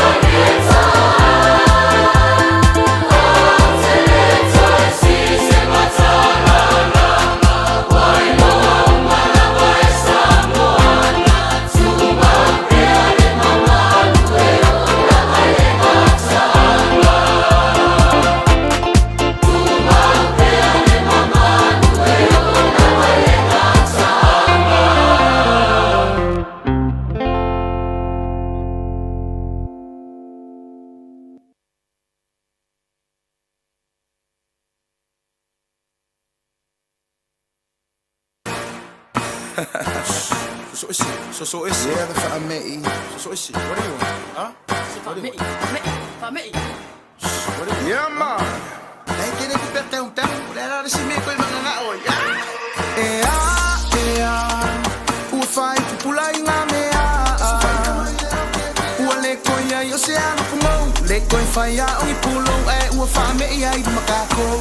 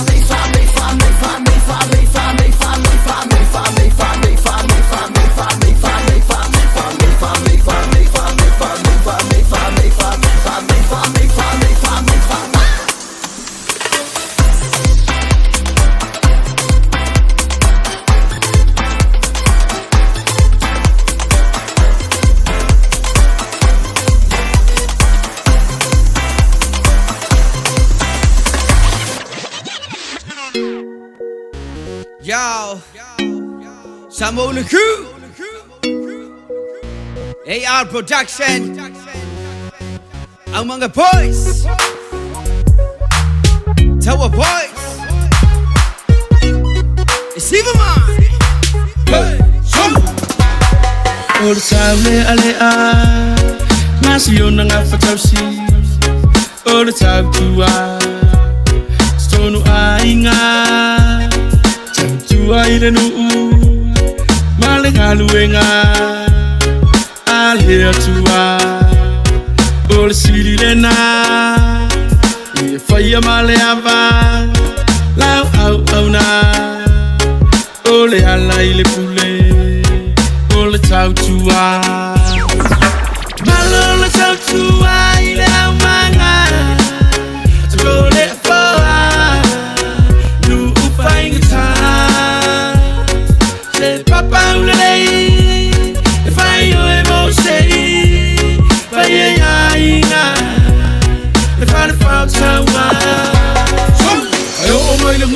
Ngofo ai kama mamanu ar pulenga lo kausiele au manga o aloa inga mafanga o sakawa fa pe foi male mamanu ai ngafa awanga kore fo ai kele uku vai kofo e kangar fia maria ai sare muku oso kongore fia nga ai inga masakawa ele ia kamaka e kasi alo vai aso kusino ngole apia kama ia e oe mai peana wakur ka wala anga lele ia le fasi yang e oe se sidianga au oi lo uma wa fai la umo tanga malolo tau tua ile amanga to le fa nu ufai ngata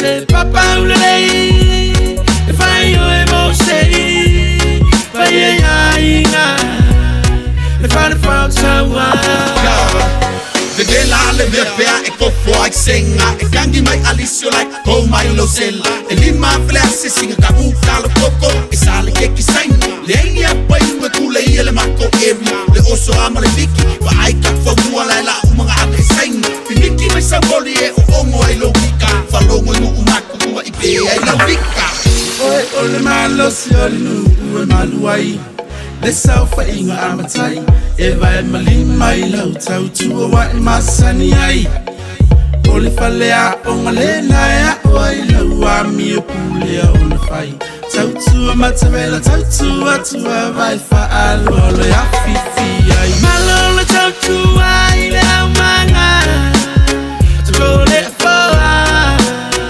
nu upa ingata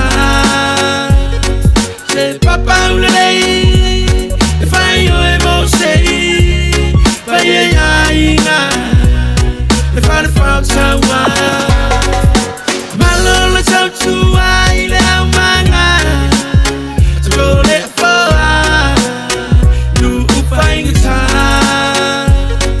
se papa ulei le fai yo emo sei vai ia inga le fare falta wa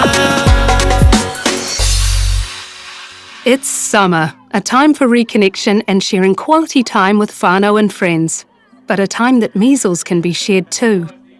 It spreads easily and can cause serious illness. Before you visit whānau, check that you're protected against measles.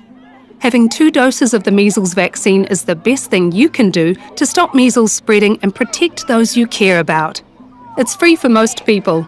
So visit bookmyvaccine.nz or contact your healthcare provider today. Ua mawhai nei o na whaatau wantu top up le Digicel I lunga o le upenga ta whailangi a le ClickX Pacific. E mawhai fo i o na lafo se leni I le MyCash a le Digicel I Samoa, Tonga, Fiji, Mavaruatu I le na o le 5 ta la. E le leile reiti aso taitasi ma e whaingo fia fo I o na e listalai. Asisiane I le clickx.com e lafo ai sau top up a le Digicel. Pe lafo ai fo I sau tupe I le MyCash a le Digicel Samoa, Tonga, Fiji, Mavanuatu. Morisi whamtalanga vla au le olua tasi 5 tolu fafa. Olua tasi 5 tolu fafa. Awana ye misiele fa pitoa ale Moda Furniture. Maule iPhone 17 Pro Max, lua fata la ile vayaso. Samsung S25, male speaker ile na ole lua tolu ta la ile vayaso. Maule fa pitoa muenga fa apea seti nufoa. A whaia te whaailoa I le Moda Furniture o le Radio Samoa na mawaili nei whaasalaunga o le ama wasau mea lofa. Le Moda Furniture, to atu si tolu lua Sales Yard Road o tau, te tala le iwa tai awanga I le afo le 5, I le asunga fuanga I le asfaraile. Asu tona I male asu sa, se fuluanga I le afo le wha. Na alofa Samoa, wa ule nei o kasu ti alu, a wale suia le ngila wa ule kio. A eva mai I le se fulu 5 iwa kolu, a mo. Radio Samoa, Vivela A.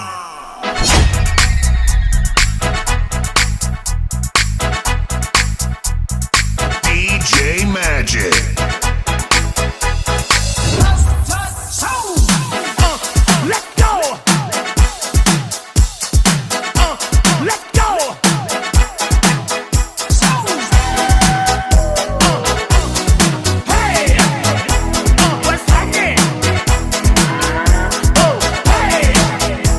What's happening?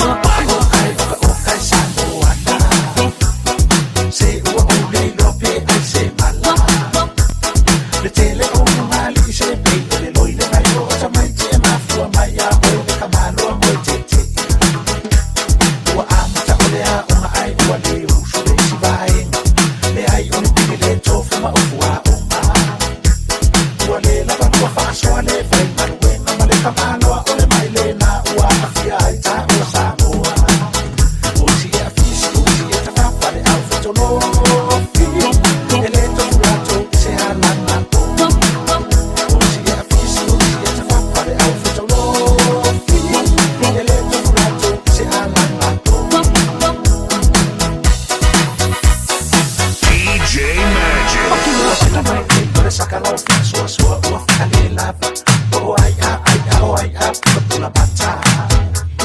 O mama ua whakamisa misa tui ai fua lava sitoia ina ana maua tonu lavaria i le maa pene i fua upa kasi tua tunu whani ma ua na malea numero mele ainga ai ase funu lima oka ua mite laina e ora pae le ma umi wani o le momoe lava matau fetuli whaato a toro toro mai ki le whare ua tani alisi o si a fisi o si e ta whawhare au fetolo fini wane tufu matu se ana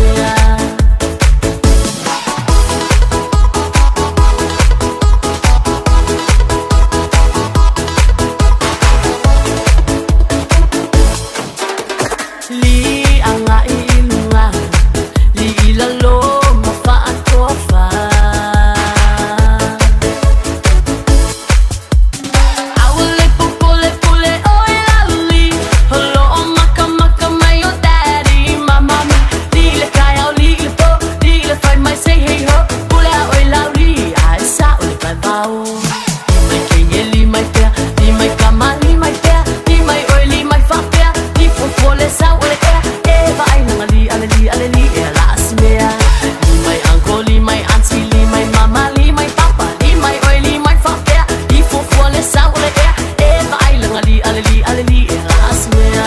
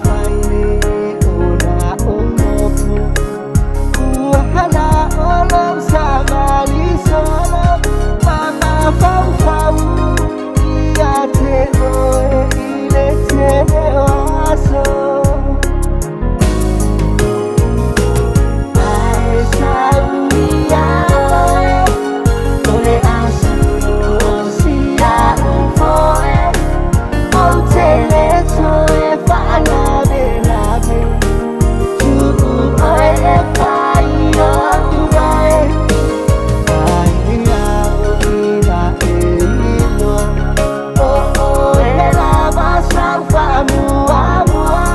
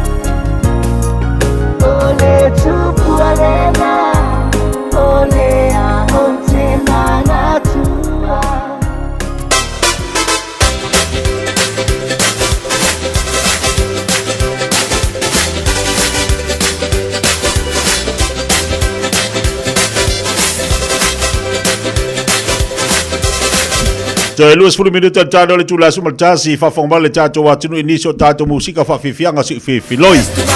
Mai sel tato poklame pe tuna tu le tali tula sfulu tai au nei. O te pala inga pe ona yela unanga mal tu le fianga fa tu ya eti fu mo ma kafi mal tato poklame na. Yo ole fa mars au lava mo tato e ngati tato matu ya tato matu wa fa pe foi tato fa nau. O inga ia ole taf tolu le nau tato wa inga te mamu tinama le fa nau. Toi te pa le ainga le manuia e tau ona yei tātou pa soa foi le upo le tua mo tātou le lei tai au fai le mavi inga o le li i lau whaafonga ma le whalongolongo i le wholofloino le upo le tua pe ona mai se whaamarisi au ma le awhionga le whalatua ia e tau matau ai ma whaamarisi au mo tātou ainga ma alo whaaftitere le awhionga le whalatua mo le tātou pukalame mātango fie ia mo le nei foi tai au mo le nei vai aso whaamarisi au le mo tātou ainga ia pa toi fatalo fatu pa imo lunga tatu watu nei tai au malo se fomaria malo fo lagi mama pe lava nei te mafuta mai ai mai mau mali tau tuale de samo nei tai au fo so se atunu so se ngaruenga so se vaenga la volete mafuta mai fatalo fatu mo toi au fatu po kala mi ante utou malo lo su malo fa malos le ua toi se fuma leiva minuto talo tu la suma lua ia wala to fo ina umole nei ya so lanto ia le fo ila afreas ia mana ia ta vale lunga la tele lo pena fa ngai manga luenga lunga la wala mana tolo solo ngai le mama nuia nga luenga lo ngai mo auto tatu watu no lo mafuta bai Samoa fa talo fatu initial tatu watu no le wa ma watu o ka se to telo tatu o lo ma fai ona ma o tatu pakala me lunga tatu tasi ono tesi maltasi FM ina politasi ono tesi maltasi famo tolo tatu watu no e ka ile le leila Samoa afa pe o lai falongolongo e pisi e lunga ai mau wale talo foi fa fukalo mau wala masinga e lengi ia pe ngale kalo foi amale pe e mar koko le koko ngola ta bale oka se manga ia ora foi fa tau talo le marketi alai au ka fala koko oka kama funga koko makala la ke ngofo la ma e fa ku vai kasi dalo le pou le marketi ia ma fa tau au kalo ai kusa pekele popole se me ai ale mor koko samo wa ko arele limbo ya pola foi te fero wai ke kaude popole ya wale ke ngofo ke la kwa mo koko esi di dua kala wa kukusa wa tu sa mo mata tu termine wa mawatu pe temi uma le wa mawatu pe temi uma ale mo la famita nga foi dia ili pe ilo nei o atunu ie fa fote loa to telo lato to telo tato ia e tau su ni me ai sa mo fu idea mingo ku ia mo me se me ai fu idea i asa fu ia o le sanguisi o le chips o le moa o kamanga lu ke sa mo o me ai uma woni tato mo tua tele sa mo e mo linga foi si kairi ia fa ingi si kairi o ia tato sa mo e makau kia e mata utia e la se mela tau pole ai o la utala foi le fai atu o ka se mana e mal aule lio sa mol te mil nei va pela la ka ke halu wa halu le aso ka ke ima sa ka kupe o ka lo ka fale ko e kungu mala ka ki poki koko fai de vai vela palu mala ka koko o ko le fangu tu tolo ta vale pa fa ka ikale ave jaxi ia ma ka kami ale ia wa wole isi ai ngi sa mo le ko fu mal pusaisa ia ku ula ka fangu vai malo fangu vai ese sa i tolo la tata vale kami ale alu wa ka fi ai ingura ka koko ai dipen koko alu wa vivela ia inu la ta fanu vai alu tale lava ia pika ke koma la se la Paulo fu del fakari sa ka pasese ia ma ingu la ka koko mo le manga ia kino Samoa ia o tunu o ia le ia se lengi o ide ai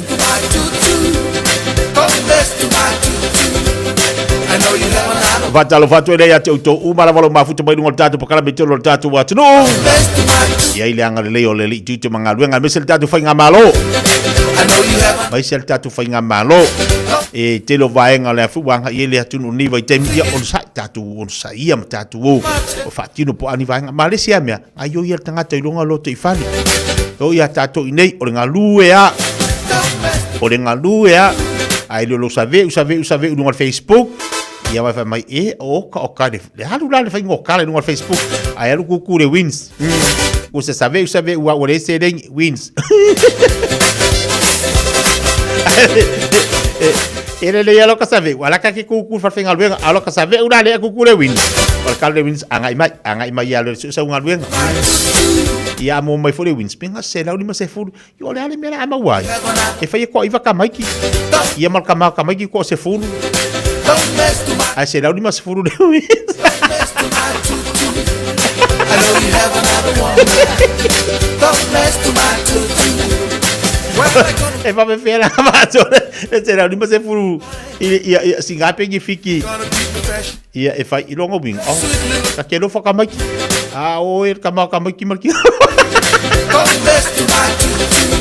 Ai karia o lua po feke lua kau ai misa ia e tas fulu lima berita jalan tulas malua fa via berjatu wacru e vai bangalo nei jaya ile mana yo la uale sul mal simai ai pe nau na tau pula mai e foringa mai ia se me fia mana mai ai Ole ulupo lava ole ulupo ele fa ai longa ina oni ulupo ole ulupo lava ole ulupo hey ulupo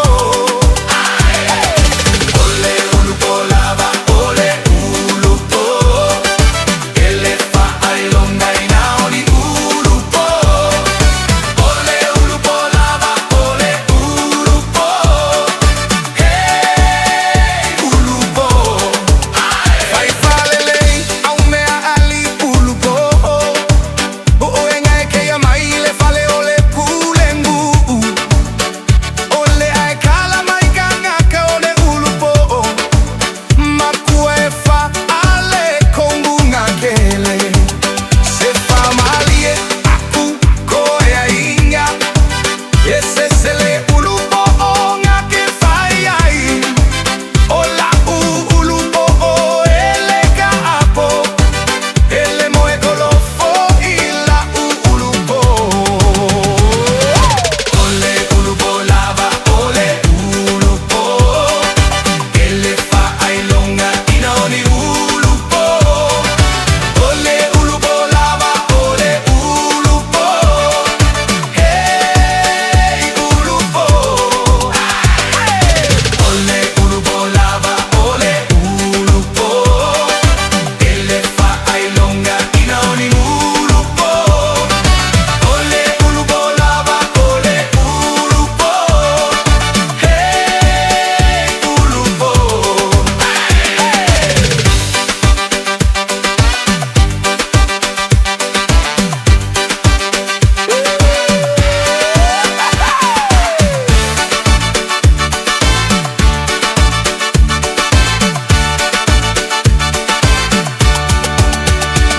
Ole a foi de calama y cangaga Ole a inga oya la conga mea A ole a foi e fai mai cangaga Ole ulupo a musa solenga y mea ulupo Fa amore mole oe a inga ele A uchanga mea la ulupo Ese se la le ulupo boga que fai ai Veilo a pole si ulupo con atai Ole ulupo lava ole ulupo Ele fa ai longa ina oni ulupo Ole ulupo lava ole ulupo Hey ulupo Ole ulupo lava ole ulupo ele fa ai longa ina oni ulupo ole ulupo lava ole ulupo hey ulupo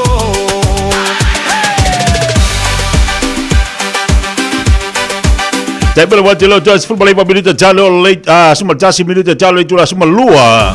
Jalo itu lah se football lua onda widat fo leo jatu jalo bersama lon tu fa salawida. Lalu temana buat football jatu pekalaman lima oe selu jauh fa lenganga mo chancho.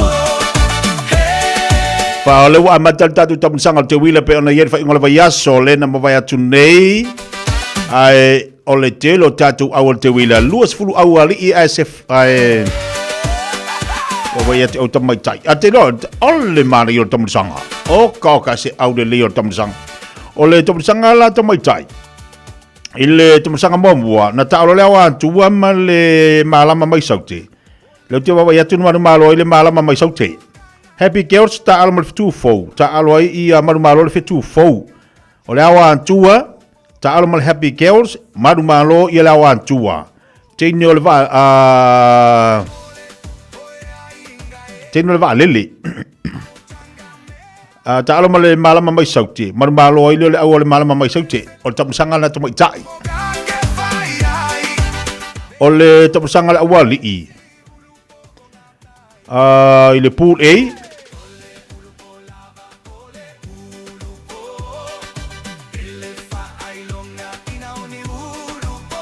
A ya le wanga mai o le tamusanga awali i le pool A tamusanga momua ta alo disciples mal le St Paul's i Otara maru malo le disciples o le awale mata a ta alo mal corporals maru malo i le corporals o le mongo tama ta alo mal le tama o le laumei maru malo i le mongo tama ya maru malo le monga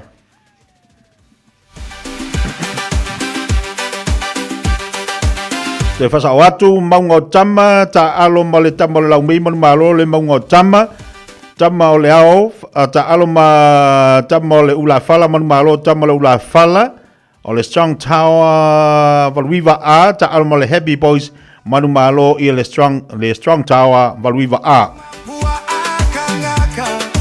saule le tamusanga lua le put A tamusanga lua le put A ta alo disciple male corporals manu malo i le corporals o le St. Paul's ta alo ma tama le laumei i le round 2 le na manu malo i a tama le laumei ma ta a ta alo ma tama o le ula fala manu malo i le ma ta a mongo tama ta alo le happy boys a manu malo i le happy boys a tama o le ao ta alo ma le strong tower valwiva a manu malo i le strong tower valwiva a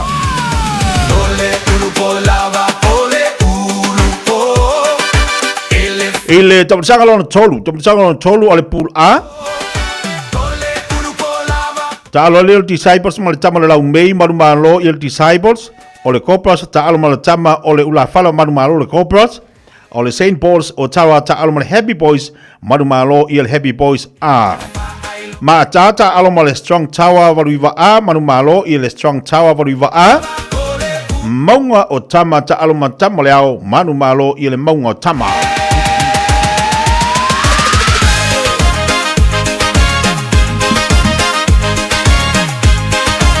o le fasolonga na o le tatou wafo o le tatou pul A si o wawa aia tu le tatou pul P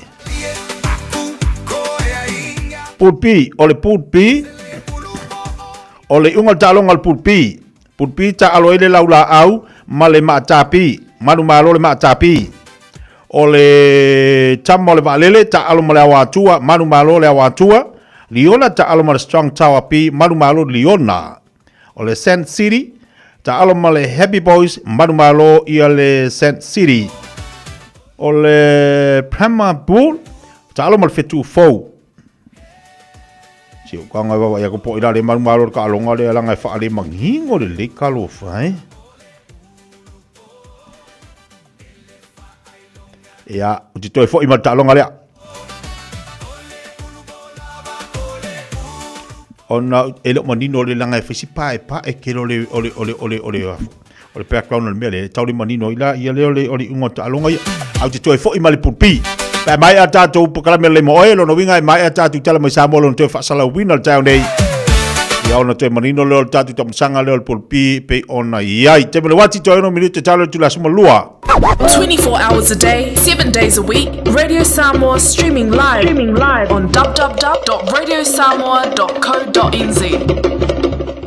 Ua mawhai o na aura tula polo kalame le leimo o ia so taitasi o na o le langolango malo si le whale maliu a se alo le atunuu o ese tātupu Funeral Directors i Manukau City. O kalame leimo o e talo whalaka. Amata re ni tau sanga e lua o loto. O whaale anga ina le atunuu o Aotearoa New Zealand, I longa mai, matangi, I male a whao kapiri ela. O le mau tonu ma te meme a, tangata umala. Ona o le tele nau nau, o mea tō tino o tangata o whaanga ina o lau whanua o wala. O mali liu fo'i I a tangata. O sa ili, ma fasili pea ma sa ili se tali, pe aisia ma sa ili se fōr pa fita uli. Pa talo no sui o le malo, ma tangata popoto I whaalawalawe whaanatura. O tusi lima fo'i. Solo tangata o tua ia is tangata ia ma whaalapo tonga ma company. Ai o le tani lea a yopo, soma lua wha iwe fitu ma le bala. Ia e fasili manu mai wha, la tu te awa o mai ia te oi. Ma manu whelelei, la tu te wha ilo mai ia te oi. Tau tala I ele ele, e a o mai ia te oi, e wha amatala mai fo ia ia, o le sami ia te oi. Mai tau le pupo ngā o yopo na le ai, se poto le lalolangi na mawhai o na maua le tali e mapu I ai ti ngā o yopo. Whailo mai e yopo, a o tātou whisili pēr, aisea I o le global warming. A whai mai o le loa e manu mai wha, o manu where lei o I o le samu, le mafu anga o whaalawe whaanatu. Na whai e le tua le lalolangi, ma mea o iai. Na sila atu fo'i le atua, ua matua ato toa malelei, ma fia iai. Ai pangalea, ua whaalea ngaina, e tangata le lalolangi. O le watangi maui, le lalolangi, le la uele ele, ona ua le tausia le lei, e ona tangata. Ia le lei, ona tātou teu mawhai le lei a tātou la pisi, ia ma teu ma alofa I lau whanua na whaia le tua mo tātou. Wa manatua, ele lei mo. O le ese tātou po funeral directors o se fale maliu Samoa o le tali foilea o taimi whengata o na o le malanga al maliu maleoti e mawhai foi o na latu awina atu ma awina mai tino maliu o e pele mai so o se atu nuo lalolangi mala au o le ese tātou po funeral directors I le lua o na lua toru fitu o pea fiu ane ele se fulu manebalu Norman Spencer Drive Manuka City.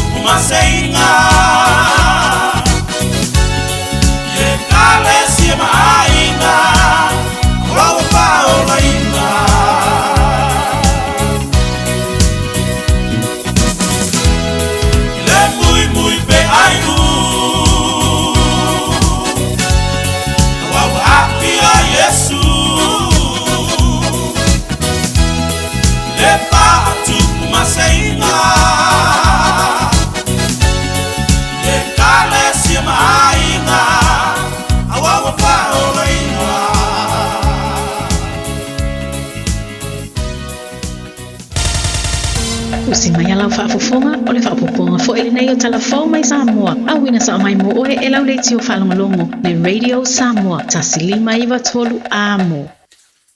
O te whātalofo e lo tātou utino, whelo ai fo i ma mafutau si mai e le whaafonga tala tau longo o le nei aso fau. O tātia le amata tufu tufaina o le fesosoni tupeta i se lau 5 tā la. Mo le toe ae o a onga le whanau. Se ia whato a tufa pe a mai a palo tala iti. Ai tu malo sa whatatasi ma vaisinga no lua. O whailua le whai unga le teitai o le malo le fionga i le pāle mia. I le sauninga na saini ai marienga. Mo le wha matu ina atu o vai ngā tupe. O le tasi tesi ma le 2 miliona tā la o le polo keti o le ati nae. O nu o i tu malo palo tai 5 maritasi. Whalia le pāle mia le sunga la uri le mari e toa leo o te apolata e waufosi. Wa whaia le whaai unga. Ina ia tau fia ini wha se amani tua inga wha sangatu i le malo. E wha peai wa wha tino le wha matu ina le fesosani. E whai ma wha tosina o palo talaiti. A vaisinga no lua masafa tatasi. Leo wa wha tūlanga e whaia i le vaya so a sau. Paulava si swinga la titi e yei ta au nei, mai ai le taranoanga na po. Sa liuli wai le tō whao no le puipuinga o le tātou whainga malo. O no lea no loma le whainga whiwhiringa sa moa i le vai asa fau. O manatu ai, ina nei a vea le whamatu watu o le tātou se lau 5 pe a maea na saini mea nei. Nei le so. E toi wha upu ina ai whawhea o se whatou sina poki i le vai na whai o whainga malo. O lea o manatu ai, o le atolo po le tu inatu o le tātou se lau 5 i tu malo umala. Se ia maea whainga palo tala kiki. O lo o alo atu li ai o tātou o tinu.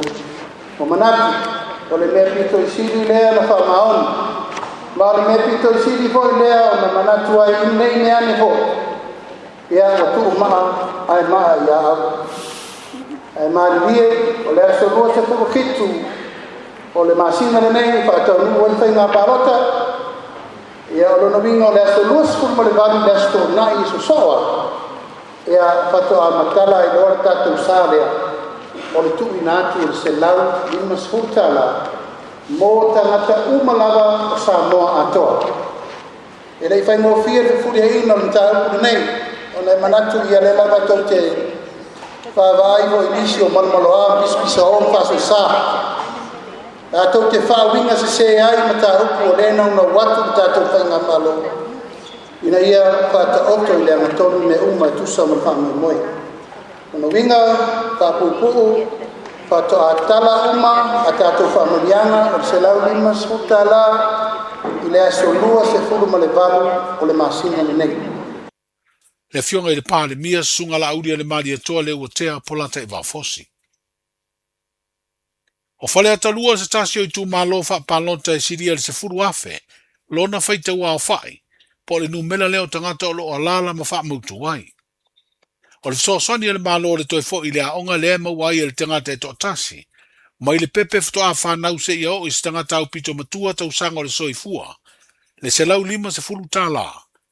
Wa valo ia le whaalu umai o le tasi le miliona ma le valu se lau afe tala.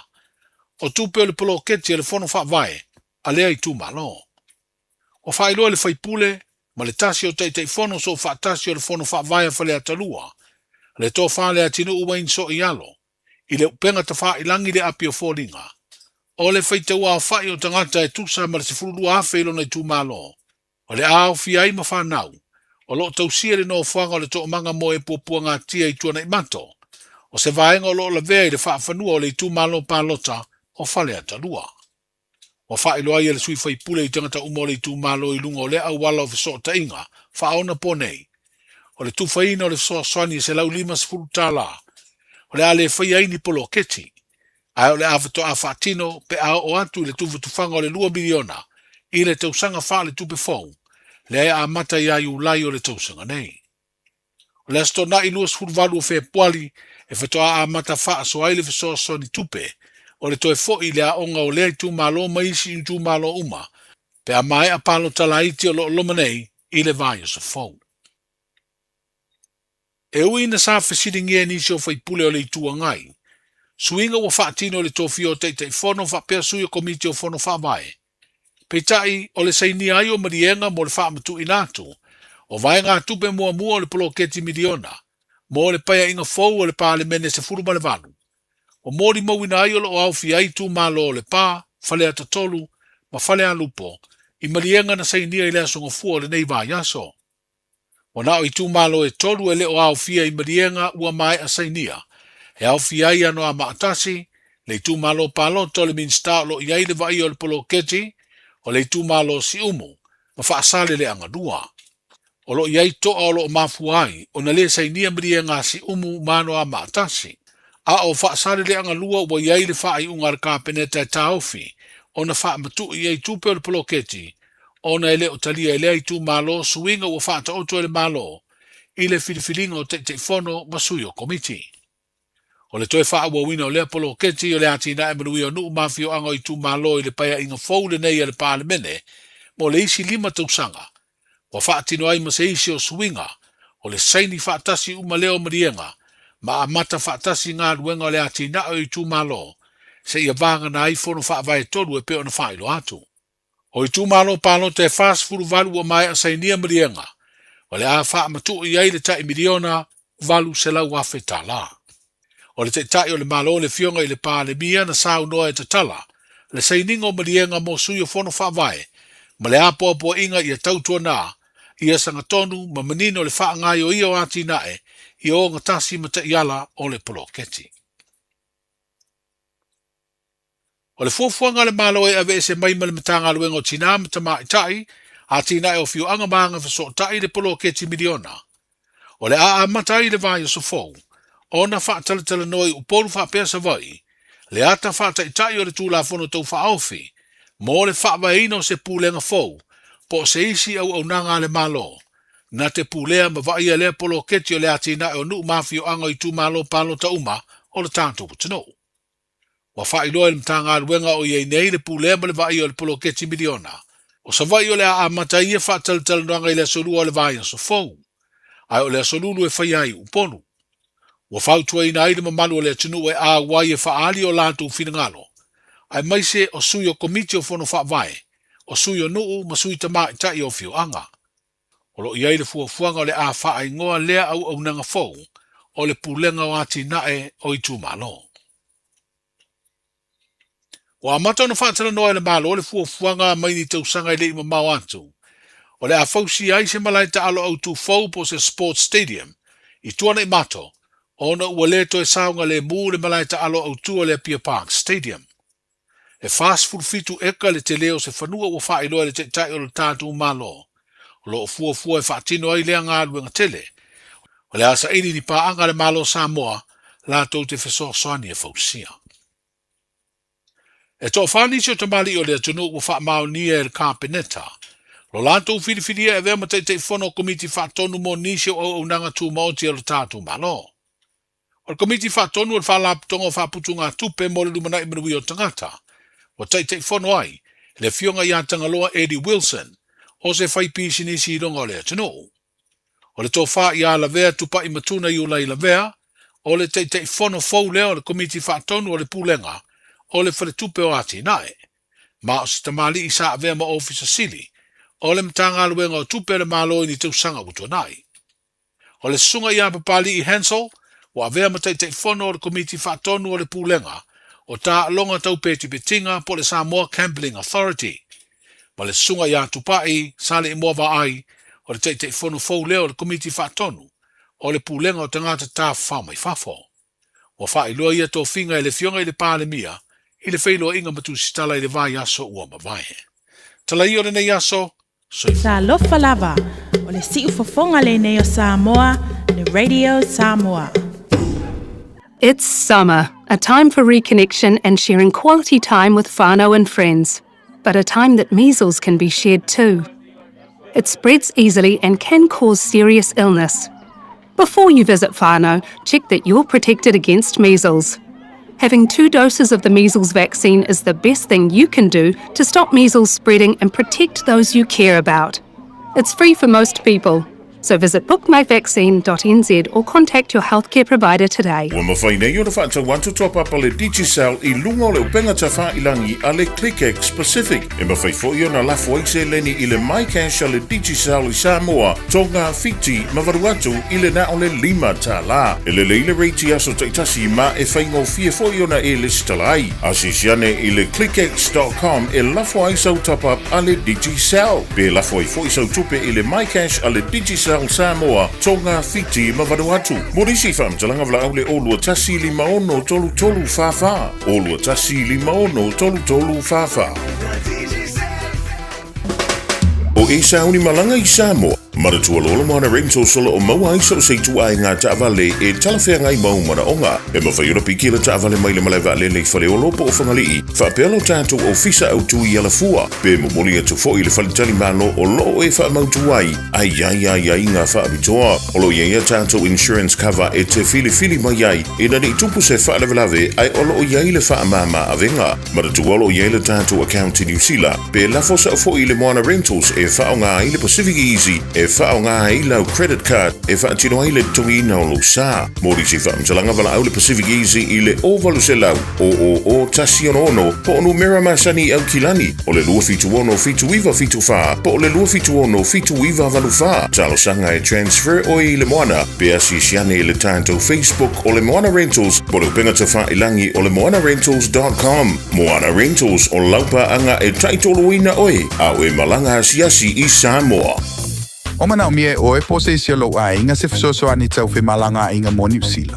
Ima ta au pue peo le vaita mai no whanau po ngaluenga. A whai lau tali o le ioi, wala au loa Ken Fernieho o le Fern Immigration Services. E iaila na lai sene, ma o silia ma le se funu 5 tau sanga hola na tau tua. E toa tele tangata o fisoso ani iai Ken, ima ta au pu tau whi malanga inga. E awhia ima ta upu na o atu le tribunal, ma apili le minister. Tanga iana e le Facebook, ma le upenga te whailangi I Molimau. Mo nisi whamtalanga, wala au mai le Fern Immigration Services. O lua tasi 5 tasi, o 5.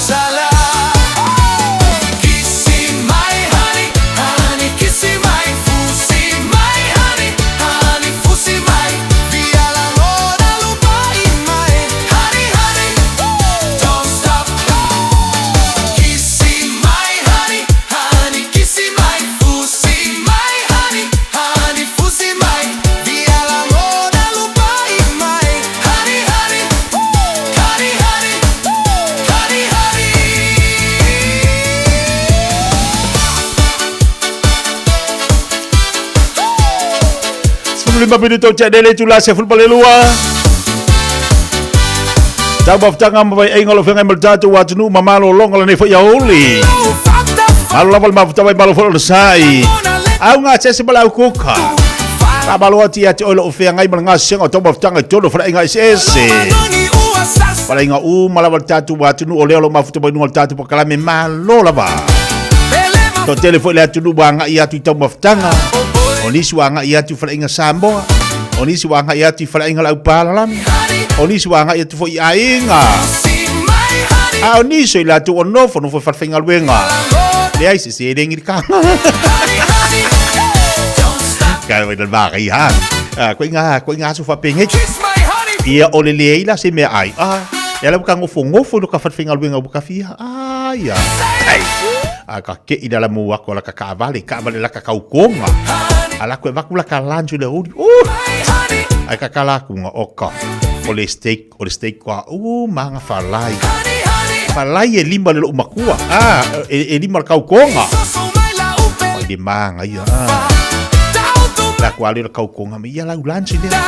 Wako male lanju ko male kisi. Oka se au de yo nga kisi. Ia mala lanju. Ia po o fo idea o ta mamal tina. Ia wa le mereka ku e. Ingat para lagi. Kau kaila dia. Ku aku boleh songi ya ke oi yang ai vai. Ma ia so boleh fale lang ale kau la ukanga me. Ia ai mo tatu la ia lianga i fale i momo ia ai di supo ia o tatu fu ia tele ka ko ai di supo sainga.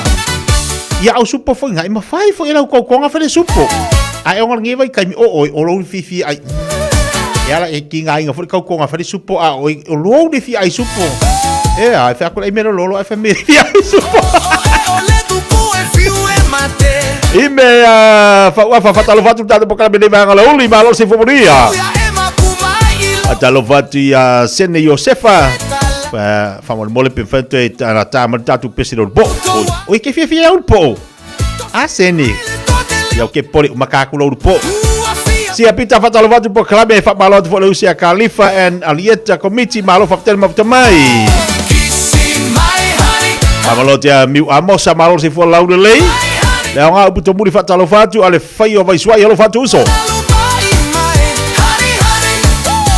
Le fatu si mai nai Samoa. Mai mana fo marketi sava lalo. Tonu ana po fatalo vatu uso. O Samoa la kwa maso. Oi ngola kwa mo fayo. Malo al fayo. Patalo vatu ya Rose. Kamalale ye Rose. Akafa mo abse fala inga e adu fala inga palang ele mo kingo ale se ele adu fala inga la palang. Fa mo al fala inga Samoa ele fu se mea. Ele ya se mea. Ele ai se kama yengo fungo fo dan ka vale. Yengo fungo fo kama la koloni.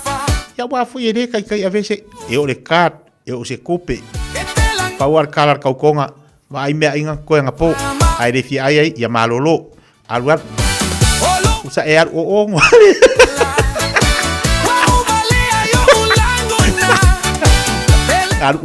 ngala ya le kala kau konga ya ai mai fali vai de va venga working va venga working ko me kilo Rose ya o sa ya wa ya ilu di fama. Hani panis fatalo vatu de va ngalauli. Alo bafta bai balo follow sai.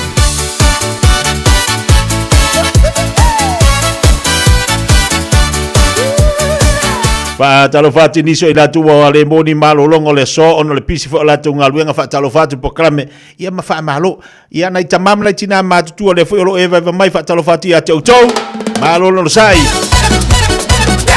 Luas 10 minutos jari jula semalua. Singa dua-dua le oli.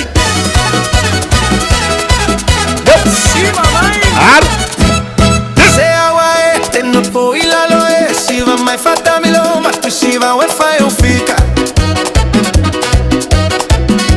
Ole pole wa manaya tu e piala tu i fai se chi la cofica, oya ma we uma le poca si va. Lima lunga lima la lo mai molo tangata fa una mai ole pese ya wale shole teine. Si va lava o la panga lo to atele le mata fali mai la ya tanga pe o ele fasia. O soy luma, o soy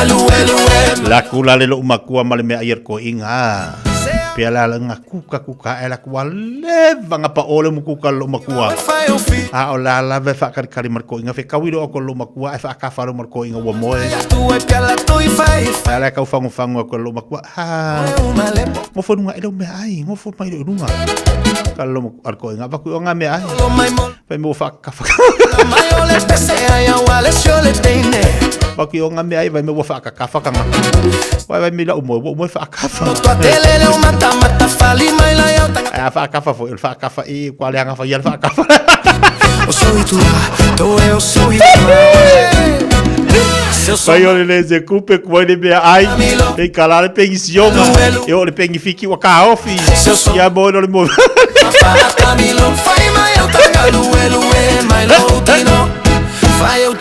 Se mai sida fa vivia ka bota to le ni vai ka le uri lo fa to bota wa tu fa tel ba to mai. Fa vivia ka final falasi. Jo luas ful valu menit talo le julai tasi. Fai ma le tending al sua. Ai mai se di so orang betul tua jolor tatu tu Samoa fa inga o malava Samunda. Jono Samoa mai savai au de lese ia pa ia upolu au de lei foi. Patalo fatu pokalami joy. Singa bingoi pa maong yung ngalwing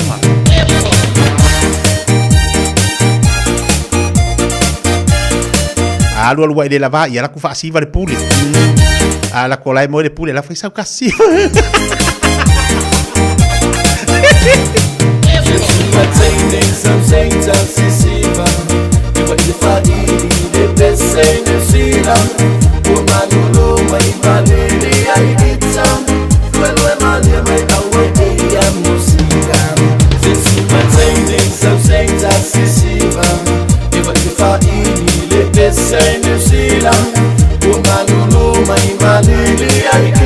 Hey, insurance.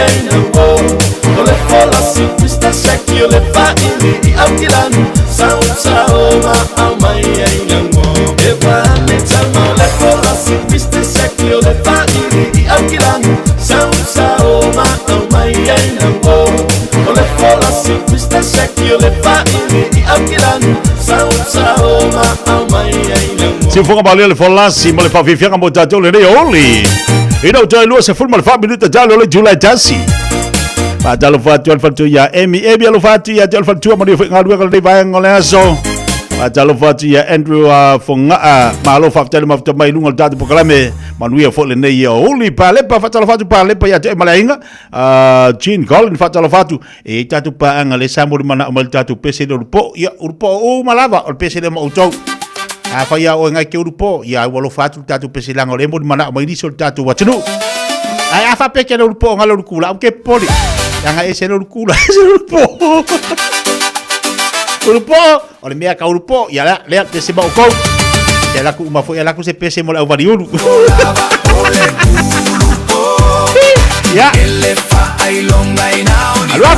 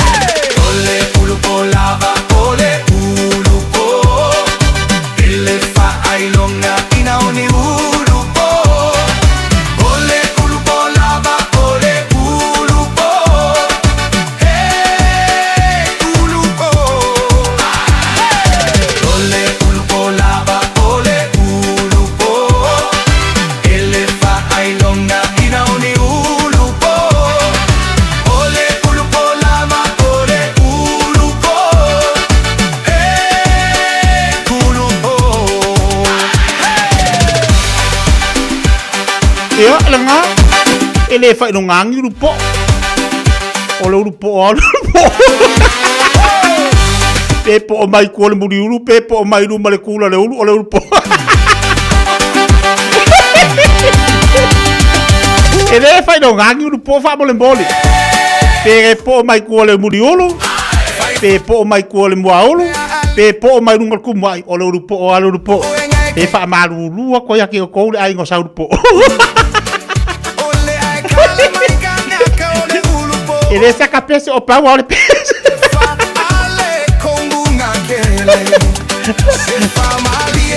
Pacalo batul de ba kalau lu.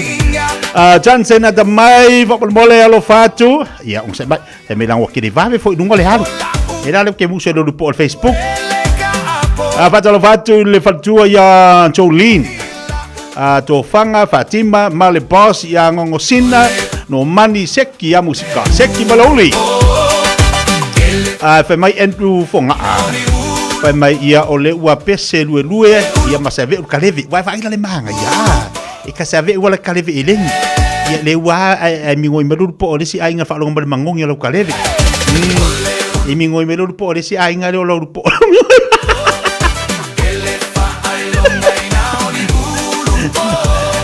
Jula sa fatalo batu balo si poporia des fatalo batu tanto po kalame la ngata foi lea ai nga tu nga mala malo se fu manuia se ki mai la oli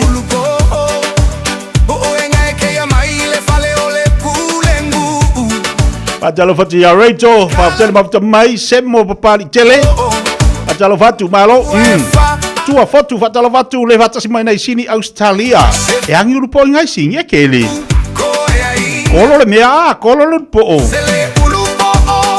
ya i ronga se ide ise ko ide kolo ka male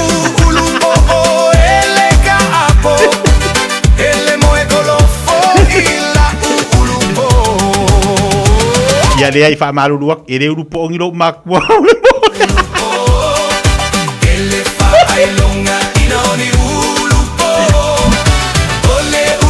Oile kere iro ala se mea yo kere iro se mea kere iro pe urupo ngiro makwa yo ngi Ya urupo se kali ai lau ke fongi fa bole la fiu lau ko nga vidi mai Maria urupo ia kali ang lau ke fongi la vidi mai seu ko nga Se vai fa fianga mai mau to jasi aswao Hi, you've reached me at a busy time. Please leave a message and I'll get back to you as soon as possible.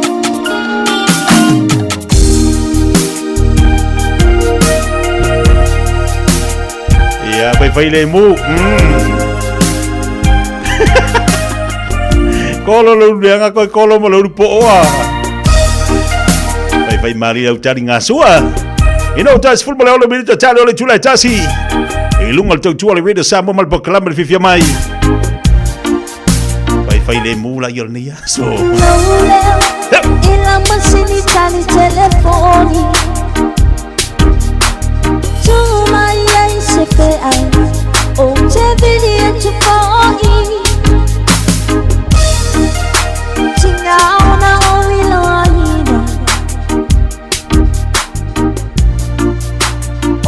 Telefoni watinya ilong ainya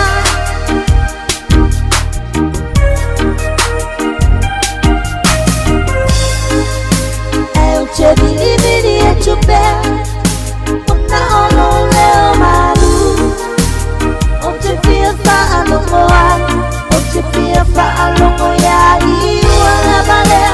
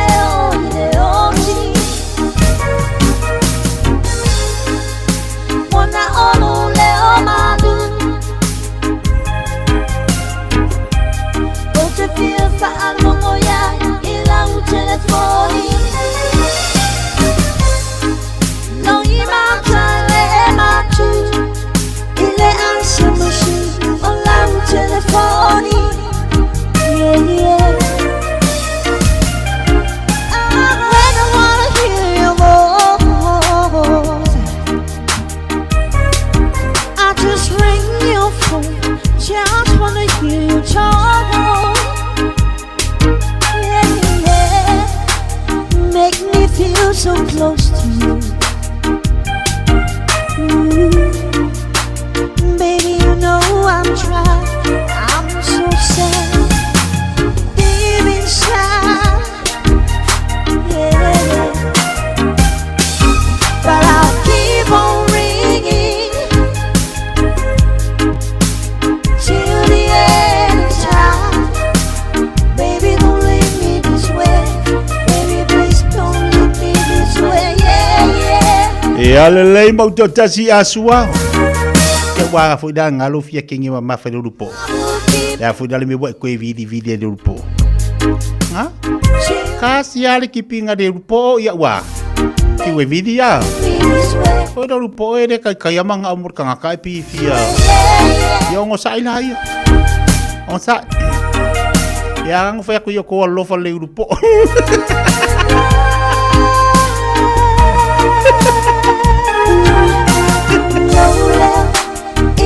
É, eu vou ficar aqui se for a cama que quer foguinho, vou ler carinho.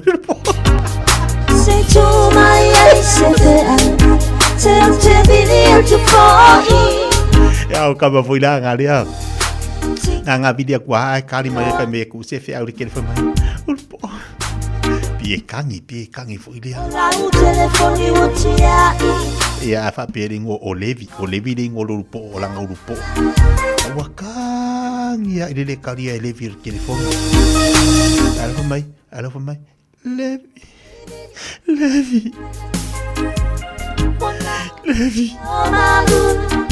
Ele assim o lupo ko chama o lupo lele. Alô o pauanga. Ko e vili. Você cango aku ya Levi. Oh, la mo mi scola. Aku sala o si mesmo de muli ala ye. Levi. Vai camar aqui. Olha no pola me lá vai Levi. Alô foi mai Levi. Sao kalia uma kauti oi. Pawang. Wah, kaki kala ini lupa oleh kau kali makau kia. Apa dia fine ngong ngi. Levi. Kau wale Levi. Kali mai Levi. You've reached me at a busy time. Ya, walele. Message and I'll get back. Ai fadele nge yaso, awa fu le si mela so unga. Aba fu nge yaso le ai manga yaso. Se kibal pokalambe.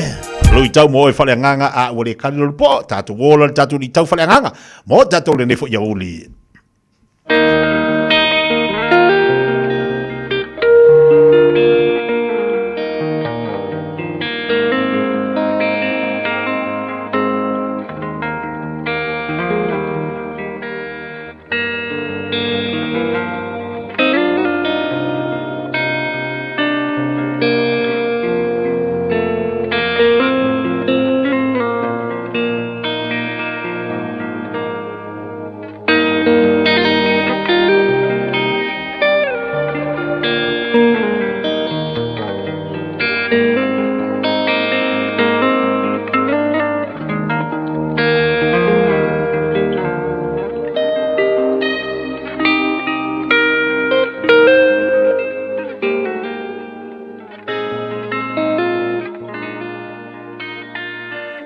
Tau mo le aso. Whao ngā se le pule a he rota. King Herod's abuse of power. Mā taio, ma tā upo e se fulu ma le whā, a olona foi upu e valu. A o ia, ua whao soina e lona tina, ua whai atu. Ia e au mai I nei ia te au le ulu o Ioane le pāpatiso I se tānoa. Whaau ngā se le pulea he rota. King Herod's abuse of his power. O he rota, o le tupu o tangata I utaia I le vai teimi na whanau mai a Yesu. o se tōwhinga mai le malo roma. Mō le tausinga o le file mū i le vāno nofo matangata iutaia. A o pūlea whaakolone e le malo roma, upu whai a iutaia. O le ita tele o he rota ia Ioane le papatiso. Ona na whai ane le tala Ioane le papatiso. E le sao, e le tala whengai. Lona toe avea o le toa lua o lona uso, le whawhine o Herodia, e whai mānāwa. O le mea lea na whao ngā se ai, e he rota lana pule. Ma saisaitia ai o ane le papatiso, ma tuuina atu i le whale pui pui. Ua whai le fia fia ma le ainga tele o le aso whānau o he rota. Sa iai Herodia ma lana tamateine. Ua whaatonu wina e le whawhine, lana tamateine. Ia whai ia he rota. Tasi alo na manao, o le ulu o Ioane le papatiso i totonu o se tānoa. Ua whai ane le manao o le teine. Ma ua whaao ngā se ina ai e he rota lana pule. Ina ia wha malie ai ona manao leanga. Ma ua whasi o tia Ioane le papatiso. Ma avane lona ulu i le tānoa e tusa ma le manao o le teine. Samoa toa tele tā i tai o whai ngā mā lo le lalolangi. Ua la tau whaao ngā aina se le pule o loo umia i o la tau tōwhinga. E wha malie ai o la tau manao leanga. E wha malie ai o la tau tuina nau. E wha malie ai lo la tau manao tele. Samoa aua e te whaao ngā aina se le pule o loo i a te oe. O le pule, o se mea alofa mai le atua, ia tātou whaao ngā aina ma le alofa e pū lea ai tangata uma. Samoa aua le whaao ngā se ina le pule, i to tonu o lau whai ngā mālo. I to tonu o lau tāpua inga. I to tonu o launo, ma to tonu o lou lava a inga. I le nei fo iaso i fe au mangalua. Ai a pe a se i wha o ngā. Ia le pule o loo ia te oi. E te a lofai i ta ngata mātitiva. Ta ngata le a mana i aina. Ta ngata wha atau waa. Ta ngata fiaola. Tō tele nei ta ngata wawai vai. Tō tele ta ngata o loo fia mo o mia le fesoasoani. Ai a i le nei fo iaso. Pe a se i wha o ngā ia le pule o loo ia te oi. E te alofa ai, ma whai ai se ngā lue ngā alofa. I ta ngata o fia maua le fesoasoani. Tātou te talo. Whawhetai le atua. O le pule, o se mea alofa mai la ua fio. Moa mātou fe au mga luenga. Ina ia whaao ngā ina male whaau tauta. E alofa ai i tangata lau tele. Tātou mala ua fio ia mātou fe au mga luenga o lene yaso. E manu ia ai mea uma. Lou lav suafa Yesu lo mātou walii, ma lo mātou whaola. Ua mātou tatalo atu ai nei. Amene.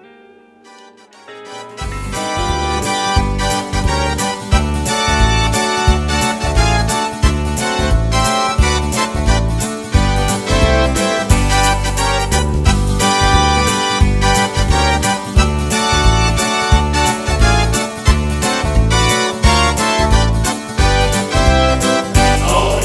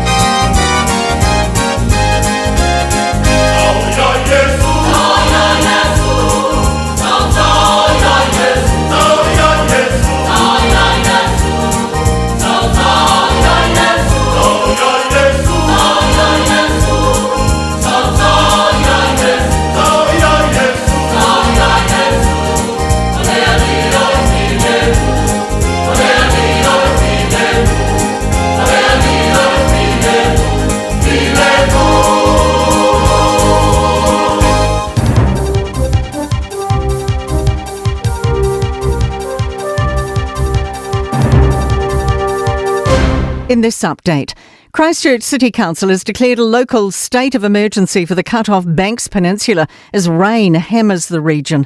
Much of State Highway 75 is closed and the area's heavy rain warning runs until 6 p.m. A boil water notice has been issued for Wainui after infrastructure damage. And a carload of people have been rescued at Little River's Wairiwa Marae. The Herald's Jaslyn Wales says the city's also inundated. Flooding would probably be quite an understatement. Entire roads are covered in water. Dunedin's now getting pummeled with a heavy rain warning in effect until 7 p.m. Central and lower parts of the North Island are still reeling from their dose of bad weather, with power out to thousands and major road closures. All convoys on State Highway 2 through Waiweka Gorge connecting Opotiki and Gisborne are now cancelled because of ongoing slip risks. The Infrastructure Commission warns big costs are looming for renewing failing infrastructure over the next 30 years. It's released a national plan setting out 16 recommendations for improving the foundations. As of September, $275 billion of projects were in the pipeline across every sector. Commission Chief Executive Jeff Cooper says more than two-thirds aren't yet fully funded. This is the mega project that we cannot avoid, or if we do, it will end up being more expensive. And Labour leader Chris Hipkins says if what the government's delivering is sensible, his party won't automatically rip it up when in power. Exporters have been gearing up for Lunar New Year celebrations, which begin today. It means a perk for the New Zealand economy. In particular, honey, dairy and some fruit exporters boast a healthy surge in revenue as people take part in the festival's tradition of gathering, gifting and sharing food. T&G Global Marketing Head Gemma Whiten says it's envy apples are incredibly popular during this time with its vibrant red skin. That's news. In sport, a big loss is incoming for the Blues, with All Blacks loose forward Dalton Papali'i heading for France after the Super Rugby season. The 28-year-old has signed a 3-year contract with French team Castres Olympique. Papali'i says the opportunity to set his young family up financially was too hard to turn down, but his decade with the Blues has been special. Probably one of the hardest decisions of my life. My blood is blue, runs deep here. My loyalty is to this team, and I've had 9-10 years here, the best memories of my life. This team has shaped me into the man I am. A deflating exit for the most unlikely team to feature in the fourth round of English football's FA Cup. Sixth tier Macclesfield have suffered a 1-0 loss to visiting Premier League opponents Brentford. I'm Raylene Ramsey. Hey, hey!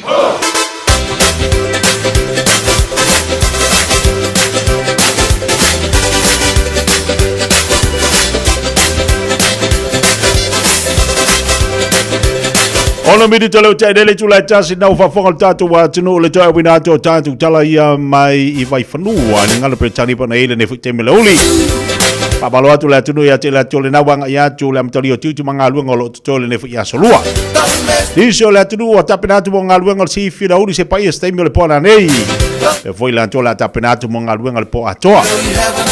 Ya le mfela tu al fatalo fa mo fa malo pe le tatu wa tunu la tolo ngalu I so se fa finga luenga. Au e mafuta mai tolo farfenga luenga fa malot po kalami ati oi Amerika, Kanata, o Malaysia, o Australia, o Japani, o Fiji, o tatu watu I Samoa, o New Zealand, so se vai ngar kelopi. Ia watu iai, ia le fatalo fa malot tia mal po kalami pe ona iai ne ia oli.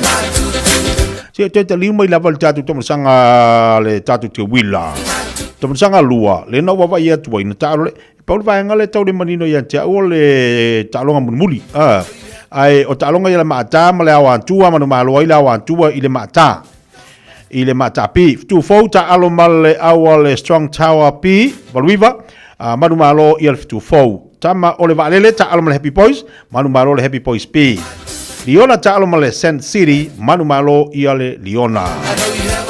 Ia pe o talonga la laula au male Ramapool. Ia Ramapool e te lopo ile malo langa le faisi fa le nefu mai lalo. O vai ngolo iai. O le to sanga tolu ali ile awa ile vai ngol pupi laula auta alo malawa tua malo le awa tua o le mata pi ta alo male happy boys pi malo ile happy boys pi. ona o mai lea o le tatu tamasanga le stana i mamua e na te atu nei pa sa tala fa si fa tu mulia fo tamasanga na pe ona yer fa ngona vayaso ia to tele la tu sa wai to tele nei tama ia mai sa nei tama mai tina talo fai ole o sunga fa fe ngainga a wai tono tatu talonga tasi le vaanga tau nei tamasanga wo tilo iai mo va iai i le tapo inga nei tatu matua e watu lava tap i talonga le whanau ale ngata fu ilo tu pulanga talavou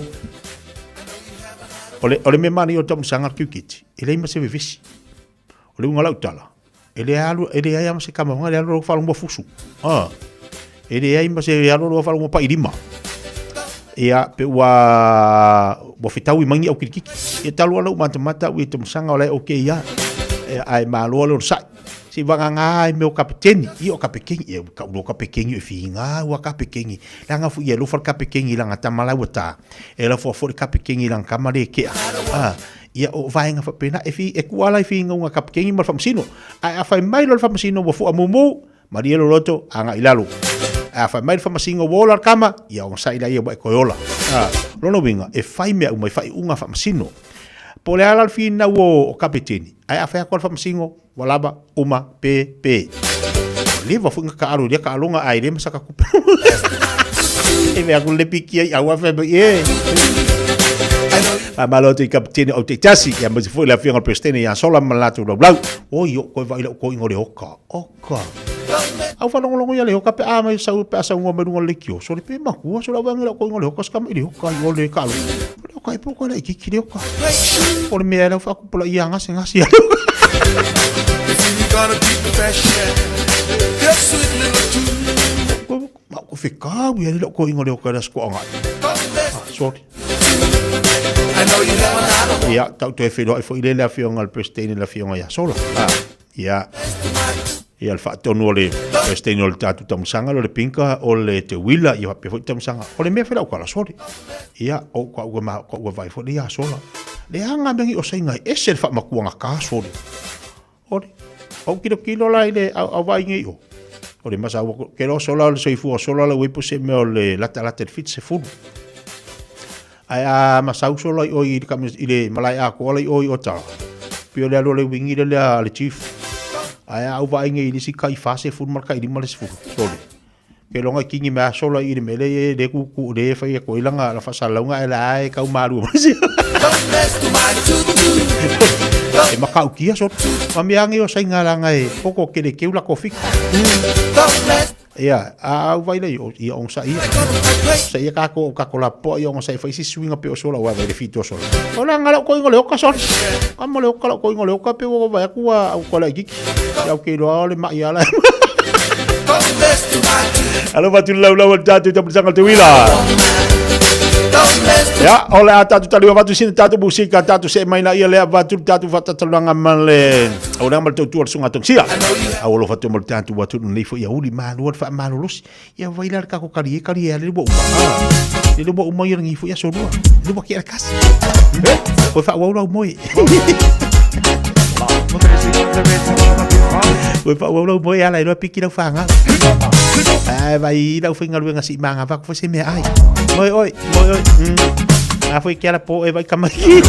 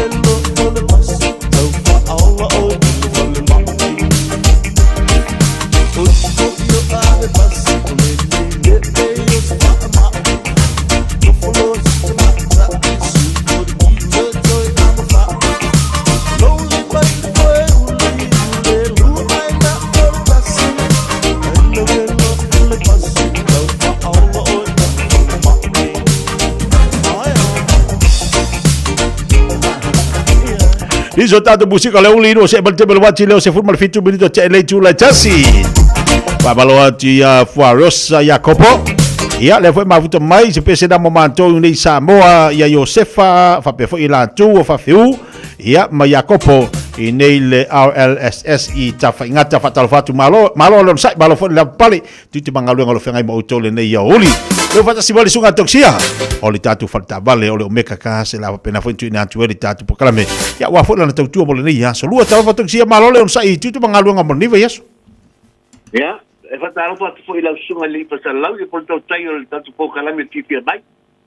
Malo se fu mani fa malo tatu atu wa ketia. Donc si vai atu le ile nei yaso asu fitu nei vai da le vavete le alo fe puari le woye ia fa malo vai ngala tala foi le vavete le masina vavete le aso mal taimi ia o lewa tatal no vavete le masina mal tangal tosanga ia sa le level sa nganga tetia ele fatali de temele tu esis ai fa pe paye la bela toye fa pena la ba ele fa pela fa paye ai tu ele wati le tu ia e mi ngoia ba ma ko le wati la toye te muma ya mera ngai ba be ko la so la toye ba be le tem ba be ma sina ba be to sanga yo tu la la toye ya mera toye o tangata e ngalu e fa maon ngalu e malo se mo to anga ngai wenga to anga le onga ya o tangata ngai e la toye mo won se be le te tia sa ole le to si al tu langa le e langa tatu e foi temi tatu te tau fa tali tali taimi tatu tau fa tali tali le taimi tatu mi ngoi le lungo taimi foi ile aso male aso e ai tanga to tatu e foi temi tatu te nga lue ma tatu nga yoi ele uma tatu me tatu te mana o le tau sanga male masina ai sea langa e tango fi tatu ko loi le taimi e pi fa tali al taimi ai mi ngoi taimi ngoi ke mi ngoi ko tangata ai ma pena ngoi ke mi ali minuto na la tu nga tongo ai ya vera se makuku fua le mingo se kaimi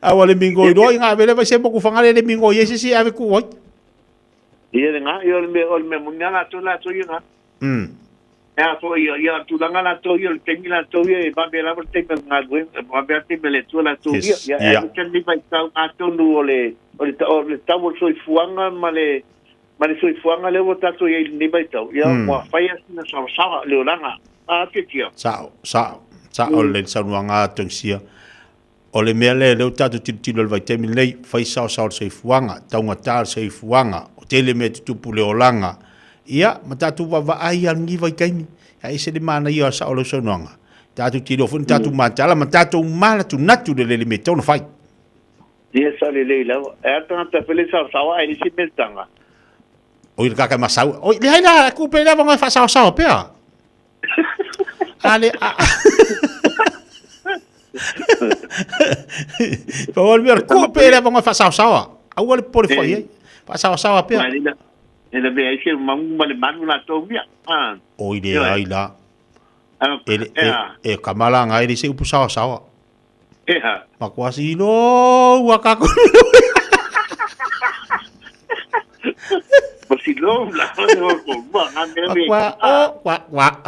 makwa o vai ko marsido mera voi iri ai se kupere kanga pare ai se mega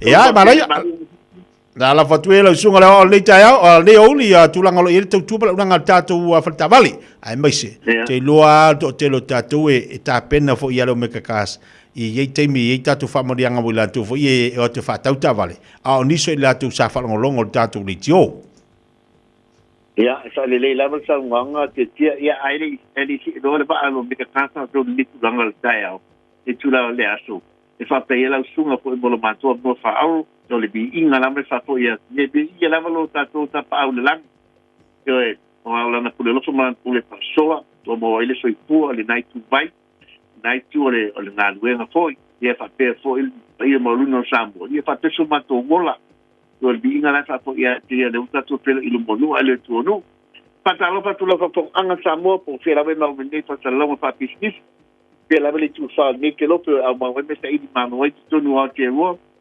Tono tato lau whanua I Samoa, whape foi e tuwile manua, ia. E whatalo whatulama tong sia mala me kakas, ia ti oi whamaro se pumania, whamaro ta watai, au tato tono hate roa. Ia, te e lama e whamanatu tu I o tato tangata whalongolongo, le tato likio, mana tua. O tato whatalongo whapisniti, o tato whatalongo whapisniti, ala lel ki whonga Samoa, ta sili mai batolu amo, ia. O tātou wale le pito siri on whamandia I tātou o tātou whatabale. Me whaile le whaile mi whiwhi o le mea lofa I whatai o e tā whatalau tāmale lo me kataan. O le tolu tau sanga whale mātou te vai alau tā o le sebesina o tāmale, whapepaina o le stalaina o tāmale. Ma pewa sebesina tāmale tolu tau sanga ia. Nā le te me te papole le tūranga tau sanga momola kong karate. Te winga nasa mtalanga tō kia ia, iwai.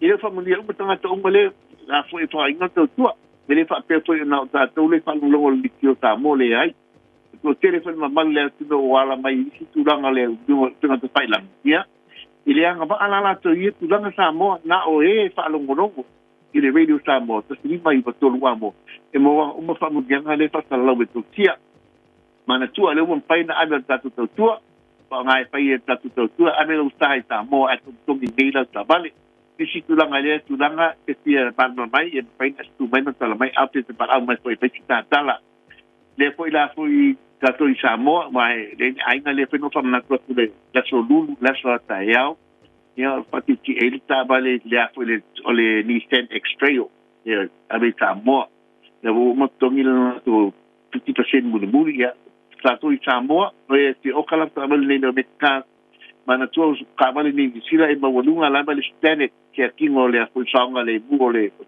na to soi fu te I ta vale le mafo anga e mawalunga e ale fu le quality o ta vale kila la fu mal pa fa na ta tu Samoa le o ka ta le mi Samoa e to mi le lima spunto tene ya e ti ta vale lunga ba yo to me le lima spunto tene pa to alwa to ta vale lunga ba yo si tu danga ki manga mai tu danga e fa ne pa puta mai e to sia ai tele ta vale faila fi filinga pe su me tala mai a mana tu e specialize ta to falta vale le customizing o ta vale pa un ta vale su lango ta vale pole ala ma tu danga ki pinanga liai yo tu danga umai e pena fa ti volta to tua yo ni si tu danga ta vale la to ia ma ta to SB la po pa per ta to piki up mai on tutuina o ta to family event o commercial event pa per po ia ta to mini event tele ta vale faila fi filinga e langa nua I ta vale faila tu filinga e o faila mas ko kas mo tu planga talabo tele na o to no tatu falta vale yo ni si tu langa ti ma mai Samoa tu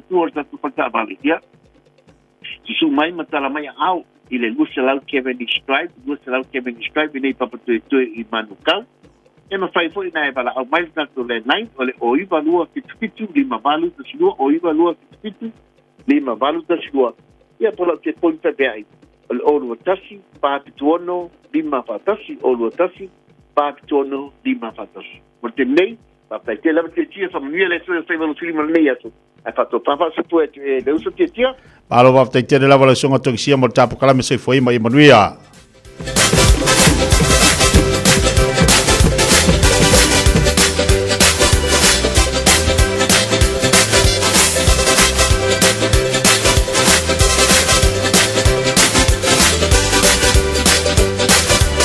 au nang ber tu songa to sia mo meka ka se pene fa fonga ma ia ile nei oli palwane ile olo tasi fa fi tuono lima fatasi olo tasi fa fi tuono lima fatasi pole lua se lau Kevin D Stripe na I manukau o nala te mo ile tu nanga sunga tung sia pa tu se tabali ia a me se foi fa mo dianga pe na fola mai fon tung sia mo tatou pe a fa pe te anga ia tu lato lo toa ma fa ia ia ole ne fa ngolongo tatou le tio Luas fulu wono minuto tenele tula tasi. Lunga to tupla ulanga si fonga reda Samoa tasiri mo tolo amo. Pese wala fatwa moni so tatu ai ngale fata sima nei Samoa. Fata lo fatu inisi ne ila to. Ya Sandy Yeremia le fata sima mala ainga ina le mafutatu nei Samoa isaina. I faleata malo fata mafta mai Italia si aupo fata lo fatu le mafta mai fo inai fa California America. A Selina Siosi fatalofatu tatu pokalame fa malo atu ya Vimora au kuso fatalofatu fatsima inai Australia Depra fatalo fatu Depra maftu imra inga nemre pone pa malo si fumoria fa malo tfo ya malo Willy se ki mai tatou sulesa fatalo fatu tatu poklame ya se mai sina fa fianga mo tatou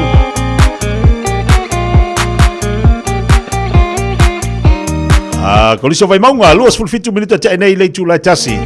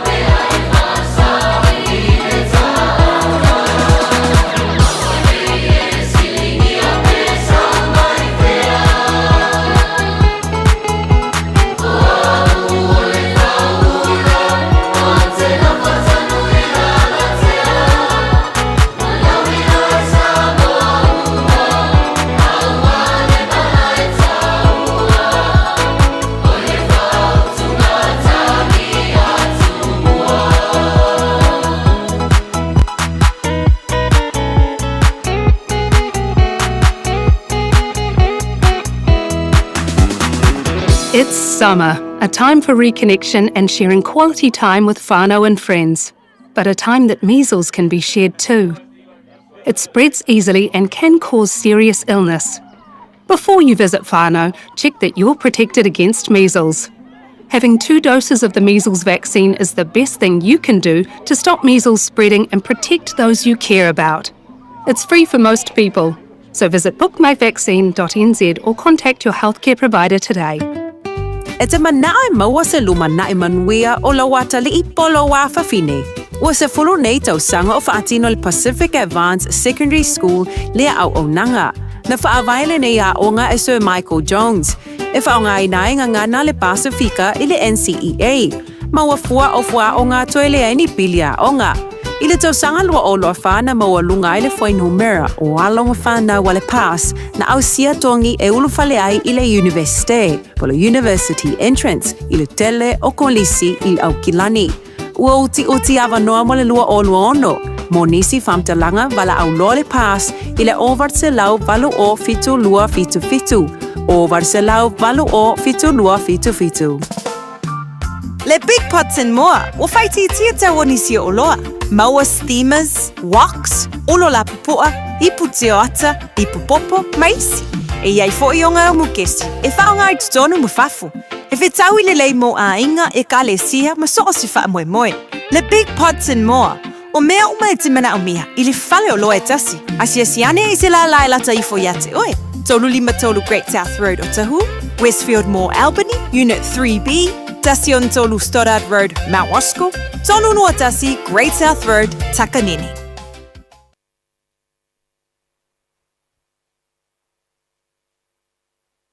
Whila I tātou tinu, mai tātou pon kalame, o le areto le ola, ia ele neifo iaso I le lofa, ma le anglelei, o le tua.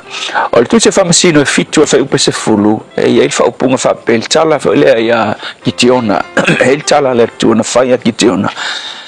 Ai a whai e te whewhe o nā luifo, lua te oifo lea I le tū taua o lua mafora lau au auna. A le upu mo o le aso le nei e te mo o mia le isi. O le tala leo le tala I le tama tala vou leo kitiona ina ua whatonu e le tua sa uni kitiona e whaala talata I le au tau malosi le amitiana maisi nuu au whatasi. Whai leo le tua I le po ia kitiona e whaala talata I le au tau le amitiana I whale ia au tau le ma whaalongolongo I tala le au tau le whai le po e a whai leo le tua a whai e te whewhe ona e alua e na oe ona lua o ifo lea ia malau au auna ngā e ngoa ia fora le ngoa le au auna kitiona o le ungala na alu kitiona ma ave fora lea na mawailo na loto tele ia ma wha malo si au pe o yeise tangata a company inga ia I le malanga wha spaile I le po so o le sona la taua mo tātou le whaiaso e te mo mia le isi tangata memang ina o mai le tua pe su e le soifuanga wha le tangata au auna le tua na design o le tua penga whaia I tātou le tua I ko inga tangata lenga ko inga awala lena e te tau o ngā kako ngā lulu e whatasi mai te tau o na tātou o whakasi maisi e le ai se tasi ngā whaia le tua e tū whamaunga tātou te mo mia hisi tangata o le whanau anga o aso nei ua iai le anganga le po le spirit e ta ua o le spirit po le anganga fo le independence po le o le anganga o le tūto tasi ako ngele le si ku ma fai ka nga fai nga ku ko kasi ma a le o le ku ko kasi fo le manga o ke le mo biases o fai to tasi lo o langa o e manatu ifo e te mawhaia e oe ma whaia mea uma e au ngoa ma so wa manga ia o isi tangata e ke le mo o mia isi tangata we vai tangata whapenga kan ka whai pe isolate la tau e le manga oe e o whatasi ma tangata pe feso so ngia kusesi a te ia a ke loa o le tua na ia whaia I tātou I le ko e ngā awala le nā e le mawhai o ngā e survive ma e ola ko kasi e te mo mia lava leisi tangata ia whate ta ingala e peo a tam o a kamu ngā whaia le tua e ume whonga pia le seki o ngā e mo mia a tamu ia eva e le ngata I lea o Mose na ia mo mia a Rona na ia mo mia ia uro maarona ko ke foi leng fai le taua la fai inga Israel si ilunga limo mos ya vai ya ai ele ma fai mos nga si ko kasi lunga ko ai nga aku tamale uro maarona so swangi si ilunga ngalima o Paulo ele ngalue ko kasi foi na mo mie Paulo panapa nga ma mia alu ngai kai ka Paulo il ka mangai ngo ya Yohane Mareko alu foi ko vai foi lisiana tusi wa kusi a Timoteo e sa ma au mai le kamale o Yohane Mareko nga ki mo mia Mareko ile ngaluenga fa pena foi le ali fa ola o Yesu o ia ole alo le tua na saule la lolangi wa faila na ngaluenga ai le sa foi Yesu ngalue ko kasi longa manga e wina ia te ia le mana uma awa o ia ole alo le tua ai na sau fo Yesu ua ngalue fatasi matangata e to se furu manelua so ole failonga la le songa ole failonga le e loa ua amata ona e fa mawalunga ia te aurava ia ole failonga ta wernge ua e mana o e ke ngalue ko kasi ua ele mo mia istangata ua ele mo mia lo ainga ua ele mo mia ngiwo ua e alu to tasi ile olanga ngai a fai o ese nganga fa pena ia te oi fialu ko kasi le olanga kelo ole fa ilonga sili le nga fai ngo fie tau to ia te oi ua e fa mawalunga ile olanga nei le tua fa fitai wa o imato le nei olanga mato te mo mia la vaisi wa ola o fio le nei mata upu yo tangata ona o Yesu amen.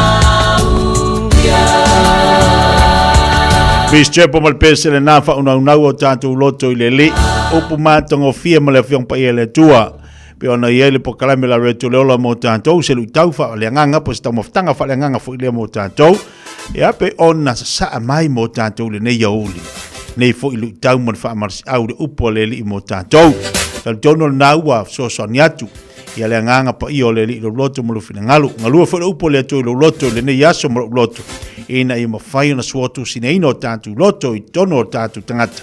Ina ia fisoa soani ma ia whaamalisi au le tātu sāvalinga. I ele anga le leo le tua i ante oe lau fōlanga ma leiva yaso. Whātau le upo le tua mo tātou, le anga le suru leo tātu vai ma le mamlama i tātu wala le fionga le lii.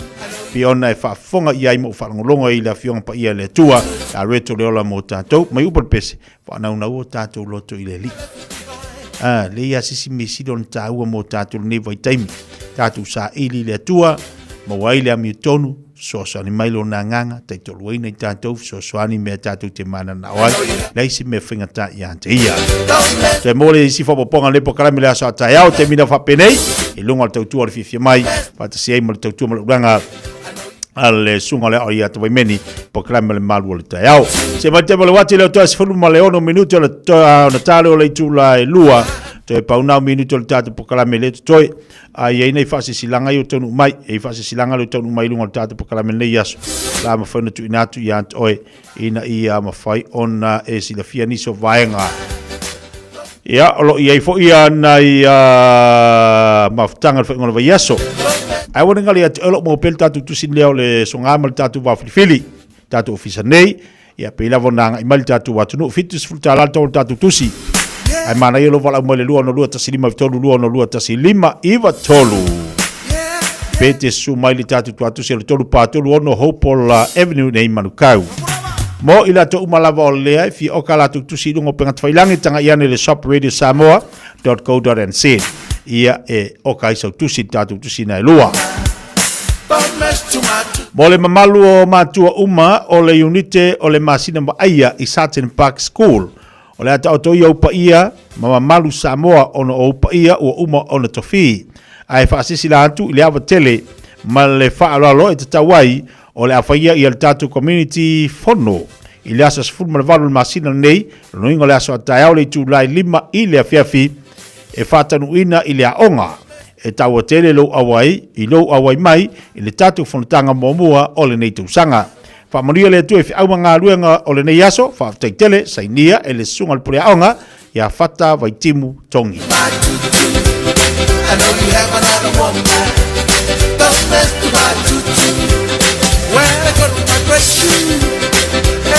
Ia ngale pawaru ngā kako whasisi lang, ngā ole lua. Lua tatu whasisi lang alo tonu mai. Se valte belawati lo tes fulma family tonu talea o leitu la e lua. Tatu o sin tatu musika. E walo fatu e nei avita vale umalava. Lea fu to tele la tu le val au mai ia fatalo fati ia te tu avita vale. Fe lava na te vala mai ai. Ngalo pingi mai a singa ua kamai.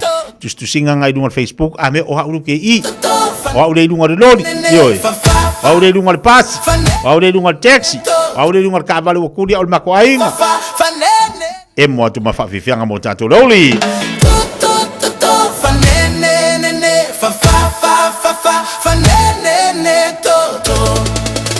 Sole sole bofoia ilunga va aya kuia ua kulela kango ila o amo malau sa pelu alu inga ukaile mau manga meaga e maua iluka apo ua pea we seki apolo fe alua i solo ile leva o lepo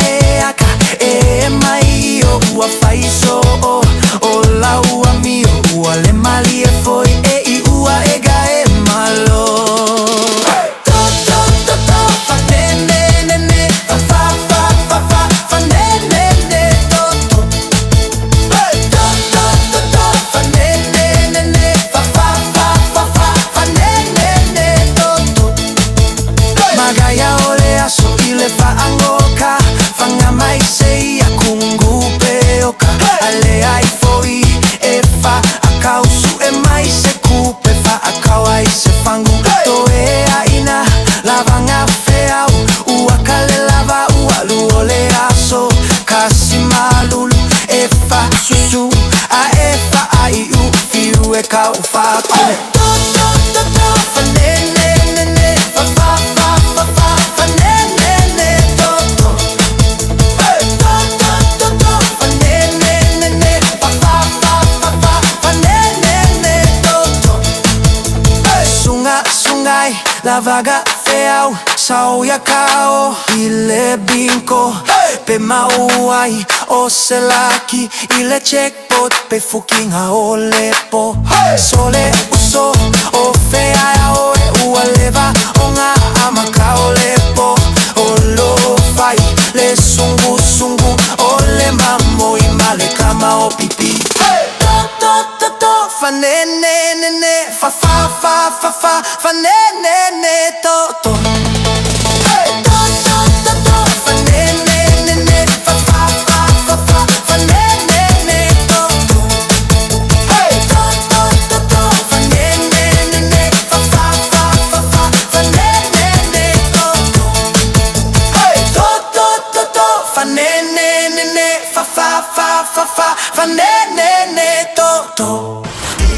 Radio Samoa. Taslima Ivatolu. Amo.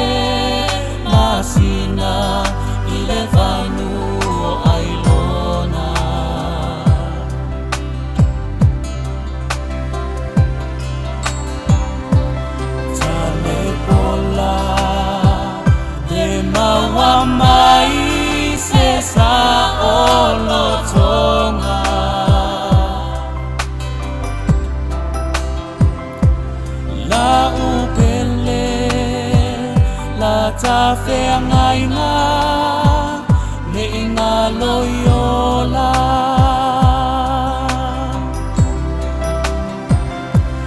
La upele la ta whea ngai ngā le i ngā loiola.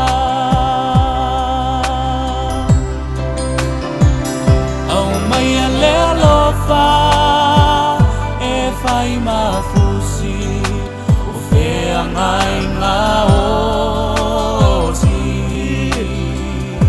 Ea, si whanga maria na lau puni a lava, nei pepe senga fui whano file mui le uli. Ia ao fue alu salu ma fue lo fue ria uli. Ia malanga fue le ion lo matua lantou lana tonga. Ia matatou la au kuka o a inga, ia na fu ka pinga po le alam kuka o le afiaf. Solo yo ma fofonga. Ia o taulunga toi se tautua te tia mal tatu pokala me fia mai le nei ia uli fa aftek tele sa mo le atunu pele. Le tatu toi ma futa fo le asa tau le lo fo le tua. Le o tape le mai ia le to fai a fonga mo se umanu Francis ane fa wau le tatu pokala me se pa istai mo le fiafi. Ia le fata se mai fo le fionga ia le tau sa vea El Harrington la vea. Si ia pa ia fo le temi le fiafi tau no mai ni se la finga luenga o na tau ma futa le se pa ia temi le pona nei. Ai au telo fatele atu sa mo la tunu pele malo la valoro sai. Fai malu au fai vale ne yaso to toi. Au te fai meita e fai me ata ma e fia. Ai nei ta mai te tona ele piki ai au te toi mo nei te wa mo loa. Ai le piki ala fa na we piki le si. Alo vat sa mo la tunu pele sai fo mai manuia. Dei ona fai mai ai oruta ia Naomi.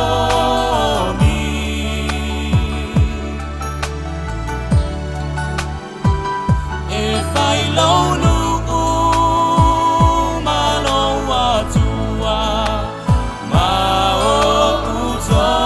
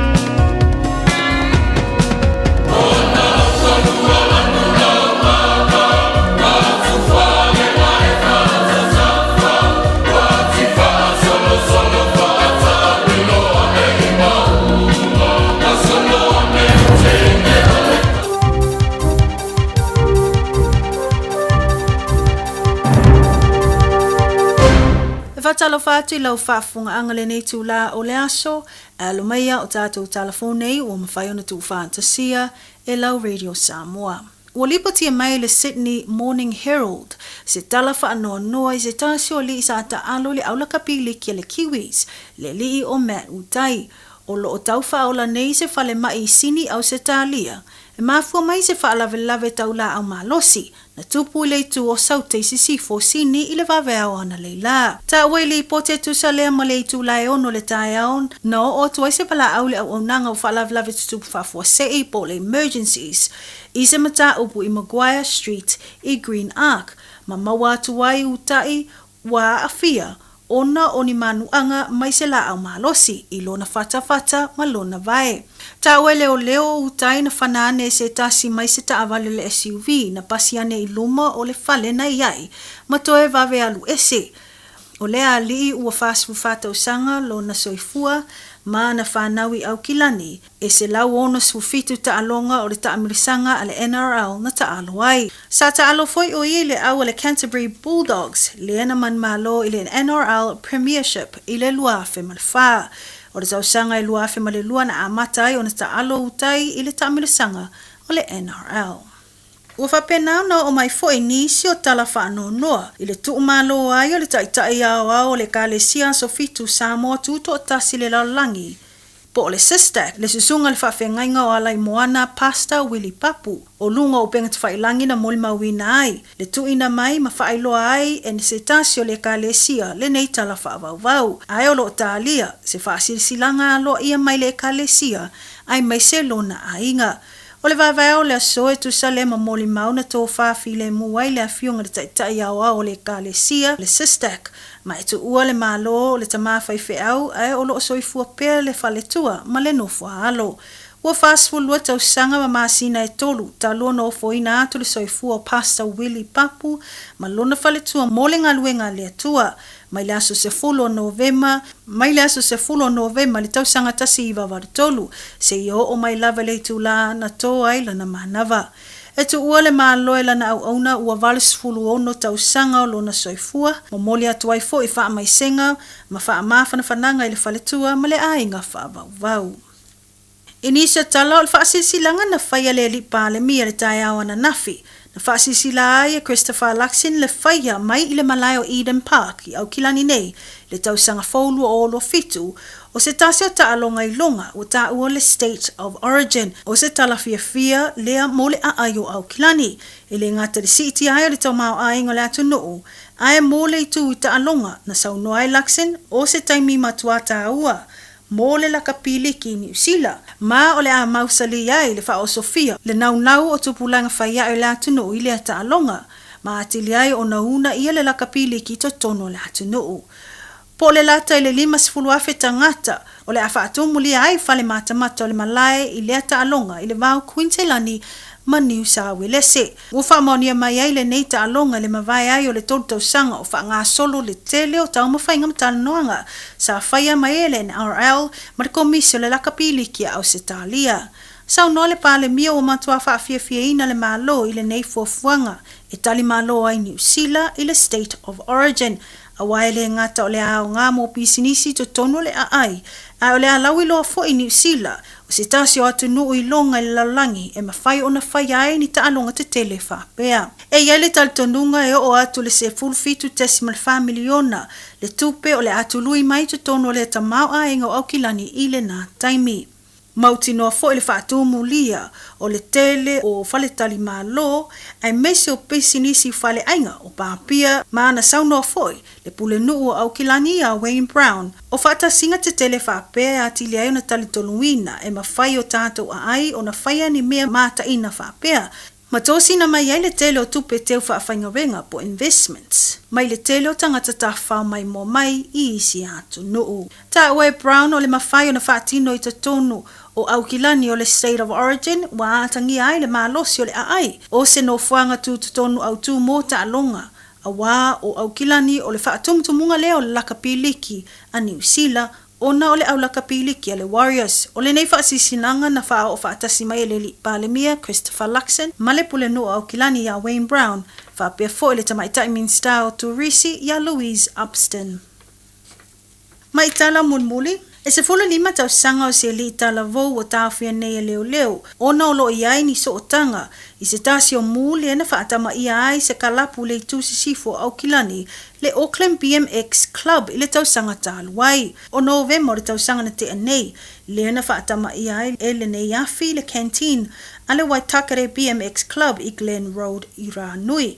Ma e tai tonu leo na susunu lava ma le iloa e le nei talavou le anō fuanga.